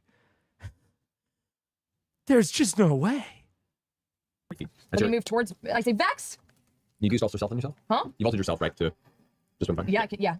10, I 15. can do that at will. I know. So how many feet do you want to move? Enough to see Vex. Vex. She's just on the other side of the rock, and as you say that, like you kind of look up and notice the creature, and you see Vex's head just barely poke over this stone barrier. I'm going. Daylight arrow now. And I prep my daylight spell for whenever she draws her arrow, and I wait for that for as soon as I see the tip of her arrow to go. Okay, so you're holding your casting action until you see her arrow go. And then when I say, "Dear God, please, Tyrion, find the other lodestone. Don't kill the Kraken." I didn't hear any of that. Because he does not have any feet. But you do hear it because you're underwater, and because of the throat bead. You do hear it. It's a little garbled, but you pick up the essence of what she's saying. Use the coffins.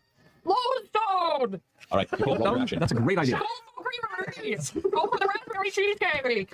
Okay, as the Kraken pulls its way over, you watch as its yellow eye all of a sudden glows blue. And you watch as the edge of its tentacles begin to give off this like luminescent blue glow. And suddenly this burst of electrical energy shoots forth from it and completely encompasses the surrounding. All creatures within 120 feet have to make a Constitution saving throw. So that's D4, all of you. Thank you. All right, I said I wasn't going to do this, mostly because, honestly, I didn't want to know about its senses, like its perceptions and that sort of thing, but I'm going to look up the stat block now because is that just like a thing the actual Kraken can do, or is this a custom stat block? Let's see. Bestiary. Oh, it's fucking. Yeah. I want to see the original Kraken, not the new one. Monstrosity Titan. There we go. Does it have electricity? I'm not going to look in too much detail. I just want to see. Okay, lightning storm. All right, fair enough. Bet. Absolutely. I was just curious if Matt was using a totally custom stat block or because in my head, Kraken and lightning don't necessarily go together. But hey, more power to him. Plus a D4. Plus a D4. I don't get any. My cloak doesn't get any bonus. Using the people killer, not bad. Not bad. It's a People layer killer. action for the Kraken. God, A 15 layer plus action for the D4. Kraken because we're in his fucking fish tank. It's made this layer for the past Fuck you, number Costco. of years. So, yeah. All right, so Pickle. that's better. Oh, yeah. Use luck, Terry. I did. And grateful All for right, it. so 26. okay, so you take 8 points of lightning damage. Percy, 23, 8 points of lightning damage. Keelan, 19. you take 19 points of lightning damage. 19. 22 plus I'm set to lightning with the Deathwalker's War. 19 half to 8 points of lightning. Or, Have twice. That should be quarter, right? If I made No, you didn't make it. Oh, I didn't make it. 22 didn't make it. no, sorry, it was 8. I said 19. Right, sorry. So, And I took I apologize. 18 It was 9, 9, and 18 damage. So 9, 18, 18, I already forgot what I rolled because everybody's talking numbers. 4 times. 18 points of lightning You damage. got it. Trinket, Oh, shit. you take He doesn't need you it. take 18 points of lightning damage. Todd. With my hashtag bless 27. You take 8 points of lightning damage. Or 9, sorry, 9. 9. 9%. Alrighty. Vex, you're up. As you kind of reel from the sudden electrical shock that pulses out in the vicinity, what are you doing? Can I, the alter self coin, does that take an action or is Yes, that? it's a cast spell on yourself. Then I'm going to start with pulling out the arrow and doing what Keyleth and I talked about. Hey, I'm pulling out my arrow. You're amazing. daylight on the tip of that arrow. Then I'm going to You shoot it slowly arc. as close as I can to the Kraken's head and just, like, past him. Wait. Like, I wanted to go, like, by the eyeball. Okay. Let me see here. Like Daylight. throwing a meatball past a lion that's stalking you. I mean, if I can, It's a if I really can good meatball. hit it in his head. If I can hit it in his head, that's cool, but You're very bad. Is this light or daylight? Daylight. So daylight, you just choose a sphere for it to happen. I've totally cast daylight on an object before. I mean, we don't need to. You don't need to. But we'll say the But I purpose of can this do video. that, right? Because I did that with Grog and his bull helmet So that way it'll stay lit over there. over on the arrow. Sure. Like a flare. what's happening? we'll go with that. I don't know if that's allowed, but I know we've done that No, in the what happened? past. What happened? So, They have definitely done something like that before. Was it daylight? Or was it just light? I actually think it might have just been light, like the cantrip. I don't remember. But also, I mean, Matt clarified of like, hey, you don't need to. Fair clarification. I would let him do it. Like, I don't got any problem with it personally. But I can't actually remember if it was light or daylight. Yeah. I'm a little behind, but didn't the pirate give Keyleth a stone similar to the lodestones, except when you broke it, the stone gave someone fire hands? That is true. I think you're right, Amanda. I don't remember. I'm not going to do more theorizing yet. I'm going to hold myself back. I'm holding myself back. But you are right that they gave her a thing. Okay, I'm going to make a note of it. Go back and re-watch the part where they give Keyleth the reward for the Pyra portion. The thing that gives her fire hands. Cause that's a thing. Light you cast on an object you touch. Yeah, which would make more sense for why they would need to like tie it to an arrow. But again, I mean, daylight's like a 4th level spell. This is a little bit of a weird way to use it, but I'm fine with it, honestly. It's especially given the fact that the behavior that they're wanting to establish can be replicated with a cantrip and being next to each other. I'm totally willing to trade out a 4th level spell for a bit of range. I'm good with that. So that's fine. Maybe a dumb question. Could you just polymorph the Kraken and leave it? If legendary resistance wasn't a thing, yeah. So if you burn through, I'm almost positive that the Kraken would have LR. Let's see. La la la la la. Does it have LR? It has legendary actions and regional effects. The Kraken might not have LR? Am I reading this right? Siege monster, freedom of movement, amphibious. I feel like I must be missing this. Can anyone confirm or deny? It's a gargantuan monstrosity, titan, chaotic evil. Because it has legendary and lair actions, but I don't see legendary resistance.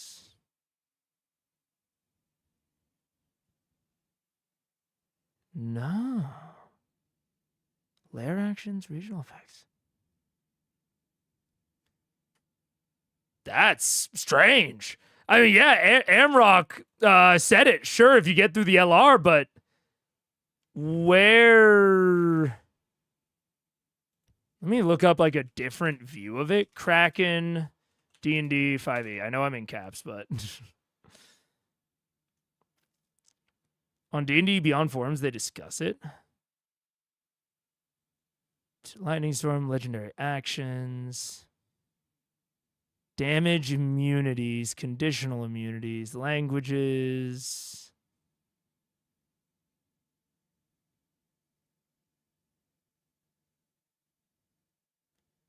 This seems unlikely to me.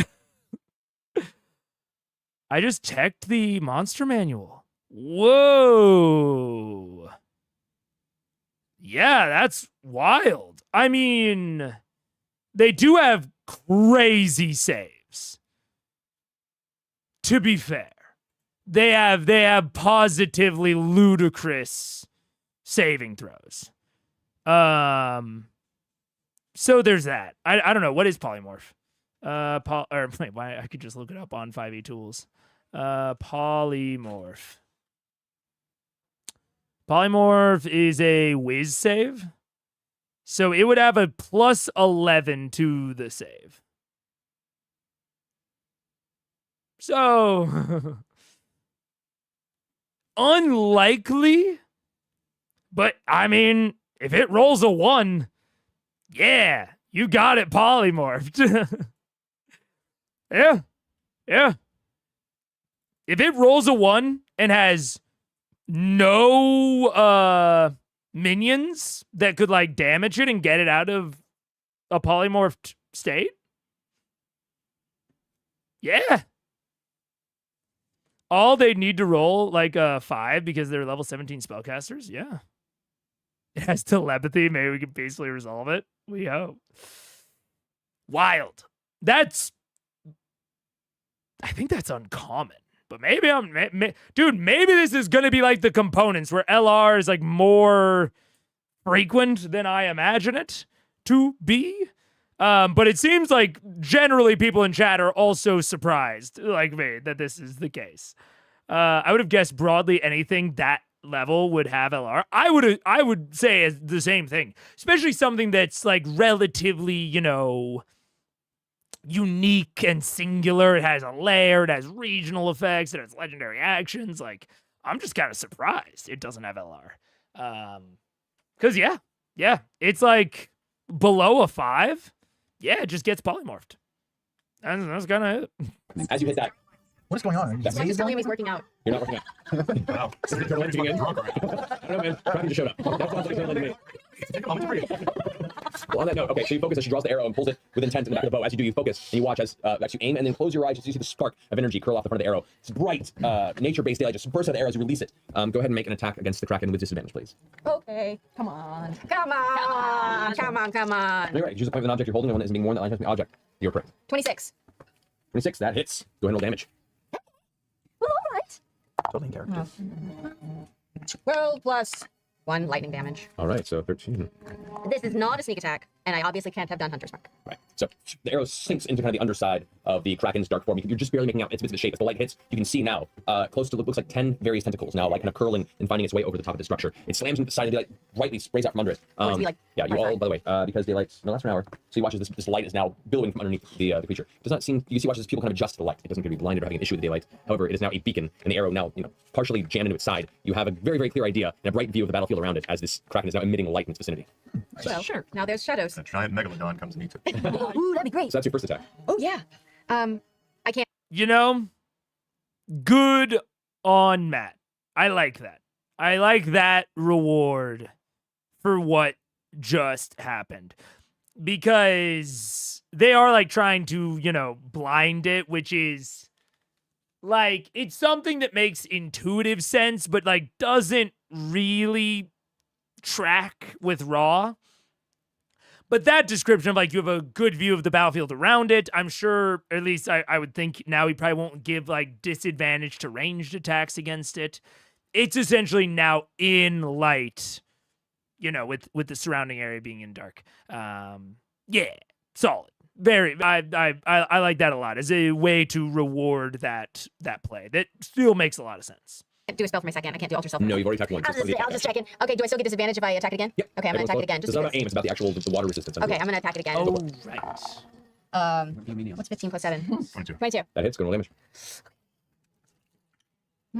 Oh, 12 plus just 1 damn lightning damage. Okay. 1 down. 1 die and land and diamond star. You watch as the spark of energy from the arrow hit the second time of the daylight striking your view.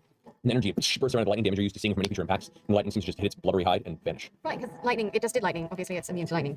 Right, and I'm gonna use my motion to back the fuck off and try to get behind that rock outcropping. 5, 10, 15. laser pointer. Far as Okay, yeah, sure. Just on the other side of it. That's Why is Vex attacking it? I mean, I suppose that I was about to say Manofolo. I mean, we've never seen Matt really do anything with like morale.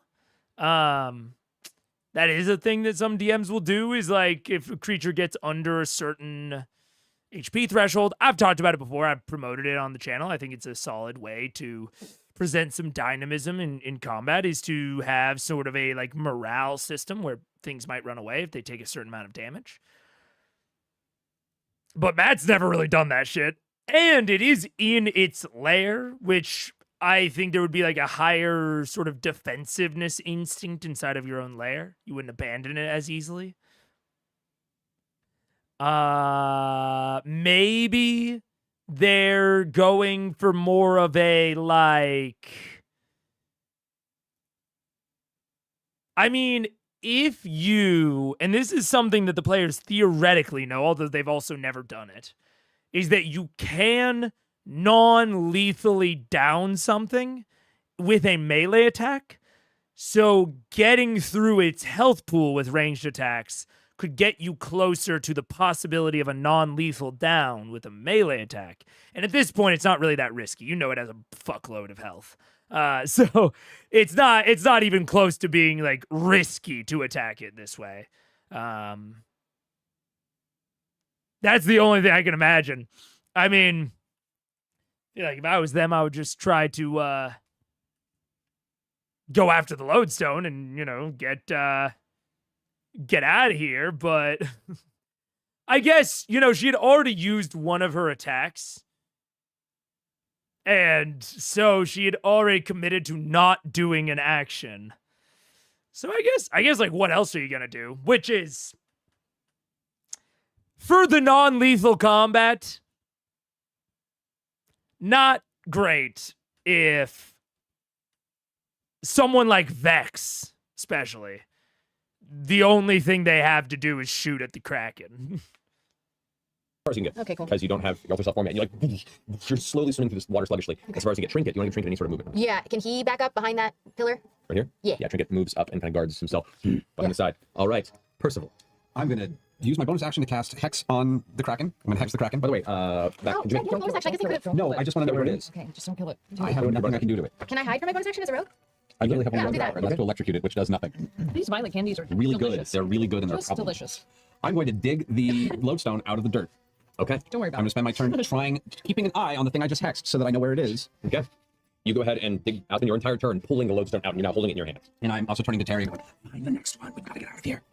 Okay. So that's your action. Do you want to move it all? Yeah, once I've got the lodestone, Yes. I want to, well, I don't have the bag. You're next to Terry, though. You can put it in his. I'm going to put it in Terry's bag. Okay, so you move over and you're able to go ahead and put it And in. I'm going to try and see if I can get some cover from that, as far away from that thing as possible. Okay. Whatever I can do. 5, 10. You're not able to really get any cover, unfortunately, because the water's like, yeah. You're swimming through, putting it inside there, and you move along. So use your action to pull it up. You kind of put it inside there. Yeah, as not the rest of your turn, you just swim past it as far as you can get. Yeah. All right, that ends your turn. Oh, God. All right. Now it's the Kraken's turn. Let's see, swim speed of 60 feet. Fuck you. It coasts around this direction. Yes, bless. We'll say it gets over in this side here, perspective wise. That's what you roll for yourself again. It was I didn't roll after I said I hid. what about your hide? Because you're gonna hide. Yeah. Bonus action. So go ahead and make your hide check. Okay. Self check. That's good. 35. Rogue 35. Okay. Other way back. So I'm gonna ask. Go ahead and make a concentration check. So it's a Constitution saving throw. Jesus, I'm going to use luck. All right, 15. 15. Okay, maintain concentration on the bless. You guys, you saw that. Alrighty. I'm not happy with any So the Kraken is now, its tentacles begin to whip outward. It's going to make one strike against Vex. Oh, he saw me? One strike against Terry, and one strike against Grog. Yeah. Because why not? So, 35 is not good enough to hide from Wait. him. hidden. So it does not. It's Terry, Percival, and Grog. You Oh, do this sorry. one. Sorry. I'm So that sorry. is a total of 32 against Terry. Sure. Oh, yeah, that hits. Yeah, of course. Percy, that is 23. Oh, yeah, that hits. And Grog, that is 23 again. Yes, sir, it hits. Not speaking as Percy, this is like legitimately nightmare fuel right now. I'm not sleeping tonight. All right. Got a You problem. hate fish? Oh, that's right. You hate fish. Tell the internet the I'm so sorry. Do not send him out. Terry, you take 16 bludgeoning damage. Percival, you take 20 bludgeoning damage. Okay. Grog, you take 19 bludgeoning damage. Cool. And all three of you are grappled. The tentacle wraps around you and holds you in place. Your movement is 0 currently until you try and break free. Oh, God. It's just trying to get a feel for the friends that are in its Oh, space. God. Oh, God. All right. That ends the Kraken's turn as it goes ahead and grapples 3 of your allies in the process. Grog, it's your turn. It's my turn? Yes, it is. I would like to watery rage. Okay, that's bonus action. Yeah, it's my bonus action. And can I smash the Titan stone knuckles together to cast enlarge on myself? Yes, you can. So you shift into your larger form. Yeah, I'm a bigger fish now. You are still This is bad. grappled by the creature, but you are larger. Can I fight with the strength of the Titan stone knuckles to break that grapple? Just let me get together. Was this a specifying action on the ability? Yeah. It is an action. So you cannot break free currently this turn. That is your action to transform. You're still grappled. He just got a bigger tooth toy. Sweet. I'm digging it. That's my turn. Okay. Terry, Can't do it. you're up. Me? Yes. Oh, You're Christ. currently grappled. You can't move. I can't move.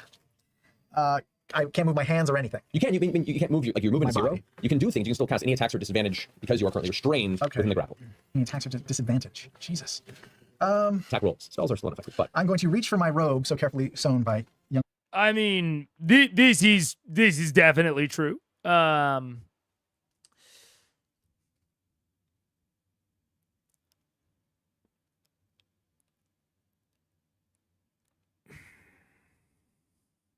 It's a tough one. It has a nice, like I said, a nice synergy when you need to move if there's something that discourages or prevents you from moving. Now, grappling specifically is, I would kind of say, kind of similar to the skill checks, maybe one of the most, I don't want to say boring ways, but it's one of the most straightforward ways. It works, it just reduces your speed to 0. You got to break out of the grapple. Like, it functions. But it is probably on the less interesting side of things. When Matt was describing the Kraken, which I don't know if the Kraken has this ability, but he was describing how it could, move ocean currents in, weird ways. And my immediate reaction was forced movement. And people have varying views on forced movement. I'm generally more of a fan of something that moves the characters something else, but leaves their speed intact, as opposed to something that removes their speed entirely. Something that reduces their speed, I'm also pretty good on. I like either forced movement or speed reduction, as opposed to speed removal, like a grapple. Just because, it really does limit your options to, I have to get out of this grapple. Now, that said, I don't know how many grapples the Kraken has, because I think Matt said like 10 tentacles, right? There is something to be said for if you're someone like Grog, let's say, and the Kraken only has maybe 4 tentacles, and it grapples you, and that like takes up one of its tentacles, so it can only grapple 3 more people. There's like a strategic decision there on, oh, as Grog, yeah, it's gonna make me more susceptible to damage, but I think I want to stay grappled so that it can't grapple one of my friends. Now, I think it's kind of neither here nor there with the Kraken specifically, because it seems to have more than enough tentacles for all of the party members. But there are certainly ways that you can work that to make some people like maybe actually want to be grappled, and that actually be like a strategic choice. Where some people want to break out, some people want to remain grappled as part of like a distraction technique. So I'm not like totally against grappling by any means. I more prefer forced movement because then the players still have agency and like decision making. They're just in a new location that changes the equation of what they need to do. So yeah. Raw says Kraken has 10 tentacles, each of which can grapple 1 target. Yeah. So that, and don't take this as like, you know, me getting on Matt.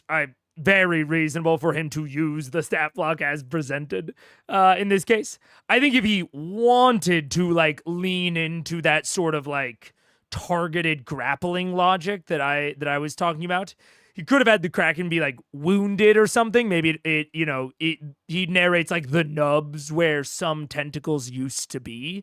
And then maybe that, ooh, how'd it lose the tentacles? Maybe Keyless Mom, oh, something like that.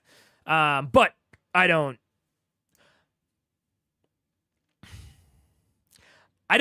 blame him for not doing that. It's just like those sorts of like thought processes, like going down that thought train, that can allow you to make these sorts of things a little bit more interesting, I think.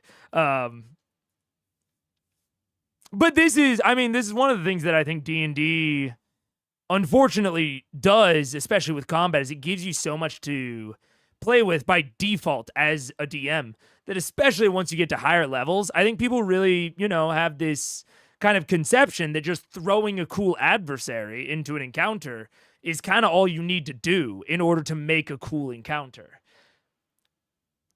And to people's credit, myself included, everyone, I think most DMs think that way.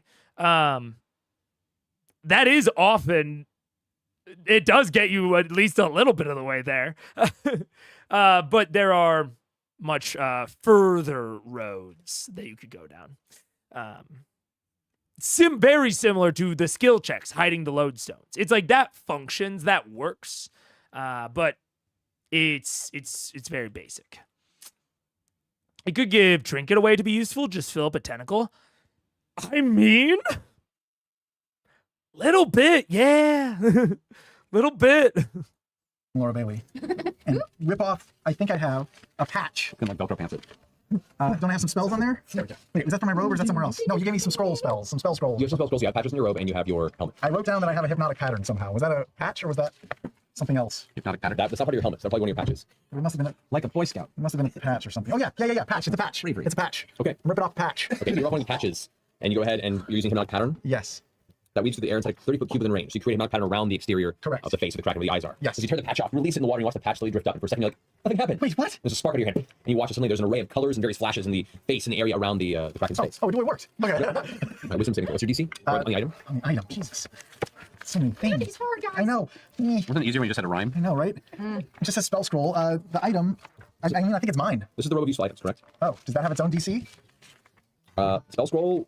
Oh yeah, it's one of the scrolls. It's just one of the scrolls. Also, use your DC. My DC? Yeah. Is 17. 17. Wisdom save on that. Spell suck. That is a 21. So yes, it's a taking him out. So as the spark hit, the slight flash vanishes, and you watch as the lids are still closed tight, and they open with this horrible ticking sliding sound, and the glowing yellow eyes still seem trained on various allies of yours in the vicinity. Does he got 2 eyes or just the 1 eye? 2 eyes. Got it.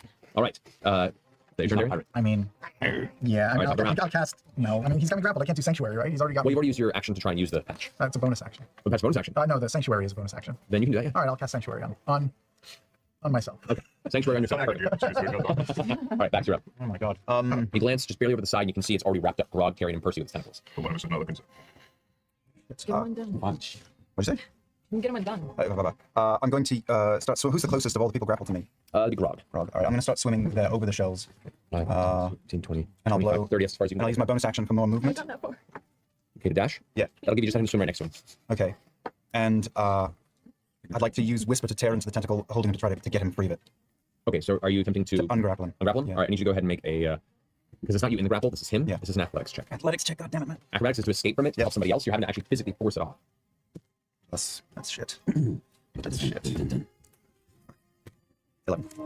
Nope. You try and like grab, you're hacking the side, but as you're hacking with the blade, you're watching as it's not quite beating past the hide of the tentacle around it. Okay, I'm out. Okay, Keyleth, you're up. I knew that's what you were gonna say. So all of my friends are still grappled. A lot of them are, yeah. 3. Yeah, I'm gonna cast locate object, see if I can find that 3rd lodestone. Okay. You're fine. You're fine. You're level 16, motherfuckers. You're fine. Oh god, I want want to find the lodestone. I've been eating a dragon. Please help. Okay. Locate object. All right. The 3rd lodestone is kind of in the direction and just past, it's this way at least. I'm sorry. Wait, which direction? Your So you're hand's here. lateral? You're here. Yeah. It's going this way. Towards the way your hand is going. Correct, like there from you. Okay, I'm gonna use my alter stealth swim speed and swim that direction as far as I can. Do I get a better location on it? You get there and you're still feeling it in this direction. This would be cool, Mano, if you wanted to have a similar thing with like the limited grapple, but you wanted to start with like the full Kraken stat block and start with 10. Even if you wanted to start with the full Kraken stat block, you could narrate it having 11 tentacles, but one of them having been cut at some point in the past, to just plant in their minds that it's possible. And that this could be a great thing for the more violent members of Vox to do while, you know, Keyleth is doing her thing. Trying to like disable the Kraken. Like Hydra heads that don't grow? Yeah, kinda. Something along those lines. And you could even, if you were worried about them not wanting to, like, disable the Kraken, you could narrate something to the effect of, like, it looks like the 11th tentacle, like, has a spot where it was cut, and, like, it's thicker, but you see a new tentacle, like, slowly growing out of it, like, regenerating, but it's not quite grown enough or, like, strong enough to act as its own tentacle. So you can even imply for them, like, hey, don't worry, you're not permanently disabling the Kraken and, like, potentially, you know, fucking with the lodestone source. That would be an amazing objective for, like, Grog. Is, okay, I'm not going to kill the Kraken, but I'm going to remove some of its offensive capabilities. That'd be a great line of thought and line of action. I think that would be really, really cool. Especially, again, if you want to start with, like, the standard stat block with those 10 tentacles, and then you want maybe the players to whittle it down from there. Yeah, that could be sick. Yeah. Some selfish Kiki Marisha, as she should be. They're there for the lodestones, right? They're not there to kill the Kraken. Get the 3rd lodestone and then free your friends. I'm with it. I'll double my speed. Okay. Yeah, that's really confusing on like a fundamental level. Yeah, can I do another like investigation check? Is it near me? Unfortunately, no. Investigation Wait. What was the fundamental level? is kind of in the direction and just past, it's this way at least. I'm sorry. Wait, which direction? Your You're hand's here. lateral? You're here. Yeah. It's going this way. Towards the way your hand is going. Correct, like there from you. Okay, I'm gonna use my alter stealth swim speed and swim that direction as far as I can. Do I get a better location on it? You get there and you're still feeling it in this direction. I'll double my speed. Okay. Yeah, that's really confusing on like a fundamental level. Yeah, can I do another like investigation check? Is it near me? Unfortunately, no. Investigation is one of those things where you spend your action moving through and searching the vicinity. That's other than your bonus action. That's about as much as you can get. You just feel it's in this direction from you. Okay, as a bonus action, who's near me? The Kraken's about 20 feet above you. Yeah. Party members. Party members, you have Percival, Tyrion, and Vax. Which is Vax over there. Okay, I'm gonna do. You're fine, right? You're great. I'm gonna do a grasping vine and see if I can get Tyrion out of the Kraken's. Get Tyrion out of the Kraken's grasp with grasping vine. Okay. A lot of big words. Where does the grasping vine start? Grasping vine. Can I get it kind of towards that? Sorry, deal with me. This guy stone? here. Yeah. Okay, so a vine curls up, whips towards Tyrion, wraps around. For this, I'm going to say this is an opposed check of the vine versus Strength? the Kraken strength. I need you to go ahead and roll and add your wisdom modifier. People killer. That's good. My strength. No, your wisdom modifier. Oh, just my modifier. Just your wisdom modifier. Oh, why is this buck, motherfucker? That was a 15, 26. 26. It tugs and tugs, but it's not strong enough to break. It's so The vine is now like pulling back and forth between the tentacle and Tyrion. Tyrion's like, yeah, pushing both sides. Unfortunately, Hello again. No, don't say it. very, very strong creature. Okay, but I'm still. Let's over here. And that's all I get. Okay. Dude, I will say.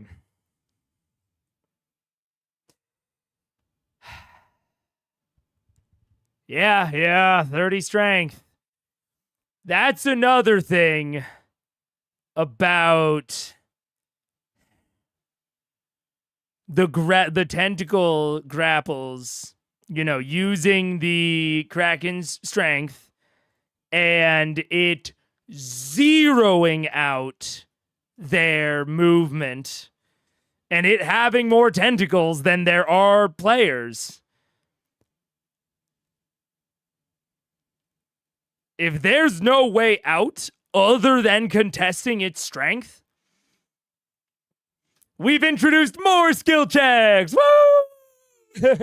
More skill checks before you can get your lodestones. Nothing else. Just roll dice, roll skill checks. This is Skill Check Central. That's what non-combat encounters are. Don't you love a non-combat encounter? Rather than getting to use all of your features that you've grown accustomed to using during violent encounters, you get to roll skill checks. Fuck yeah! Keep rolling them. Never stop. I started this rant too early. It would have been better if I'd gotten, cut off earlier. I can't...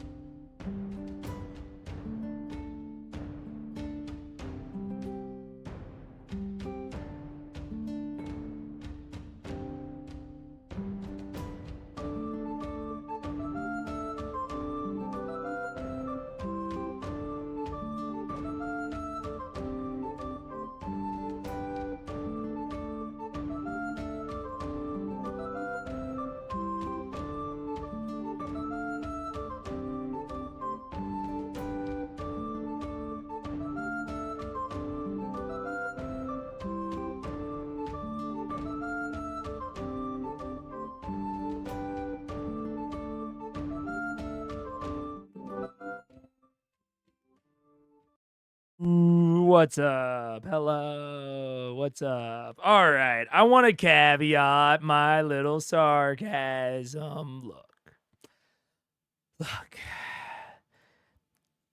Everything in D&D is a skill check. Everything in D&D is rolling a D20 at the end of the day. And you're just getting varying effects off of that roll. This is no different from the Orthax fight. My problem is when there is no decision making, when there is no debate about what to do, when you don't have to think about what what the D20 roll represents, right? They have like one roll, one path. They're getting the lodestone, or they are getting out of the Kraken's grasp in order to get the lodestone. Like that's it. And the lodestone is right there, and it's just behind some D20 rolls that we like know what the D20 rolls are and what they will need to be and what have you. This is I guess it's not a White Room combat. It's a White Room encounter, I suppose we might say. Like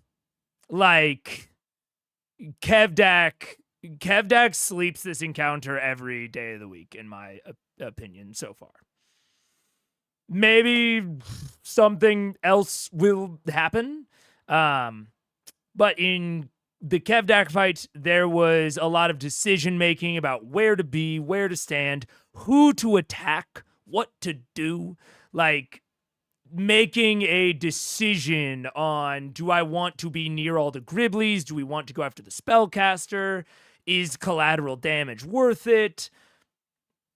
All of these decision points, I think, are what make an encounter interesting. And there's no decision making here, at least at the moment. And that's, I don't know. Lodestone is a priority, free friends and get out. Yeah. Which is going as expected from the presented scenario. It is. I just, it kind of feels like I'm on a very deadly, it kind of feels like I'm on a Pirates of the Caribbean themed teacups ride at Universal Studios that hasn't had any maintenance done on it in like 20 years. So it's a little dangerous, you know. It's a little risky to be riding on these teacups. And they've got a nice coat of paint on them that reminds me a lot of Pirates of the Caribbean. And I see Davy Jones right over there. He looks cool. But at the end of the day, no matter how dangerous it is or how well it's painted, still the teacups. That's kind of where I'm at. And he kills turn, we come to the top of the round. I need everybody to go ahead and make a Constitution saving throw. As once again, All of us? Once again, the Kraken, its eyes light up blue and its tentacles now release another burst of electrical energy in the vicinity. Constitution, right? Yes. That's 15. good. 19 points of lightning damage. 21. 19 points of lightning God damage. damn it. 7. 19 points of lightning damage. 6. Steph Waters word. 19 reduced to 9 points of lightning damage. I get 19 points. 19 points. 32, and I have resistance to lightning damage with the Exalted Knuckles. All right, so you take 5 points of lightning damage. Drink it. Give it a Okay. That's a 20. Just kidding. He gets it too. Okay. Okay. So there's 19 points of lightning damage. At the end of that turn, the Kraken is going to go ahead and use, let's see, in range here. It's going to go ahead and use one of his legendary actions to do a tentacle attack against Keyleth. That is 29. That definitely hits. I will say, I'm sure Matt's having a blast. I know how fun it is to run a creature with legendary actions and lair actions.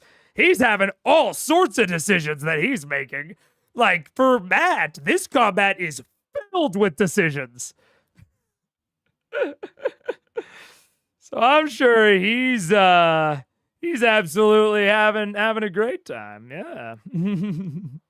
Not sorry, I live in Theme Park Central, so I have to throw shade. What if the Kraken grabs a couple and then just swims away? That would complicate things. That would be dope. Dude, if the Kraken, a very intelligent creature with telepathy that I believe speaks common, if the Kraken kidnapped them and like took some of their allies away. And then you have like 3 of them left in the arena with their 3 lodestones. That's cool. I mean, you know, not for the ones that got kidnapped, but it's really cool for the ones that are left behind. If you had an NPC, like if they had sent some wave riders in with them and the Kraken kidnapped the wave riders and, you know, swam off with them, now there's an actual decision. The lodestones are a red herring. We gotta go rescue some people. And I think naturally you might say, well, they won't give a shit about the wave riders. But it would, imagine if you're Matt, you narrate, right?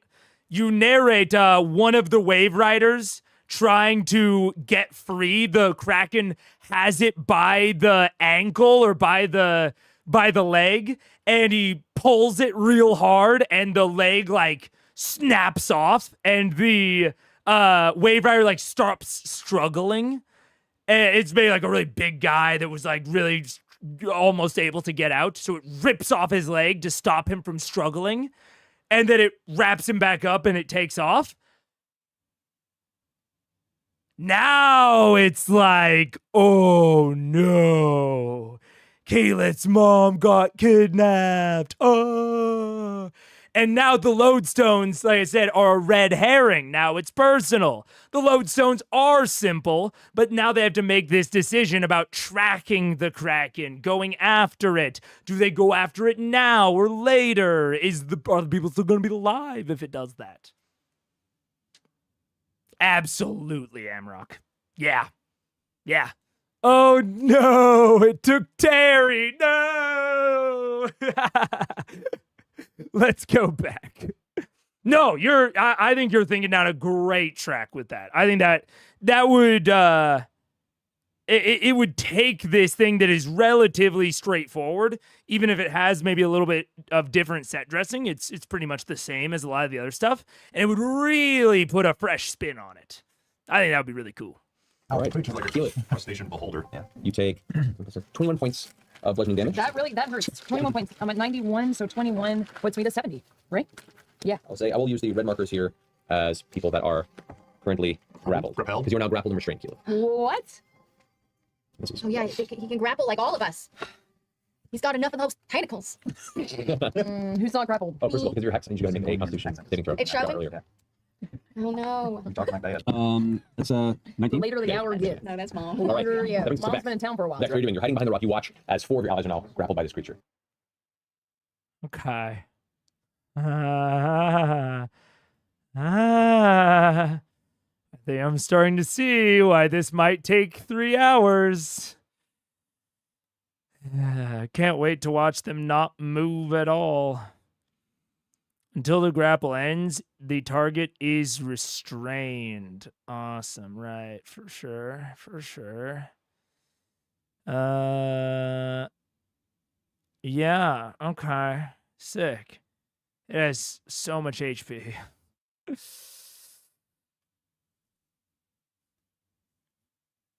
Fucking A. I gotta use the alter self so that I can actually do something though. Like I won't be able to get to anybody. I'm just gonna have to waste a turn. All right, so you cast alter self on yourself as an action. Oh, am I still doing it? A little bit. I'm using alter self. All right, so you grab the coin that Jaren gave you. You focus on it, and your gills suddenly pull from the side, and all your fingers get webbed suddenly, and you begin to move at your full. Okay, I'm gonna swim behind the rock. God damn it! Like the laser. No, the other rock. Sorry. This rock here? Yeah, but on the other side of it. Okay, so that's 5. Dude, actually, I rarely go above higher speed nowadays, but I actually think I'm going to go all the way up to 2x, which I think it does make it hard to understand people, but I have a feeling that I'm not going to miss any lore. I'll put it that way. 20, 25, 30. And That's movement. I'm gonna use my bonus action to hide again. Okay. You still have your action, by the way. Oh. Spell's your movement to get there. Oh, No, I sorry. use Sorry. spell. Action, spell, movement. You're right. Bonus action. Bonus action to hide. Okay, make a stealth check. I think it has to save us all. And you cast a spell, so we don't have pass without trace anymore. So that's 24. Yeah. Okay. Gotcha. So you're keeping low. At the end of your turns, can you use other two legendary actions to do lightning storm? No. I cast Grasping Vine, which is technically a bonus action. It should not impede with my concentration spell, so we should still have Pass Without a Trace, correct? Nope. I cast Locate Object. Nope. Totally ruined that. Sorry. Yep. Sorry. Nope. Lodestone. Totally. Yep. That podcast coming to the Alpha Network. You use lightning storm with two other actions. Means to charge up now, and as opposed to the slight vicinity, you watch as the front of its mouth. You now see in the darkness, the daylight that is glowing beneath it. The light begins to surge electrical energy. You can see the strange beaked, sharp mouth that opens as it does. Bolts of thick lightning energy shock out from in front of it. That's going to be hitting Grog, Vax, and Percival. So I need you guys to make dexterity saving throws, please. Yay! Big money, no whammies. Big money, no whammies. 23. 23. You take 11 points of lightning damage. That'll do. 27. You take no points of lightning damage because of your evade. Yeah. And 11, but I have resistance to lightning damage. right, so you take 11 points of lightning damage. All right, that means it's to Percival's turn. You are still grappled and held in the creature's grasp. Okay. Let's just get out, man. I'm gonna try and get it. Is acrobatics way to get out of this? Or is Acrobatics or it, athletics, your choice. I'll take acrobatics. All right. All right. So here we go. Let's roll well. I get advantage on this, right? No. Okay. Just thought I'd see if I can think that through. I rolled really. I can't re-roll that with the result, can I? No, because it's not safe. It's a big ass Kraken. 16. Though. It's not bad. 16. You try and slide through, but it's holding too fast. You can't escape, unfortunately. That's your action. Minor with anything else. Do I have anything I can do? Is there a bonus action thing I can do here? No. I'm just. Yeah. I think about how easy it would be to reload my gun right now if I had one. Okay. That's your turn? Yeah. All right, it's now Kraken's turn. Kraken is going to shift over here, still holding you guys in its vicinity. It pushes past the area, kind of reaching the ground area. We're going to say pushing up to there. It's going to go ahead and make a bite attack against you, Rob. The largest medius circumstance, that is 27 to hit. That hits. All right. So you take 27 points of piercing damage because you are raging. It's halved. So we'll say 14 piercing damage. However, as it pulls towards you, its tentacles pull up, and that giant piercing beak just swallows you. What? You suddenly, everything goes dark, and you feel yourself being pulled into the dark interior of the Kraken. The burning numbness of the acid of its interior beginning to burn away at the outside of your flesh. You are restrained. You are inside. You are blind. Oh my god. You guys watch Raw.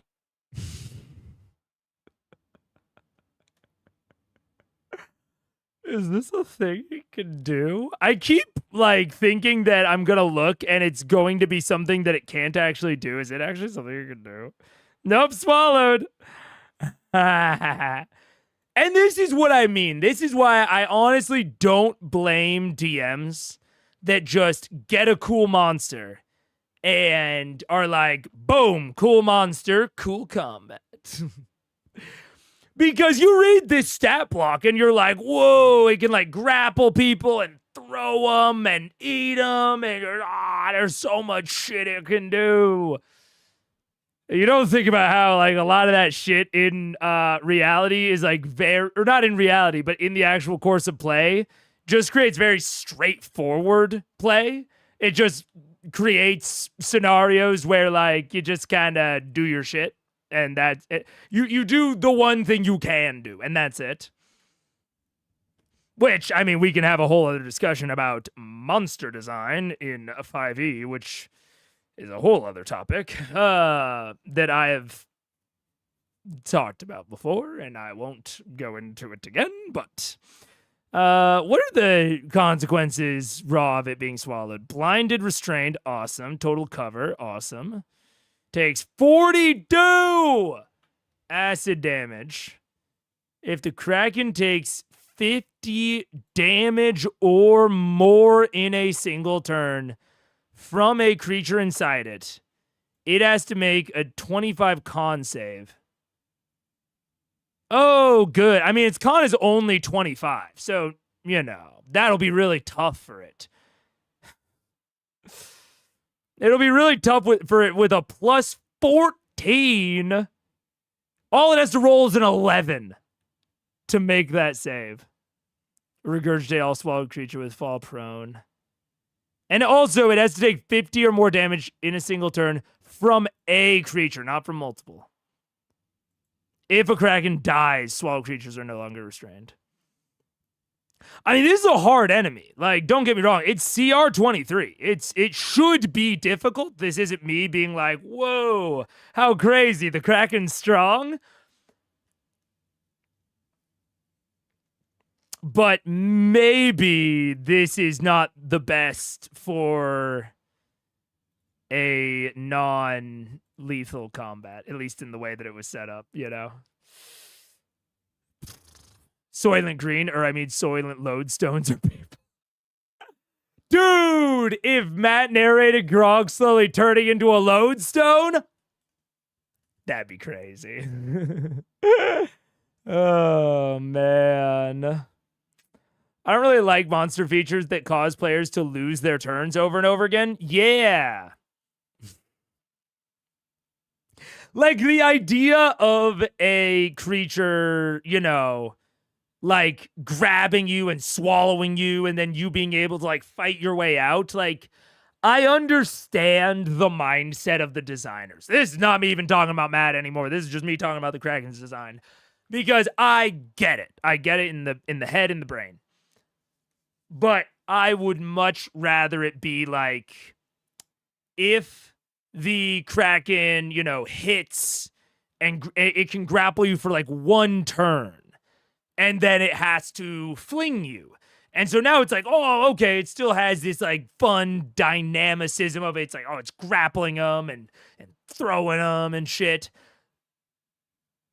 But some amount of limit, you know, on how long it can have them just taking away their turns and them doing nothing and just losing, you know.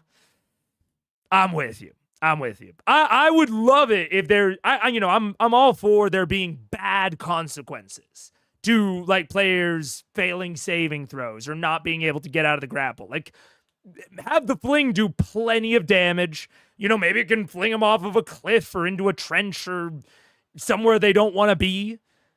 But then, hey, if you're, God forbid, they encourage a mechanic that might encourage intelligent arena design. God forbid that they force you to do the fling, which would make the GM at least consider where the enemy might be flinging them to, rather than swallow, which not only doesn't interact with the environment, but prevents the environment from interacting with them. Now it's just the character and the adversary.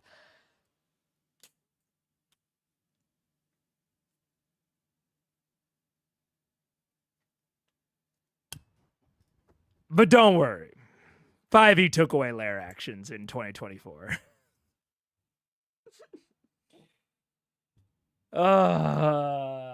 I'm cool. I'm chill. Whatever.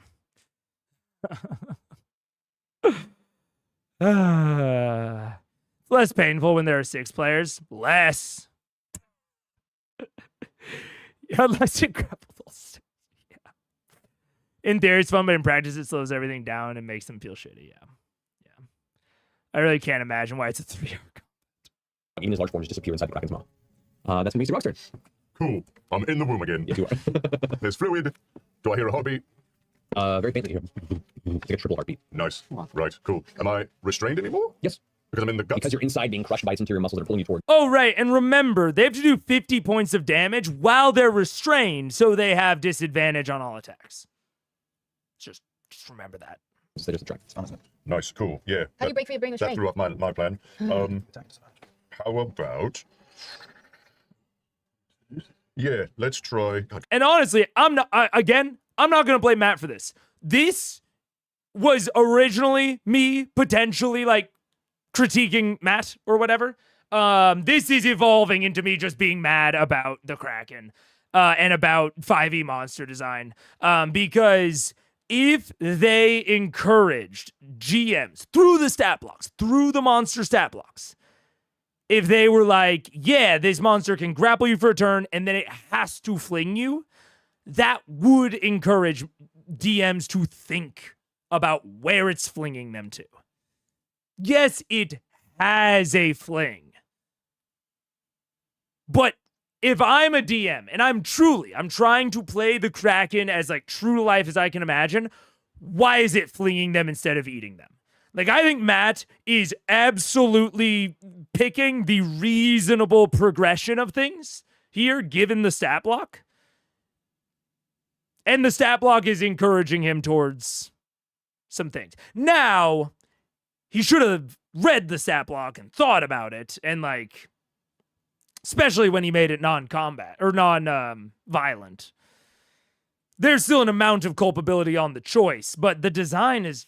I mean, the Kraken is like the ultimate enemy to have for this questline. I do not blame him for a moment for choosing the Kraken here. And then I think that the Kraken stat block encouraged him down some weird paths for the encounter. It's encouraging him more to think about just being detected by the Kraken at base, rather than like how are they actually going to interact with the Kraken once it does detect them. It has so much shit on its sheet that it feels like it'll just take care of itself. Ay. Grog can reckless, so best choice, TBH. I mean, out of the people to eat, yeah. Like, eating Grog, absolutely best person to eat. But even reckless is only going to get him to normal, and he still has to do 50 damage. Matt chose the Kraken. It is his fault. I think it's both of their faults. I think, I'm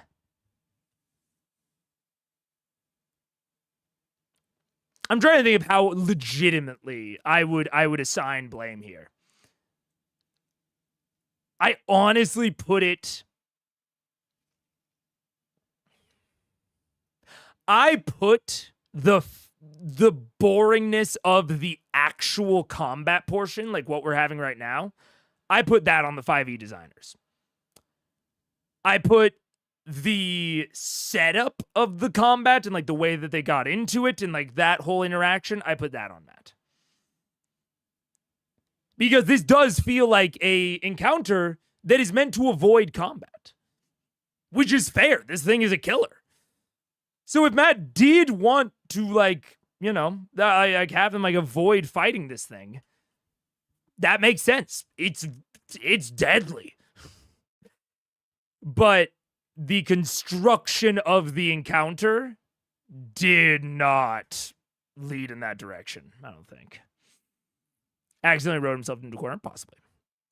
I think that's a decent one. Let's get in a time machine, pitchfork riot, Matt.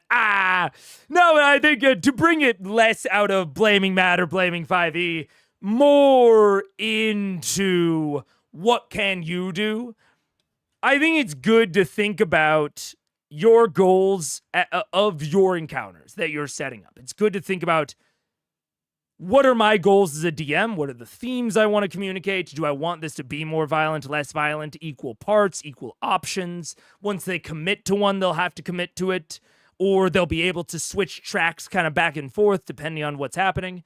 Like, thinking about your goals, I think, is really important when it comes to like choosing adversaries and then looking at the adversary and being like, what does this actually encourage me to do? The Kraken encourages me to lock people down and keep them in one place. And frankly, it encourages them to attack the Kraken. Like, barring anything else, attacking the tentacles is a supernatural way to think about getting out of this. Even in the least violent way, right? Is hacking off the tentacles. If you get swallowed, you have to do damage or kill it to get out and to not die. So not only does the Kraken, you know, is the Kraken tough and deadly, but it actively encourages violence against it. It actively encourages peaceful solutions. It encourages violent solutions. And really thinking about that as a DM, being like, does this adversary fit with my goals for this encounter? Do they mesh well together? And if they don't, can I modify the encounter in some way, or can I modify the adversary in some way to better fit my goals? Exactly what we talked about with the tentacles. Or maybe just have it not swallow people. Like, these things might be ways to lean the Kraken more in the direction of your goals as a GM. So trying to make sure that those are really lined up. Because right now, I do feel like, regardless of anything else, the Kraken is not, like, originally I was like, oh, it's synergistic. It's synergistic right up until the point that it grapples all 6 of them and starts eating them. Then it starts leaning, oh, maybe it's maybe it's too synergistic. Maybe it's too good at preventing them from accomplishing their goals. Like a hazard that prevents them, that is directly contrary to the goals, can be really cool. Like, that's not a bad thing at all. I identified it here. It's like having something that slows your movement in an encounter about moving. That can be very interesting. It's directly opposing the player goals. But if it opposes them so successfully, it can start to be a problem. And I think that's where we are at this point with the Kraken, is it is just too proficient at not just at being a powerful monster, but specifically at preventing them from accomplishing the goal. It is particularly suited towards stopping them from gathering these lodestones and getting out non-violently. Yeah. There ain't many homebrew creatures other than one golem and Thordak, because if these Krakens were made by Titans, then they'd act differently. I don't know. Maybe they'd act differently. I don't know. Maybe. I mean, Matt has definitely modified stat blocks before. There's the occasional homebrew monsters. I think Kavarn was pretty homebrew. The Jelly Beholder in the Marrowglade Lock, I think was a custom stat block. They're definitely there. They're sprinkled throughout. And I think occasionally he's like, and we know for a fact that Matt modifies at least most stat blocks to buff up their difficulty a little bit, because the players have more magic items than they should, and there are just more of them than the monsters are balanced for. So, like, he ups the health of most monsters. He ups the AC of a lot of them, like Raishan and Thordak. I think the Pit Fiend had altered HP. So, it certainly happens. Yeah. Maybe it could have acted more like petrification, slowly turning them into lodestones. Maybe. I mean, you'd have to be careful with how slowly that is. Maybe. It was meant to be. We can play many different things. Even each Ashari type, protecting the portals to the elemental planes. As we always say, play Marisha. Yeah. Yeah. Matt has always buffed the health. Yeah. What if Percy gets swallowed? How are they going to get him out? He can't do damage because his guns don't work. They'd have to kill it. Or someone else would have to go in after him. Yeah. Can I even make a melee attack again? You can, it's a disadvantage. Yeah, let's give it a whirl and I'll make it a reckless attack. Yeah, Okay, go for it. Yeah. Go to regular attack. It's just one roll. Come on. That they vote. You're so blessed, yeah? Yeah, I'm still Lucky. blessed. That's a 30. 30 hits.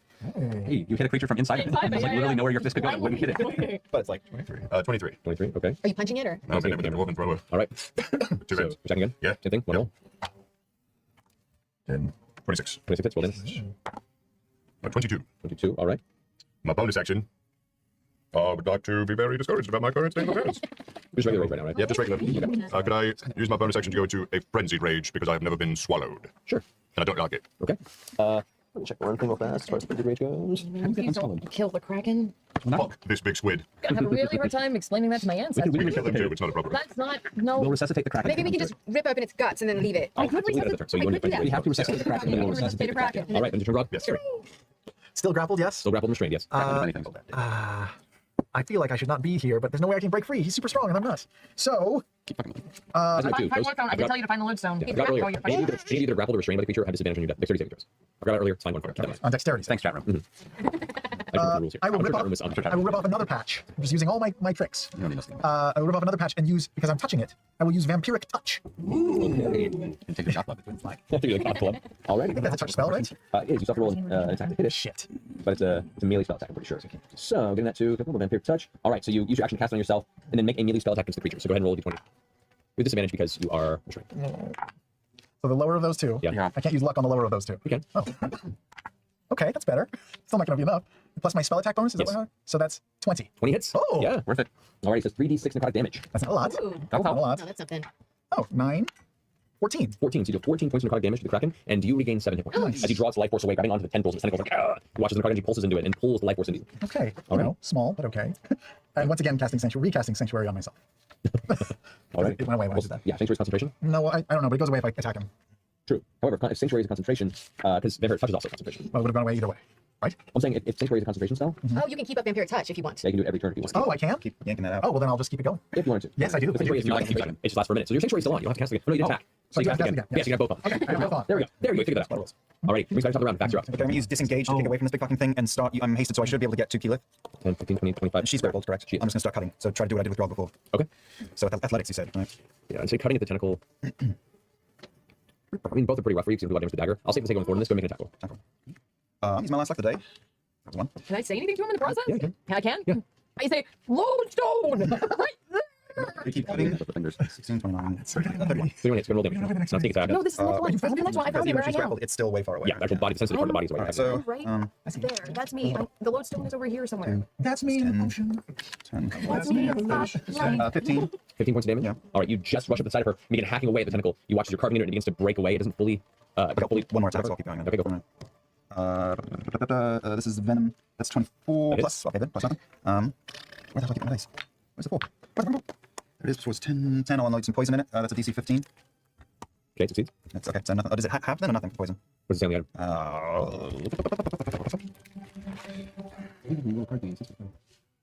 item? Crystal, take this down. It doesn't say anything about having it, so I Yeah, guess so that means just 0. nothing. So 10 for the second. 10 points in. Okay, it doesn't quite carve away entirely. It's close. You can see it taking damage, and the tentacle's like start to hold it, but it's still holding her fast. I'm so You're still grappled. Is that your turn? That's my turn. Okay. End of your turn, it's going to make a bash action. Since Tyrion and Percival are right next to each other, it takes 2 tentacles, pulls them back, whack, and slams them into each other. Both of you guys take 11 points. Can it do that? Because, yeah, have it keep doing that rather than eat them. Fling.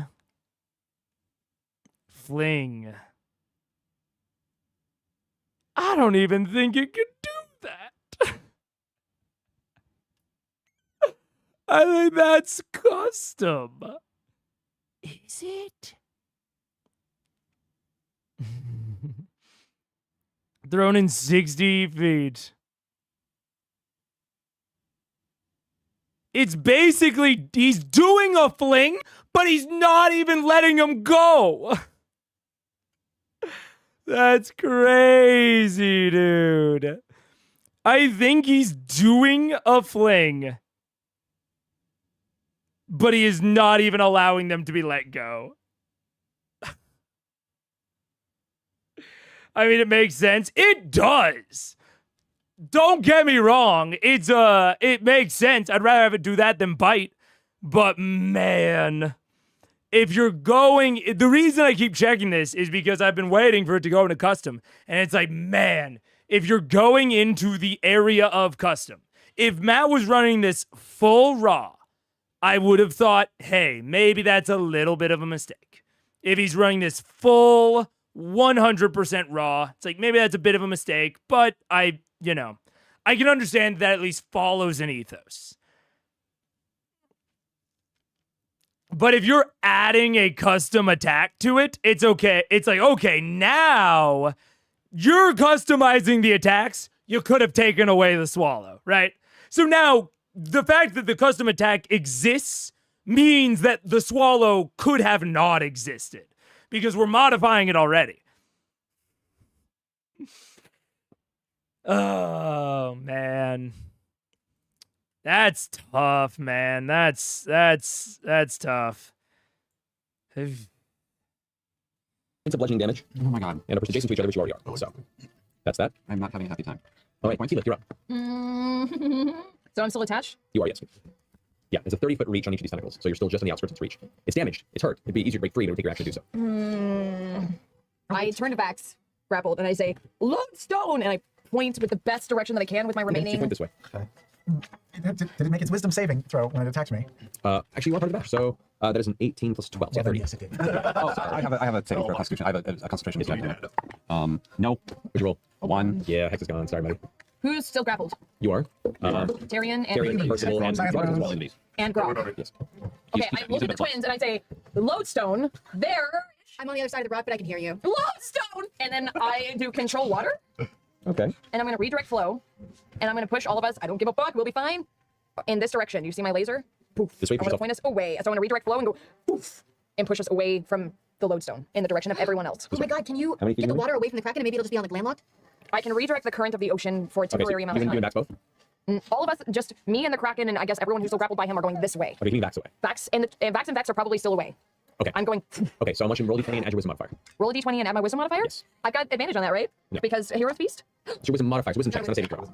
Oh, that's a 17. That was like such a grandma That's reaction. 11, 8, 28. Oh, The strength of your water does actually is stronger than the Kraken's current ability to hold someone in place. So yes, Yeah, the it is. Kraken gets pushed this way, about 20 feet. You guys get dragged around by 20 feet, and you get dragged along with it 20 feet. Wait, who? Me. Yeah, But it not pulls Vex you. and Vax. Not Vex and Vax. Just you, Okay. you force the Kraken this way. So yes. Nice.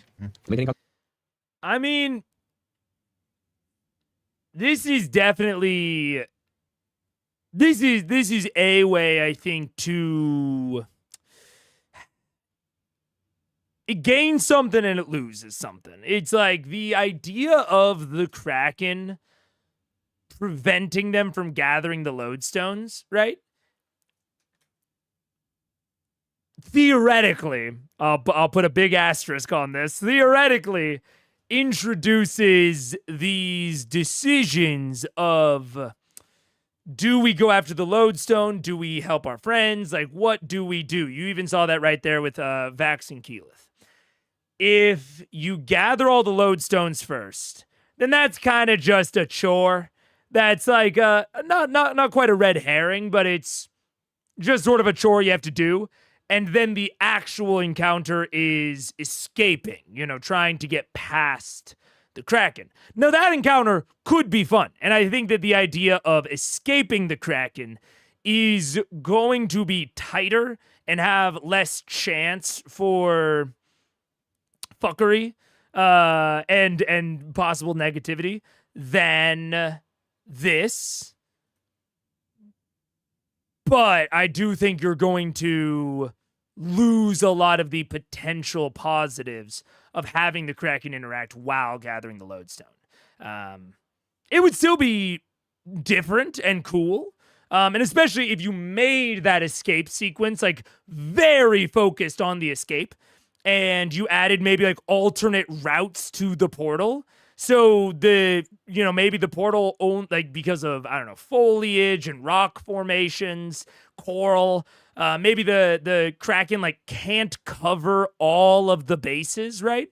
It can't block like every way into the portal. So it's like trying to cover all at once. So the party can like split up and like try to like escape separately, but then they have to help each other. There's definitely some interesting things to do there. And you could even make the gathering the lodestones less of a chore and actually like more like directly weird. Like you could have all 3 of the lodestones in a pile, like sitting on a pedestal in the middle of the structure. And the players kind of walk up. And, like, you might as well have foreboding music playing in the background. And they've been, so stealthy. And then they see all of the lodestones just sitting there waiting. And they're like, what? And then, boom, like a door, like, slams behind them. And they're trapped in the structure all of a sudden, or a big rock or something. Really play up the intelligence of the Kraken that not only is it preventing them from escaping, but it like sets a trap for them. And you really play off that intelligence. That could be interesting. And they might even try at that point, like maybe parlaying with it. Like really playing off, again, that high intelligence, high wisdom, telepathy. There's some paths here. I don't want to make it sound like there's not. There's some really fun paths here. But I think this path or the path that Matt ultimately chose kind of both need some zhuzhing beyond their basics. They moved them closer together. So with the bash? I guess in a sense, yeah. Are they grappled again? I think they're still grappled. If they aren't still grappled, that was basically just the fling attack. If they're out of the grapple, then that's fine. It's not custom. That's all good. That's all good. Yeah. If the Kraken stay close to the portal, probably because for hundreds of years, Water Ashari kept coming to us free snacks and stealing his poop. Yeah, you could definitely do some like, you're not stuck in here with me, or I'm not stuck in here with you, you're stuck in here with me energy from the Kraken. Yeah, absolutely. I understand why Matt does wisdom checks, the DO spells, but I hate ability checks without the opportunity of adding proficiency, because they should know spells they cast. Yeah. Yeah. I think the in-fiction argument is strongly in favor of them knowing and like being able to add proficiency. I mechanically understand why he does it that way, but I think, I think it kind of depends on what you're prioritizing there. Yeah. Big Rock. Big Rock always wins. Big Rock on top. I'll check back every 30 minutes to see if they're still grappled. Concentration, your located object fails, but you're still controlling. You push the Kraken and the rest of the allies that are grappled along with it. Get the lodestone! Right. Okay, that finishes Keela's turn. We're at the top of the field. So let's see. Yep. Your help. That's me in the As the water begins to force the Kraken this way, with it being pulled and kind of dragged across part of the rock nearby and seeing everyone push in that direction, it turns and tilts sideways. As it does, it pulses with muscles and releases this giant cloud of ink that swallows this vicinity, 60 feet in the area. The entire surrounding vicinity of the battlefield all of a sudden is now heavily obscured by black ink. I bet it looks really cool with the daylight like passing through it though, huh? It does until it comes into the area and blocks out the It's daylight. like watching Creamer and Coffee in reverse. Yeah. Kind of, yeah. All the intro never-ending story. Basically, yeah. Now that I have to get my feet on the ground. Next, it's your turn. now that Max and Keyleth are gone, do you guys hear the faint flapping of wings and moaning? Oh, creepy. Really creepy. I am going to, Matt's like, swim up and over towards my brother, towards where she was pointing the lodestone. That's one movement there. That's with the altered self? Yeah. Okay. I'm gonna have Trinket. Wow, okay, I guess. You just move out of range of the Kraken, but it does not see you because of your high check earlier, so it does not get an attack opportunity. Awesome. I'm gonna have Trinket for my bonus action, swim up on top of the Kraken's back All right. Say Trinket. and try to claw through because he saw Grog get swallowed. Okay. There's Trinket currently grappling on. He's like looking like he's just claws like thinking he's gonna get to the bellies. He's gonna attack him. with a Alright, claw so go make your attack. Claw attack against him. They have to be at disadvantage. Yeah. Damn it, that was a All good attacks are disadvantaged underwater. It's good. Nothing bad happened. 95. Okay. 25. That does it. Go ahead and roll damage for Trinket. For Creamer. Did you say Creamer? Okay, I say Trinket. Okay. Different creature. No disadvantage, right? Yeah. Yeah, okay. 18 and 16. Nice. My plus is 13. 13. 13 points of slashing damage. Trinket just rakes into the side of the Kraken, cutting 4 distinct lines to the side of its armored Is crustacean. that like an armored out like kind of a lobster? It's not like soft and rubbery. No, They're no. not. There are parts of the underside is, but it has the kind of crustacean-like armor on the outside. Okay. And Alright. I guess I still have an action because I can't get close enough to like search right for the lodestone. So I'm gonna try the thing that I saw very noisy Keyleth try earlier, which is to shoot out Grasping Vine and try to break someone free with it. Grasping Vine's a bonus action spell. Grasping Vine, not. Non-concentration bonus action. Yeah, spell. sure, use a bonus action to let Trinket attack. That sucks. Oh, okay.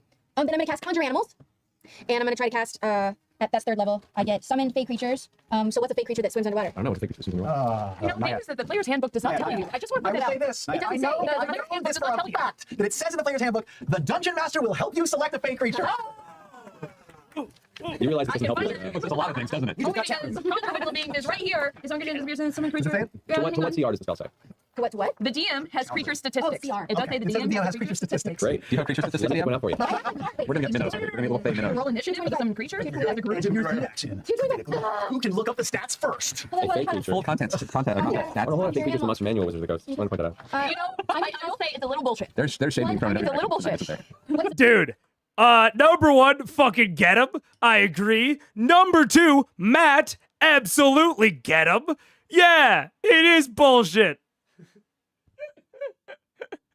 It's not bullshit. It's fine. Summoning spells are bad for a whole different set of reasons than this, but this is a great example of how constrained choices like this or wild shape do add a lot of in-the-moment complication, which I will add as another point of evidence for why I don't recommend Druid to first-time players, because they not only have spells like this, but then they also have to deal with this exact same thing with Wild Shape. Anything where the spell or feature does not give you the options is hard at runtime. It's more complicated. Now, it also often ends up being more powerful. which is one of the reasons that Druid is one of the most powerful class in the game, in my opinion. But it's way harder. And Matt is correct to throw shade at Wizards because it's a massive pace killer if you have to make that decision at runtime. And normally, it gets dumped on the players, on the Druids or the Summoners. So good on Sam for throwing it back on the DM so that he can properly and appropriately throw it back on Wizards of the Coast, because it's ultimately their fault.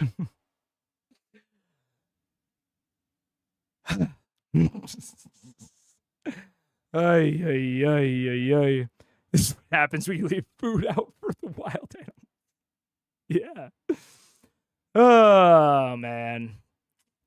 Can't wait for the lightning attacks to clear the summons before they connect. She's casting Conjure Animals, which are face spirits in the form of animal stat blocks. Like, find familiar. True. So it's a whole layer of confusion that absolutely can fuck with the pace unless the player and or DM does like a substantial amount of prep to gather all of those stat blocks ahead of time, which you don't have to do for like anything else in the game. It's only these summoning spells plus Wild Shape. Rating 1, is that super lame? Yeah. Yeah, a little. Yeah. Rating 2 is still super lame? No, it's well. Okay, so as us as killer whales, we're challenge rating 3. Okay, so what would be a... Except none of us are killer whales. But Okay, so you're conjuring a fake creature of challenge rating 2. 2. One creature. Yes. 2 or lower. Okay. So. Make Sebastian proud. you get one fake creature, 2 or lower. I'm sorry. They're friendly. They roll in. Fucking based, Matt. I don't blame Laura for using them because they're actually really appropriate here where there's a limited amount of tentacles. Someone was like, oh, more shit for the Kraken to grapple. Accurate. This is like a textbook case for like, I think summoning spells being a good idea, at least in theory. The lightning might just clear them and then they'll be wasted, but whatever. But I get where her head's at. It's a spell that she has access to. But also, I fully 100% agree with Matt here. Summoning spells suck. They're so hard to deal with. Initiative. It's not in the beast section. Disney characters. And they seem like Disney characters. They braid your hair. Basically tangled, but not. I'm sorry, Matthew. Fine. It's great. I remember all this. It's going to be great. Have we You found know, but like for real, they never tell you. It can be, you know what? Well, that's part of your It can spell be an animal. I'm conjuring an animal. I can conjure an animal. I'm gonna conjure a shark. That's a thing. No, that's not. I've seen a shark, and I've... fake That's not a thing. Why does it have to be a fake creature? I'm conjuring an animal. Wait, I can do this. I can do this. That's a good point. You know what? I'll let you. Sure. Sea hag. Is that a thing? It's considered Sea fey. hag is a fae. 2 challenge. Thank you, Google. Sea hag. It says each beast is considered fey. Oh, I You can see. summon fey spirits that take the form of beasts. Ah. And you can't get a hunter shark, You which are is right. a challenge rating of 2. Okay, I cast a shark. All right. It's a hunter shark, Where do you but want it's the fake because it's dyed hair with kind of a Right, pastel pattern. like around the Kraken. I want it swimming around the Kraken to distract it. All right, we'll say it's right there. You got a shark now. And a hunter shark has blood frenzy, which means the shark has advantage on melee attack rolls against any creature that does not have all of its hit points. Then it's gonna attack him. You can tell which of the players is used to having to look up beast stat blocks. Marisha is so used to this bullshit. Alrighty. I'm glad we Where's those assholes right now? Just want to point that Go ahead out. and make your attack on it. Something episodes, yeah. Sea hag. Yeah. Plus 6. I would have. It's an advantage. Roll it what? Has advantage because it's been damaged. Plus 6. 11. It bites about a futility against the armored exterior of the Kraken. Okay, it's more for distraction purposes. Caramel. Yeah, Caramel. yeah, There you go. It will be if it uses up a fucking tentacle. It's Yeah, that's great. No, we're in. Yeah, he's We're in. so ready to use tentacle on the hunter shark. Hey, All right. End of your turn. Yeah. You can go ahead and use another points to do a. Let's see. This is how he's been plotting. Proof that the players would have been thinking about limited tentacle usage. Proof that if you had worked that into the encounter, it would have been thought of and considered and interacted with by the players. That's not a like patting myself on the back. That is just to point out that like players do think about these sorts of things.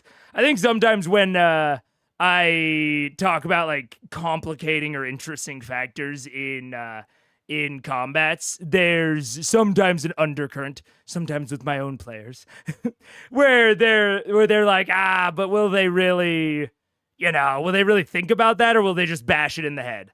And it's like, dude, players, they're looking for the interesting stuff more than you might think. It's just when they never find it that they get used to not looking. Yeah, so go ahead and make a tentacle attack against Trinket. Who's biting at it currently. That is a 23 to hit. that is. All right. Trinket takes How close am I? How close am I? How close am I? 20 points bludgeoning damage. Half. Because of his armor. His armor. And Trinket is grappled currently. I'll be fine. Jeez. Everybody's grappled. Everybody was grappled underwater. All right. I can turn first. What are you doing? You know, I'm not having any luck getting out of this thing. Oh God. And I get the distinct impression that the whole point of this creature is that there's just no escaping it. I'm going to start trying to cut my way out of this thing. I give up. I'm cutting my way out. Okay. As long as we don't So- kill it. No. What are you using Don't attack? kill it. I'm going to use my longsword. All right. So attack disadvantage. Let's attack with disadvantage. kill it. I can't. It's just It's going just a tentacle. It's not. Yeah, it's just a tentacle. With the intent to leave. Oh, that's not bad. I'm sorry, just um, flash in 23. my future. That hits. Roll damage. And I It's don't not have drag. axe anymore, so that's What if you turn something animals down? Will that break the grapple? I could, yeah. Yeah, yeah. 13.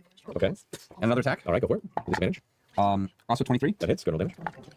Also 13. Alrighty. And again. Third attack with your sword. Disadvantage. 28.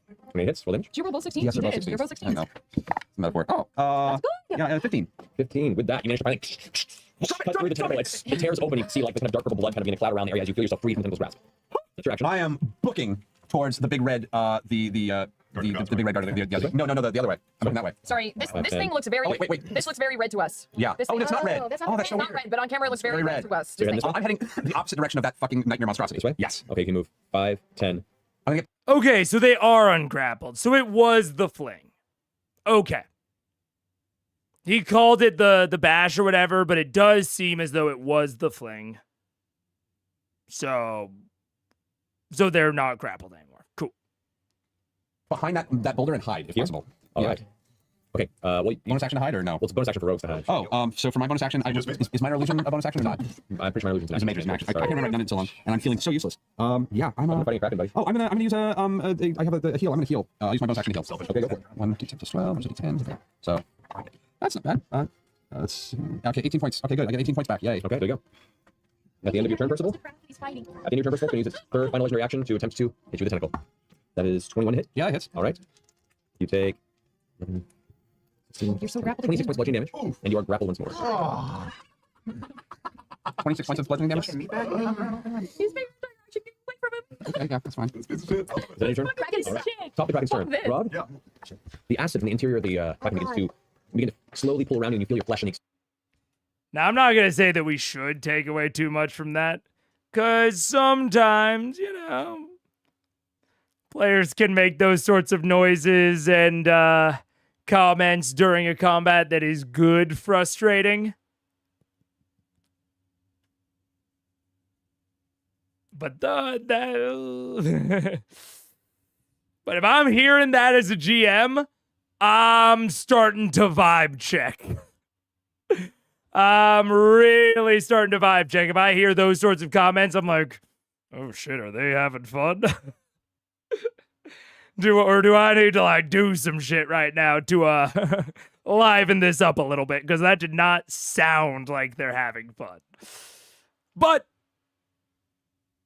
they could be. That is just an indication to me as a DM. I need to check the vibes a little bit. exterior begin to singe and burn and melt away. That's a lot of dice. I'm going to use the 60 for here. Oh my god, it's like being in lava.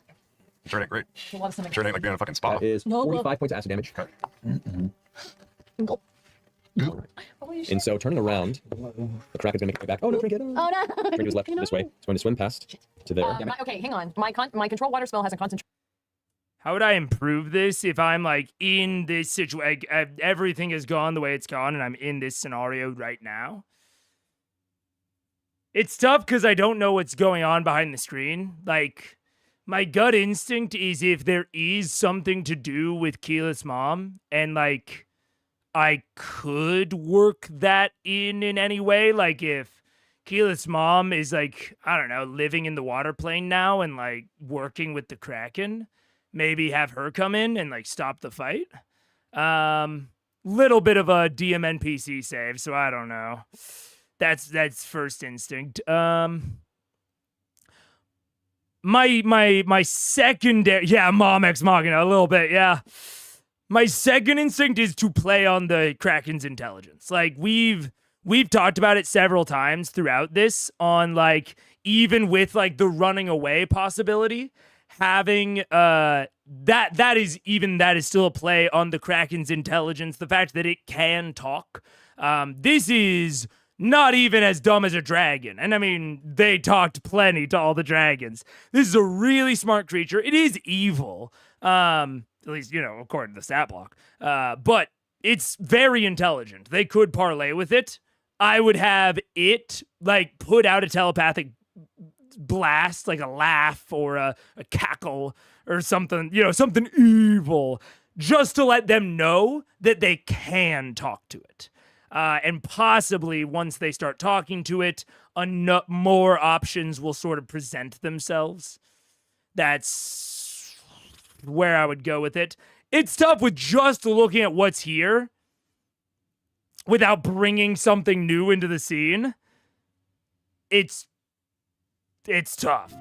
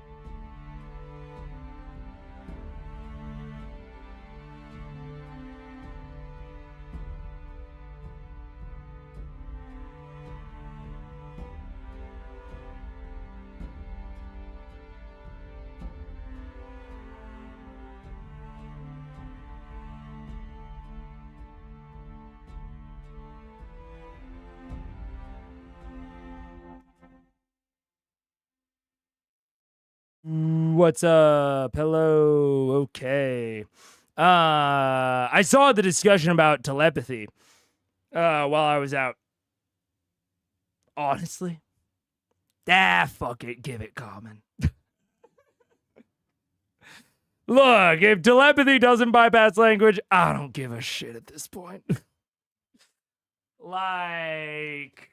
Or if we're being real honest, I'm sure that one of them speaks one of these languages, like Abyssal, Celestial, Infernal, Primordial. If you have a 6-player squad, one of them probably speaks these languages, and one of them at least. I would assume probably Primordial or Celestial. And I would just have it speak in the one that I know one of my players understands or something like that. I think that's having it talk is probably,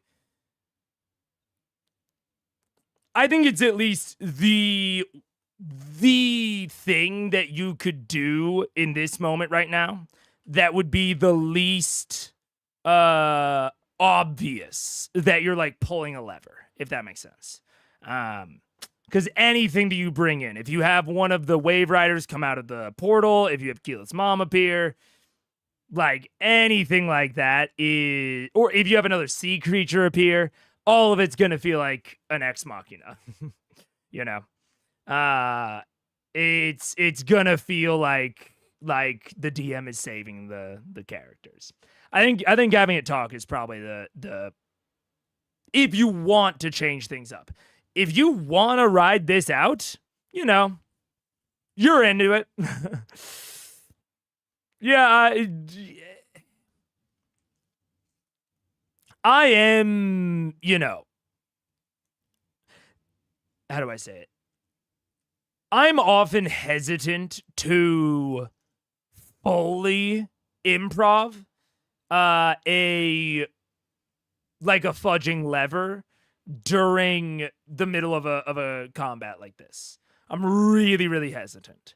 I will pre-plan things that I don't plan on using, or I don't plan on pulling or acting in a certain way, or I don't plan on, like, you know, going off, whatever. But I work them in a way to where they are pre-established if I do need to pull them. And if I don't have anything like that in a scene, I'm normally pretty damn confident that it's not going to be a problem. It's going to be boring at worst, you know. I rarely, at this point at least, I rarely go into a super deadly encounter like this, or at least that has the potential of being super deadly, without having something I can do that I pre-establish to lower the difficulty if I've realized that things are going poorly and I did not, like, accurately balance things. If I accurately balance things and they make a ton of mistakes, you know, not unlike forgetting luck. Like, this is a big mistake. If a player does that, that's one tally mark towards death in my book. And I normally look for 3 tally marks. And if there's 3 tally marks, I say, well... But to like fully improv something, that's why I say it's hard to know since I can't see behind the screen. I don't know if Matt has anything like that prepared, because I think the best levers like that make sense in retrospect, but are invisible if they're not used. The best versions. And I think that Matt has had those sorts of things before. So I'm very, very confident that he can do it. But it's hard. It's hard. Because, yeah, I wouldn't have... Again, I can't think of anything that's been pre-established that could come in and help here. We're kind of too deep into the shit. I think the best you could do is have it start talking. And then, again, it's evil. I want to make that also very clear. Even if it starts talking and they can understand it, it's going to offer them, like, a warlock deal. If I'm running it, at least. It's going to, you know, I think a Kraken is a great Fathomless patron.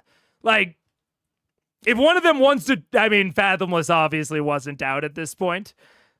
But, like, that's when we talk about, like, how I would change this in the moment or salvage this, I might offer them a deal that establishes a warlock patron relationship. Like that level of deal. To have the Kraken just let them go, they're going to need to pay a steep price. Maybe they got to pay a leg. I don't know. Who knows? But I'm not letting them off the hook. No way. Not if it's like off the top of my head. But for this sort of thing, I probably would have had some pre-established levers ahead of time. Either things that I established within the environment, that I could dynamically trigger in order to potentially help them, or maybe not even help them, but just give them more options. Things like it laughing to like let them know it can talk and it has telepathy. Things like that I would have tried to pre-plan. Players tend to start paying attention to the game the minute one of them gets turned into hamburger meat. I mean, yeah, the moment that one of them dies, but I mean, I don't think this is a combat where they're not paying attention. This is just a combat where they can't do fuck all. This is just a combat where, like, the Kraken has their number. You know, they failed the stealth check, and now, you know, it's tough. That's why at the beginning of the combat, I was getting so worried. I was like, oh man, like, don't have trinket trigger it, or, you know, ooh, I don't like these, like, progressive skill challenges. They're bound to fail them at some point. I don't love that as, like, an obstacle towards the combat starting. This is kind of one of the reasons. Like, if the combat, which I think it is in this case, is designed to be, like, a huge deterrent, like, they really don't want to do it,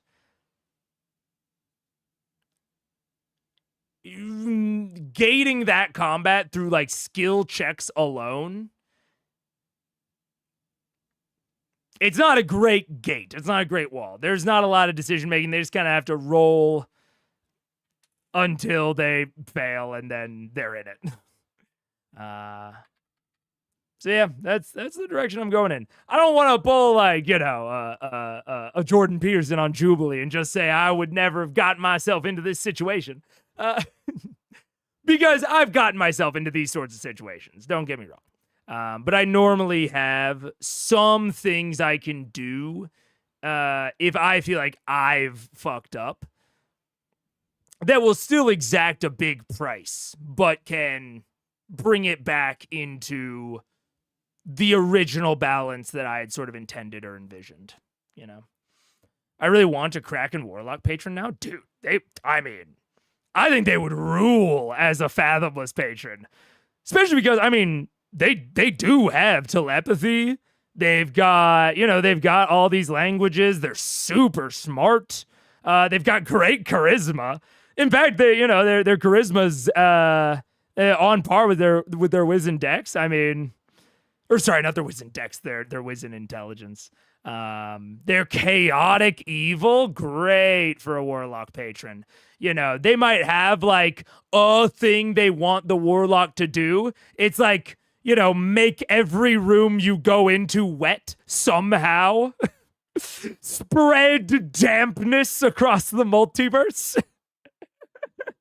And the more uncomfortable it makes people, the better. Make every bed you ever see a little damp. However you have to do that. You know, chaotic evil's a great alignment for a Warlock patron. Because they can give them sort of a task that doesn't really take up too much time or energy, isn't too much of a distraction from the goals of the party, but is still very Warlocky. And then works perfect, again, as a Fathomless. You can also style it as, like, a great old one, a goo, if you would like. Definitely some options there. Yeah. Keyleth would take the deal because her Aramente. Maybe. I mean, it's always interesting to see who takes a deal. I love Faustian bargains. What? The guy that loves Warlock also loves offering Faustian bargains to my players? Who could have guessed? But it's always interesting to see who takes the deal if you offer it to everyone. Because everyone will always have their own reasons. And sometimes I will offer deals out of the blue just to see if my players take them or not. I offered a paladin oath to one of my players recently. Sort of out of the blue. It wasn't totally out of the blue. There was some setup. But they were like, hey, out of character after the game. They were like, are you going to be, like, mad if I don't take the oath? And I was like, No. If you take the oath, you'll have your reasons, and that'll be interesting. And if you don't take the oath, you'll have your reasons, and that'll be interesting. It's, kind of procking character development in a way. And Warlock packs are very similar. Yeah. Maybe that's what happened to Keela's mom? Maybe she didn't actually lose her leg. It, like, chops her leg off and replaces it with a flipper. And that's her, like, mark of the Warlock is just, she's like a quarter mermaid. She's not like a normal mermaid where she's got, the bottom half fish and then the top half human. She's like half mermaid where she still has a human leg, but then her other leg is like a weird flipper. That'd be fucking awesome. I would love that shit. And it's gotta be grotesque. It's gotta be ugly as all hell. Team Aqua from Pokemon expand into the sea. That's what I'm saying. Yeah. Chaotic evil means never having to say you're sorry. And that's a Warlock patron right there. Yes, sir. There are tentacles. Oh, man. I really like your idea of Mom Ex Machina plus her potential sacrifice. So tragic because Kiki completes the Armente but loses her. Like, it would be tough because I wouldn't want to pull her just, like, totally out of the blue. It would put the levers, like, very visibly in front of the players. And they would feel as though they were saved, which, by the DM, which I don't often want to make them feel like that. I don't love that. I think that's the sort of feeling that people hedge against when they think about fudging. But like, losing her mom would be a huge cost. So they weren't saved without a cost, which I think is a core part to a good save. So it's definitely, there's some options, yeah. Interesting that the Ashari treat the Kraken as a beast when it has a higher int than most of them. Yeah. They did really talk about it just like a dumb fucking creature. Just like an oxen of the sea. But you're right. It has a higher intelligence, almost guaranteed, than most of them. I mean, they're druids. They got a high whiz, don't get me wrong, but intelligence probably isn't their strong suit. This is a good point. You got the Warlock type knowledge down pat. It's all in there. I was like, not great old one. What would a Kraken be? And you were so quick with Fathomless. I love Fathomless. I love Fathomless so much. She doesn't have the charisma to multi-class into a Warlock. I mean, honestly, you could offer the pact without the mechanics. I mean, I would straight up tell the players, like, in fiction, this is a Warlock pact. You don't have to take any levels if you don't want to. I'll say that all day long. Kind of what, Percy had going on with Orthax. Kind of like that. It's like, if you want to take, like, you'll have to do a pact. You'll have to do Warlock type things. You're just not going to get any of the powers in return. Honestly, that would make it feel even more transactional, honestly. Like, and really hit home the real transaction, the real bind that we're in right now. Gift a magic initiate Warlock feat. You could gift a feat, maybe a spell, maybe like a singular spell in one spell slot, something like a Hex, maybe an Eldritch Blast, a cantrip. Because, Eldritch Blast is a great cantrip, don't get me wrong, but it's relatively on par power-wise with most cantrips. It's better, don't get me wrong. I think Eldritch Blast is probably the best cantrip, or the best damaging cantrip. But I think if you wanted to offer something that represented the pact mechanically, you could go in that sort of direction of offering a spell that, like, doesn't, scale on charisma or is a cantrip or something like that. If they didn't want to, fully multi-class in. Megan just wants to be a Warlock patron. Oh, well, yeah, always. Always, yeah. I doubt a druid lock is a super powerful combo that the system must prevent. Well, yeah. Especially at this point. I mean, she doesn't have a lot of levels left to sink into it. Yeah. Kraken got them fooled. I started CR like 2 years ago, nearly ending the campaign. The end of campaign 2, probably unhealthy. Hey, we started CR at about the same time. Although I talk for so long, I talk for more time than I'm watching the show, so I think you're fine. What's a fishy warlock spell? A fishy warlock spell. It's a good question. A fishy warlock spell. I probably don't have time to get into it. We got to finish it up. My voice is going, but you could find a fishy warlock spell. All of that said, yeah, I think gifting them like one known spell, not even, an additional spell slot. Giving a high level caster one known spell that's not normally on their list, that they always have prepared, that's really not that much of a power boost. And it's a nice mechanical representation of their pact. And they're not going to... I don't think it's going to present any crazy balancing issues. And they don't have to multi-class then. Yeah. Armor of Agathis? Yeah. Armor of Agathis? Yeah. Screw the spells. Give me Devil's Sight? Well, yeah. I mean, Warlock's barely a caster. They're an invocation class, baby. So of course you want Devil's Sight. I agree. Or give her like Gift of the Deep Ones, I think, is a invocation that came out in Xanathar's, I might say. I think it's Gift of the Deep Ones that gives you a swimming speed and water breathing. Or something in that vein. Damn it, now I gotta look. You, look at what you've done to me.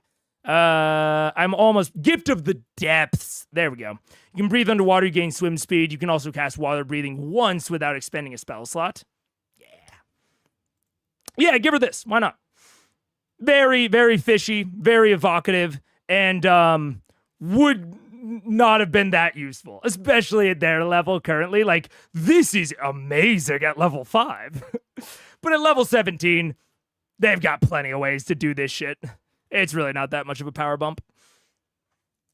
Oh, man. And I create a current in a direction for like several minutes. I agree. And my shark gets The Kraken has an ability called freedom of movement. The Kraken ignores difficult terrain, magical effects can reduce speed or cause it to be restrained. Well, that's just great. What about my shark? Does it get an attack of Your opportunity? shark does, yes. As does Shrink technically. Mother. Dungeon Master. Kitty tonight. What do I get advantage, right? On it? From the shark? Yes, you do. Trinket has disadvantage. Okay. 16 plus 6 is 22. 22 from the shark. Nice. Ooh, Because of Rangers Pirates. We found dragon. Already undissadvantage for Trinket. Oh, well, we could kill the dragon. 14 for Trinket. Trinket, unfortunately, it's claw strike against the back of armor. Pass. No effect. All right. So the Do I roll for the damage of the shark? I will also say, very quickly, separate from everything else that has been said about this, just from the perspective of like thinking about this after the fact. If I'm analyzing this, I made this scenario. Say the players get the third lodestone, they get out, no one dies. I don't change a thing, whatever. Still, when I'm thinking back about it, I think a non-combat encounter, or an encounter where they are like specifically pitched on like, don't kill the Kraken. That sort of encounter where they spend the vast majority of the time doing very normal combat violence to the Kraken. It's just not that different, One of the reasons I was excited about this was I was like, wow, so different, so novel. So far, it's been a pretty normal, frankly, pretty boring fight. Where the environment really has not mattered that much. They had a little bit of a skill test before it, and then it just faded into very normal combat. That they will just eventually run away from or die. Or kill the Kraken and, like, get a slap on the wrist for it. And, like, have to do more bullshit because they did the thing that they needed to do. So, like, ultimately, regardless of everything else, the way that it has worked out, it's just not, it's a combat encounter. Like, I was trying to ignore it and, like, let it, like, you know, wash over my brain. But people kept calling it a Kraken fight.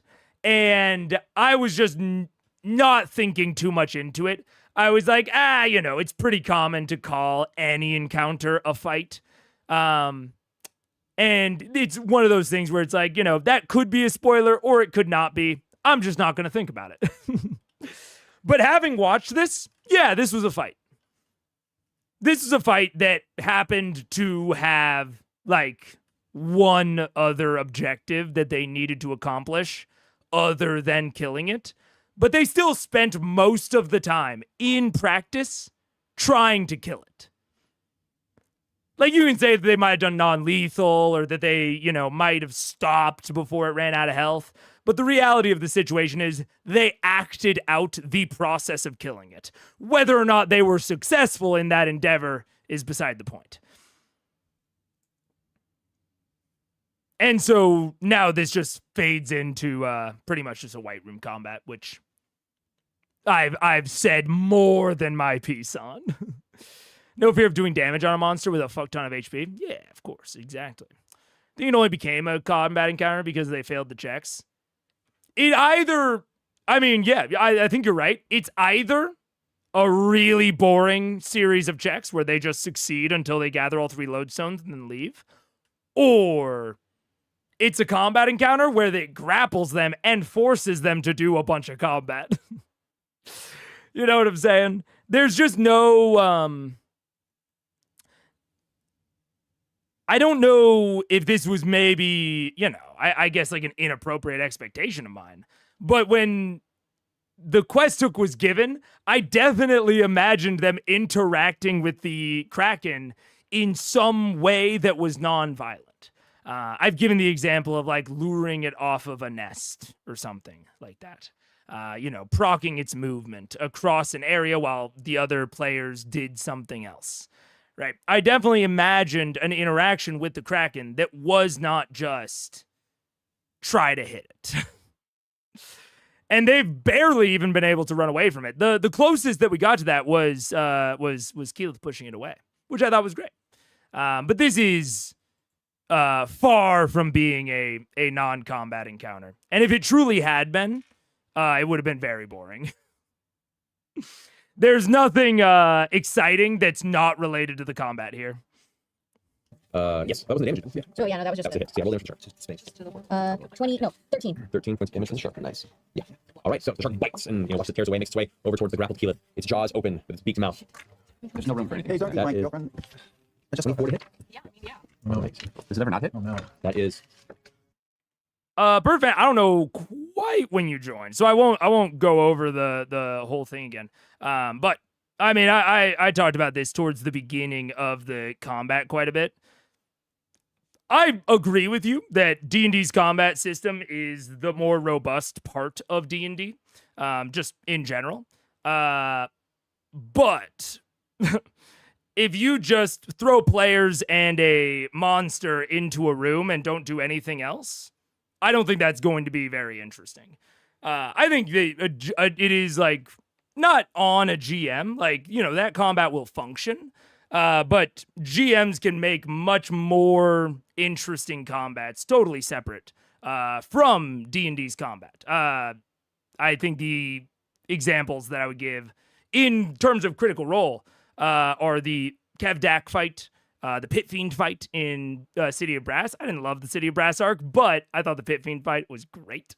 Raishan Part 1, I thought really interacted with that environment really, really well. Some counterexamples, Orthax. Orthax, they stood in a circle around Percy and hit something.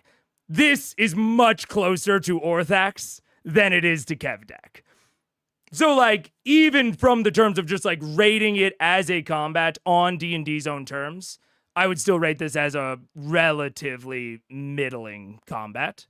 And I think there are lots of ways that it could have interacted with the non-combat nature of it much better. And again, I won't re-explain all that, but that is earlier in the stream if you want to watch that.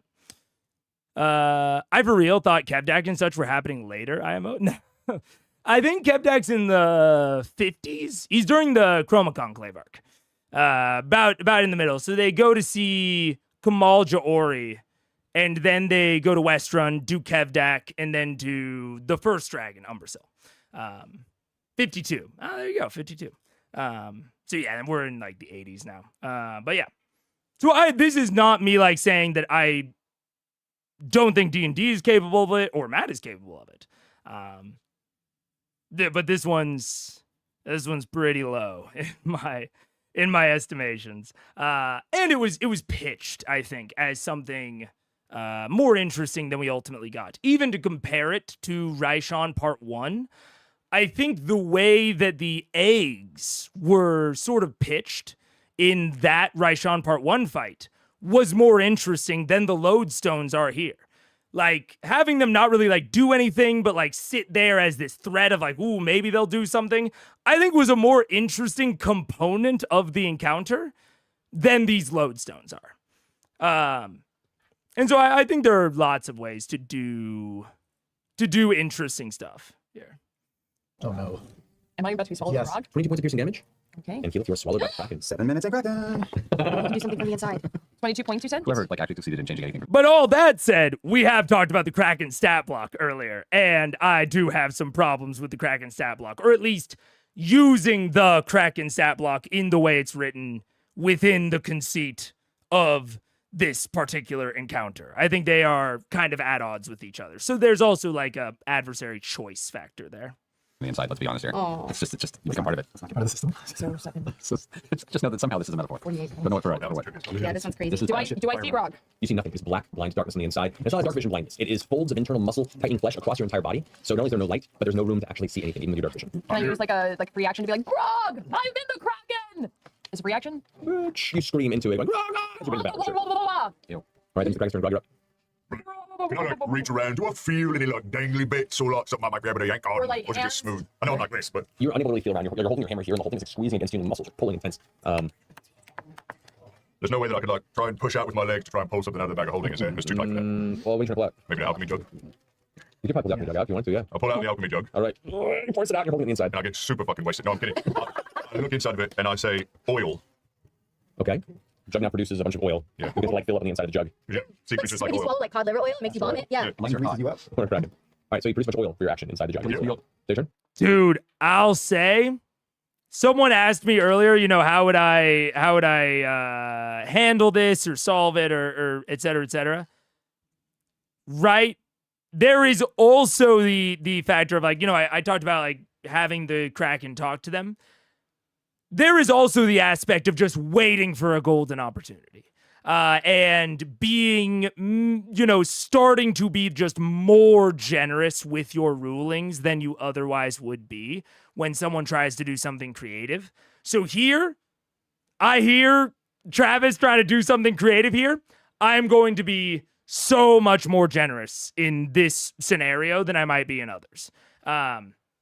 With my interpretations. You know, I've talked about I try to be as consistent as possible, so I'm not trying to break a previous ruling. But if I can rule in Grog's favor and I can justify that, I'm doing it here. So like someone just mentioned out loud, it's like, oh, like how castor oil makes you throw up. And as the GM, I'm hearing that and be like, yeah, it does that? Sure, yeah. You know, I'm looking for any excuse right now. So that is also an option in terms of if you feel some frustration from your players, you're thinking maybe you overtuned the encounter slightly or maybe made a bad pick with an adversary or what have you. Just listening for their creative juices to come up with some solution, as long as you can, you know, whatever you can do to get it there in terms of suspension of disbelief. I'm being hyper generous at this point. Yep. Okay. This is Tyrion. They're in. You just watch Keyleth, the pinnacle of leadership, the guiding force in this whole adventure, gets swallowed by this terrible, writhing sea monster. It must be part of the plan. You're all seasoned veterans, right? This is all part of the plan, right? Oh, mistake!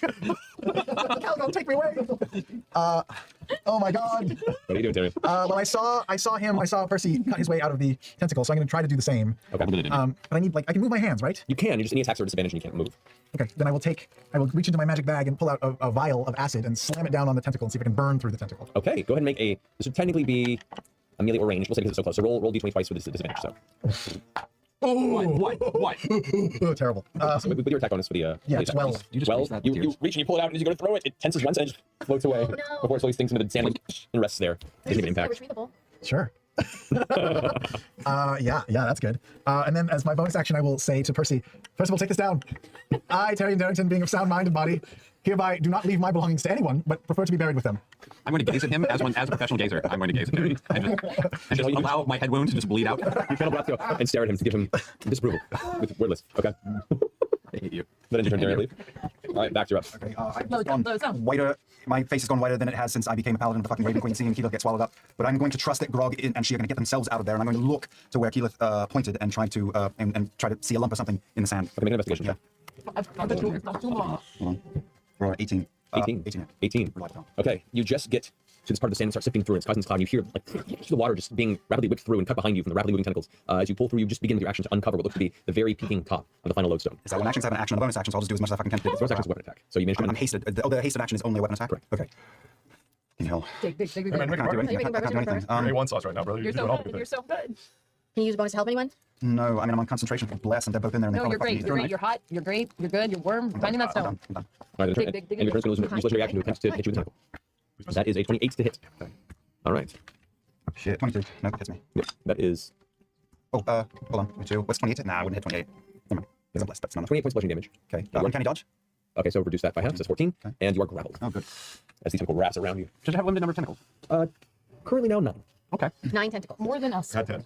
But if we than keep us. playing, it may have 8, then 7, then 6. That might possibly be. Yeah. Or it might just swallow all of us. More And than then we us. plane shift from the inside of the Ooh, you could hear it there from Matt. That could have been, we talked about it. I was saying earlier, Perfect Fan, I was like, yeah, we talked about the possibility of like chopping off tentacles. And they didn't try to do it much. It was mainly Vax that tried to chop off the tentacles. Sounds like that might have been in Matt's plans. I wonder, I don't think the actual stat block has anything about that, but easy enough thing to, and really easy, really natural thing to homebrew onto it.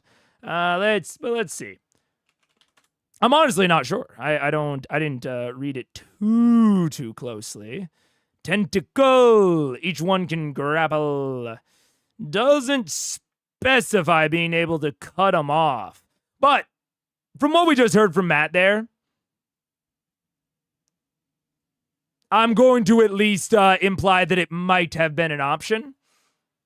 And the only thing I'll say there is possibly giving a little bit of an indication or a foreshadowing of that. Like we talked about all of the possibilities with the Kraken's intelligence, given how intelligent it is, either having it communicate with them. But someone in chat very rightly pointed out communication is not often the first course of instinct for a group of D&D players. Totally fine. So having the Kraken kind of start that conversation, either with like some sort of telepathic laugh or, something, maybe like a taunt that it doesn't even know they can hear. It just is doing it because it's evil. All those sorts of directions. You could do a very similar thing with the tentacles. If it is possible to chop the tentacles off, having maybe, the stat block has it starting with 10. So maybe having it technically, quote unquote, having 11 or 12 and having, any amount over 10 be chopped off already or be bitten off, maybe by another sea creature or something, before the battle starts. Could give them a little bit of that foreshadowing indication that, hey, this is a path that you guys can go down. Get it just kind of percolating in their minds, even if they don't realize it immediately. And if you continue to see them not realizing it, you can maybe like narratively poke at it a little bit of like, mention like, oh, it's two nubby tentacles caress you on your way into the beak. Just like finding a little excuse to bring back up the nubby tentacles again. And that could maybe prompt some of their thought processes around cutting off the tentacles. Because it does seem like that was something that maybe Matt had considered ahead of time. And this comes into not only, I talk about foreshadowing danger, but this is something I don't know if I've ever like given a name to it, but I guess like foreshadowing non-standard opportunities. if that tracks. It's like foreshadowing non-standard opportunities or mechanics or things that might not be like instantly intuitive. That's a really nice way to let your players know, hey, there's something that your sheets aren't going to directly tell you can do, but you can do it. I only know Krakens from this fight, so I always thought cutting tentacles was an option.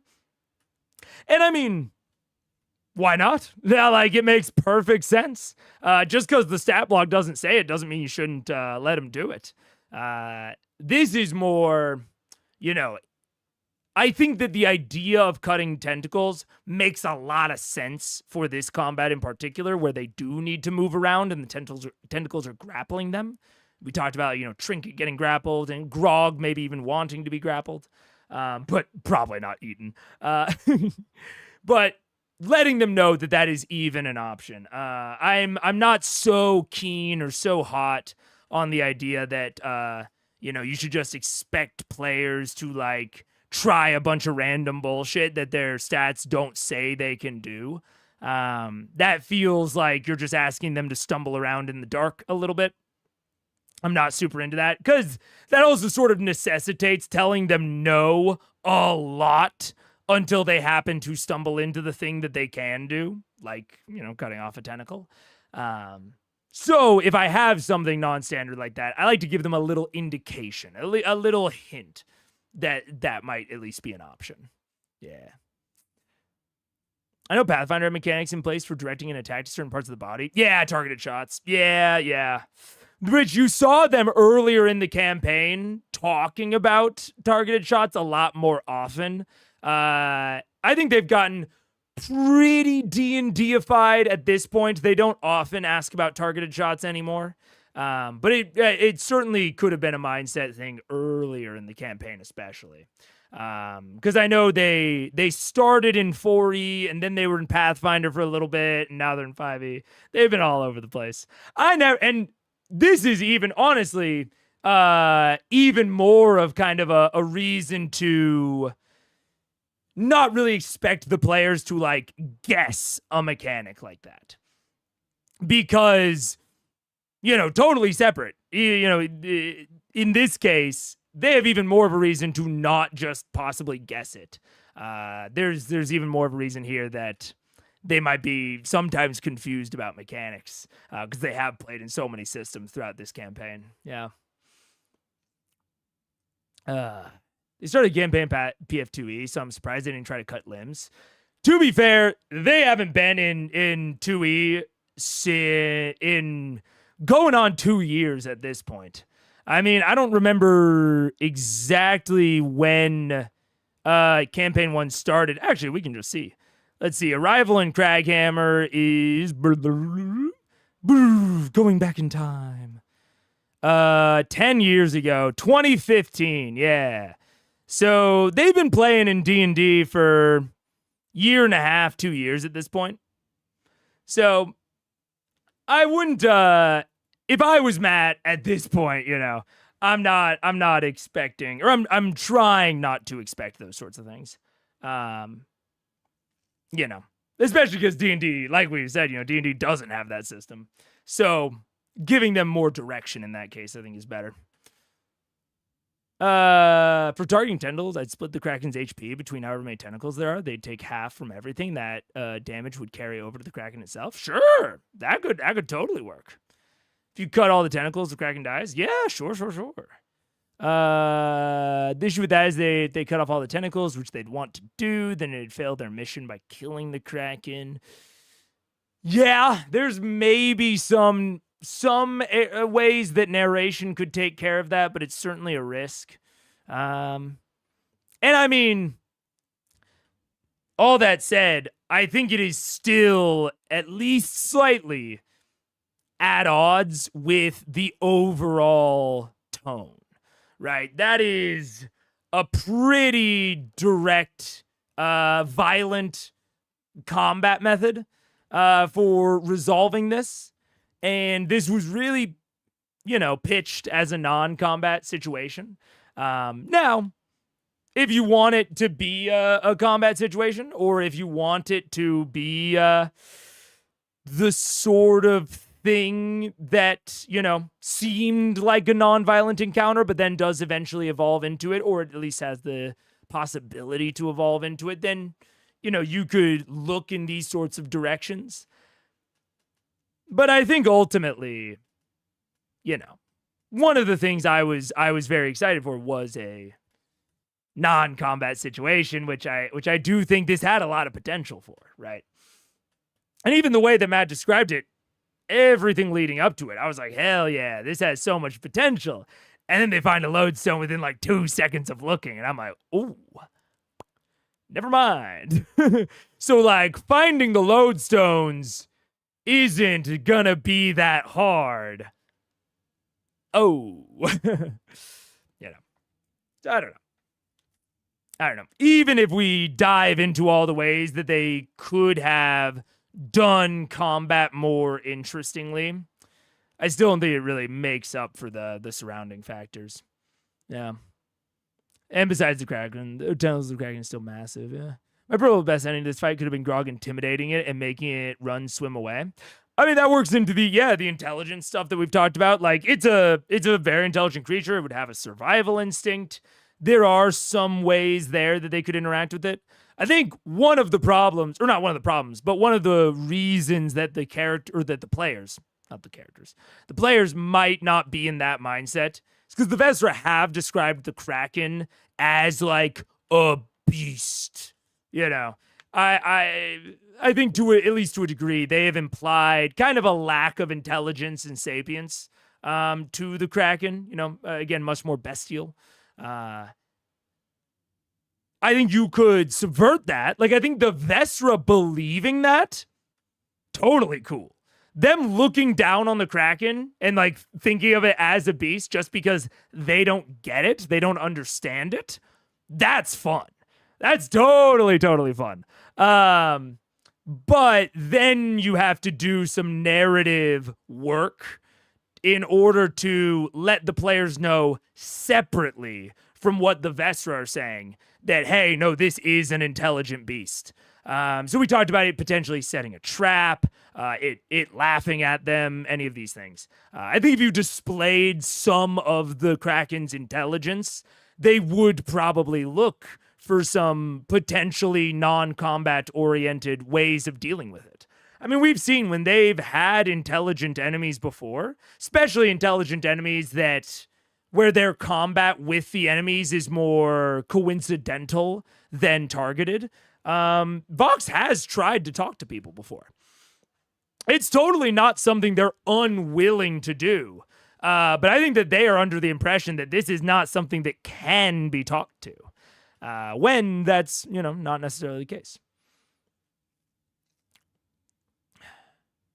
Yeah. For stealth encounter, I just treat a stealth check as the last chance save. It's not really a stealth encounter if all you're doing is one skill check.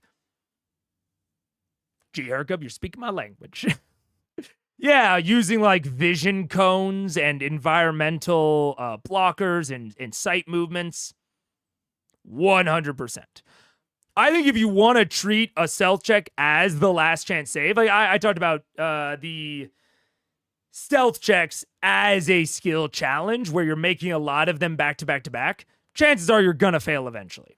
because of just, the fact that it's a D20. But if you run the stealth encounter where the majority of the stealth is about spatial positioning rather than the die, and the die only happens maybe when they have to like cross a gap where the Kraken could see them, or if they have to cross over a section where they're going to have to be particularly noisy, and they could opt to take maybe a different route if they wanted to, but it would take longer. And then you had maybe the Kraken roaming, or you had something else that might be able to catch them. Like, yeah, there's quite a few ways to run stealth encounters without ever invoking a stealth check. So I agree. I mean, and I talked about it earlier, one of the benefits and one of the strengths of the skill system is that it is very abstract. It's very simple. And that's great for things like improving. And if you don't want to think too hard about certain scenes, you can abstract them into skill checks, and the skill check system handles it with a lot of grace. But its lack of granularity in the skill system means that if you want to run like an honest to God stealth section, you have to think about it a lot more.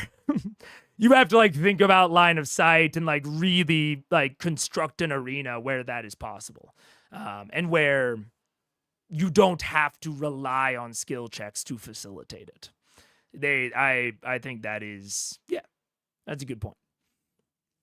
It also gives Grog a role beyond comic relief. I know Travis doesn't mind being the butt jokes, but I feel like it happens too often. Oh, perfect fan, you're also speaking my language here.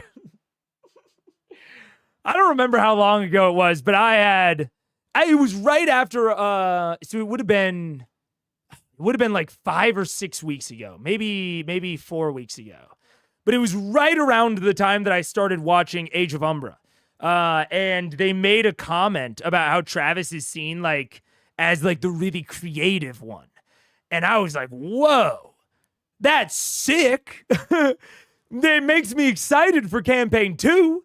No spoilers. But I do feel like often Grog's character kind of hampers Travis. Like you said, I know he doesn't mind, but I'm always a fan of things that kind of bend towards Travis.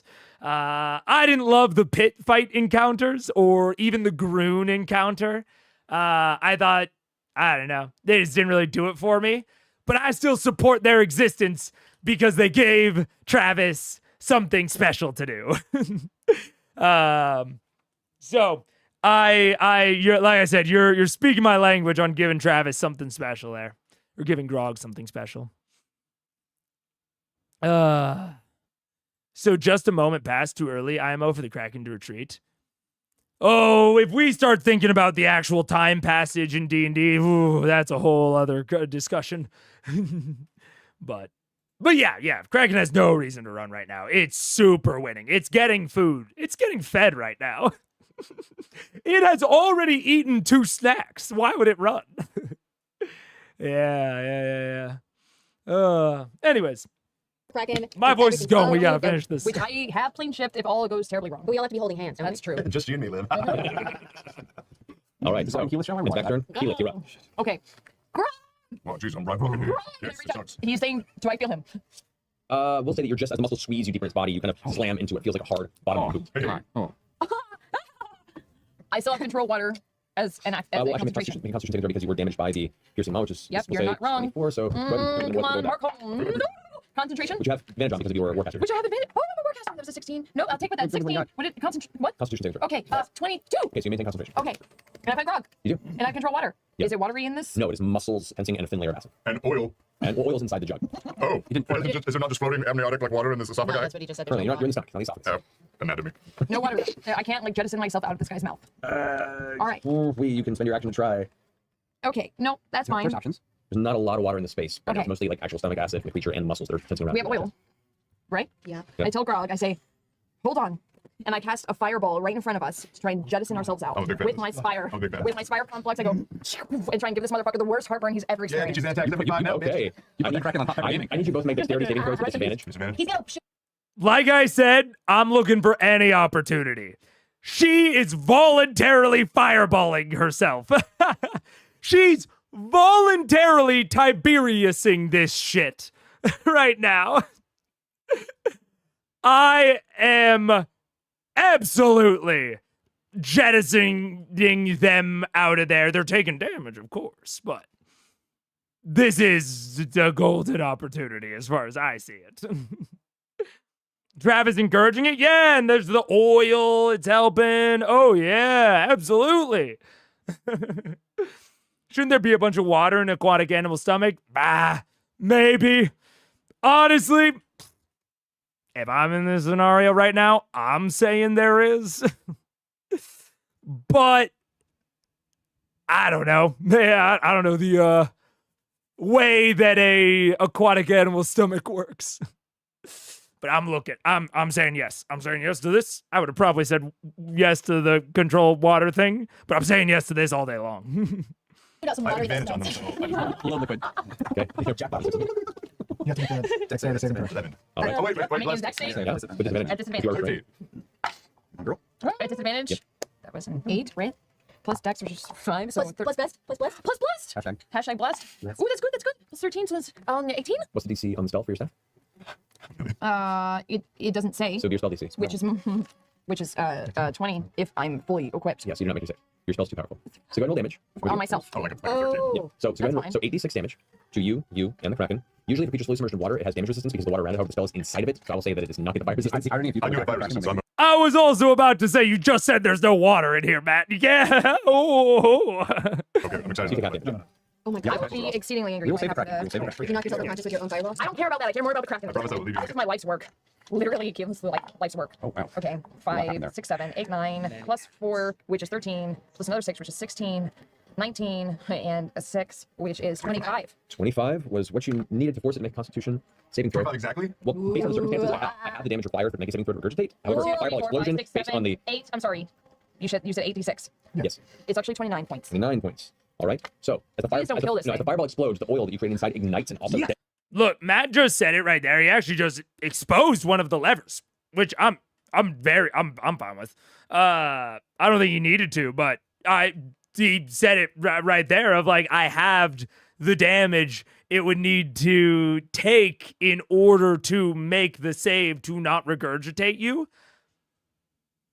Hey man, that's a lever. And thumbs up, absolutely do that shit. At this point, when you've seen how everything is going right now, absolutely. Justify it however you have to. I think, honestly, his players wouldn't give a shit, but Matt's very aware that people will look up the Kraken stat block and see its normal damage threshold and be like, hey, you fudged it to let them out of there. So him, vocally justifying it, I think is probably for the internet. I don't think you need to as the DM in this scenario. But 2 thumbs up to him doing it. Like I said, I'm getting real generous at this point. If I'm the DM in this scenario, I'm getting real generous with how I interpret things. And them self-fireballing, absolutely justification to lower the damage threshold. 100%. Not even a question in my head. Oh, yeah. 31818 is what I have as a good stopping point. Hell yeah, we'll get there. Safety nets are super important. Something I always have made sure to have up my sleeve. Precisely. How hard do you avoid TPKs? I have never had one. I don't typically run very hyper violent games where a lot of encounters have a high chance of TPKing. That said, I also really have a lot of analysis I do ahead of time on any combat that I think is risky in that way. Definitely no ads. Definitely no ads. We're almost done. So I think it depends. I work really, really hard to do advice that was given to me by Blades in the Dark, which is a great TTRPG, highly recommend. Which one of its core GM advices is foreshadow danger. And I have taken that into D&D. I love it. So I work really hard to appropriately communicate the danger of an encounter. And then if I'm worried that I might have misinterpreted the danger of an encounter, because sometimes when you're doing wacky, wild shit and trying to make an encounter really interesting, you might misjudge it. In those scenarios, I build in options, safety nets, levers that I can pull to get it more down towards what I foreshadowed. Or the opposite. If I get in and it's totally trivial, I might bump it up to what I foreshadowed. I'm always trying to match that. So if my players know, like if I foreshadowed the danger and they know at that point, they still choose to go in, and I've foreshadowed it to the extent that it's like they're aware this could be a TPK, then I stick to it. I absolutely stick to that. So that's what it's all about for me. And that's, again, the kind of game I run. I run more linear, more sandbox, and I try to abide by that foreshadowing danger principle regardless of the type of game. So that if the players go into a situation where they might TPK, they're kind of aware of it ahead of time. Or they're at least aware that it's like a possibility going into the encounter. I never want my players to be shocked that they TPK'd. I want it to at least be a idea in the back of their mind that they're still choosing to engage with and interact with, if it does happen. Nates, roll d20, the strength of the jug. No. 15. Okay, the jug withstands the force of the Good job. The jug, however, detonates Yeah. I love everything that's Extra happening. damage to you, Rocky Pants. for an additional 18 points of fire damage to both of you. And Kraken to have Yes, the and fire 18 points. That I can deal with. Plus 25. Wait, plus 25? Do this on top of what you did. 13. So 25 plus 18, which is what? That would be 25 plus 43. 18. 43 points of damage? You're alive. I'm alive. You should take it. On its constitution, it's DC 25 constitution saving throw, even with plus 15, with a natural 1. Wow.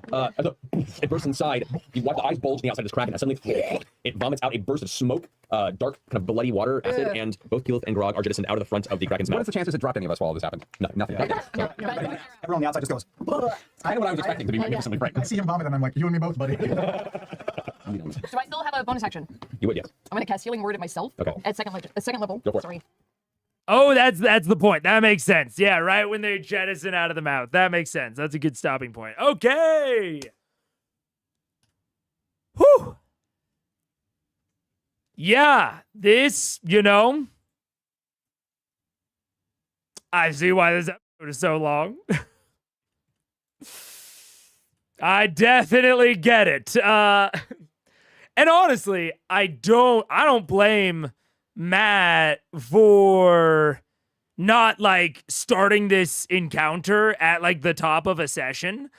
I think that the first half was a really good intro to the encounter. Got me hyped for it. But like, man, the encounter itself is, whoo, it's long. So we will finish it on Monday. And you know what? I didn't love the beginning of it, but I'm liking the way that Matt is adjusting things midstream. I'll be very interested to see how it ultimately does end up working out. Because I think that the idea for it, like the prep in those terms, the idea for it was really good, really solid. I was super excited about it. I thought it seemed very novel, very different from the normal Critical Role combat. And then when we got into it, I was like, okay. But I'm liking the way that Matt is somewhat adjusting to things. I think he's keeping the image of himself as, a tough DM, I think he's keeping that very much alive. But I think he is still allowing them to ultimately get where they need to be, even while maintaining that.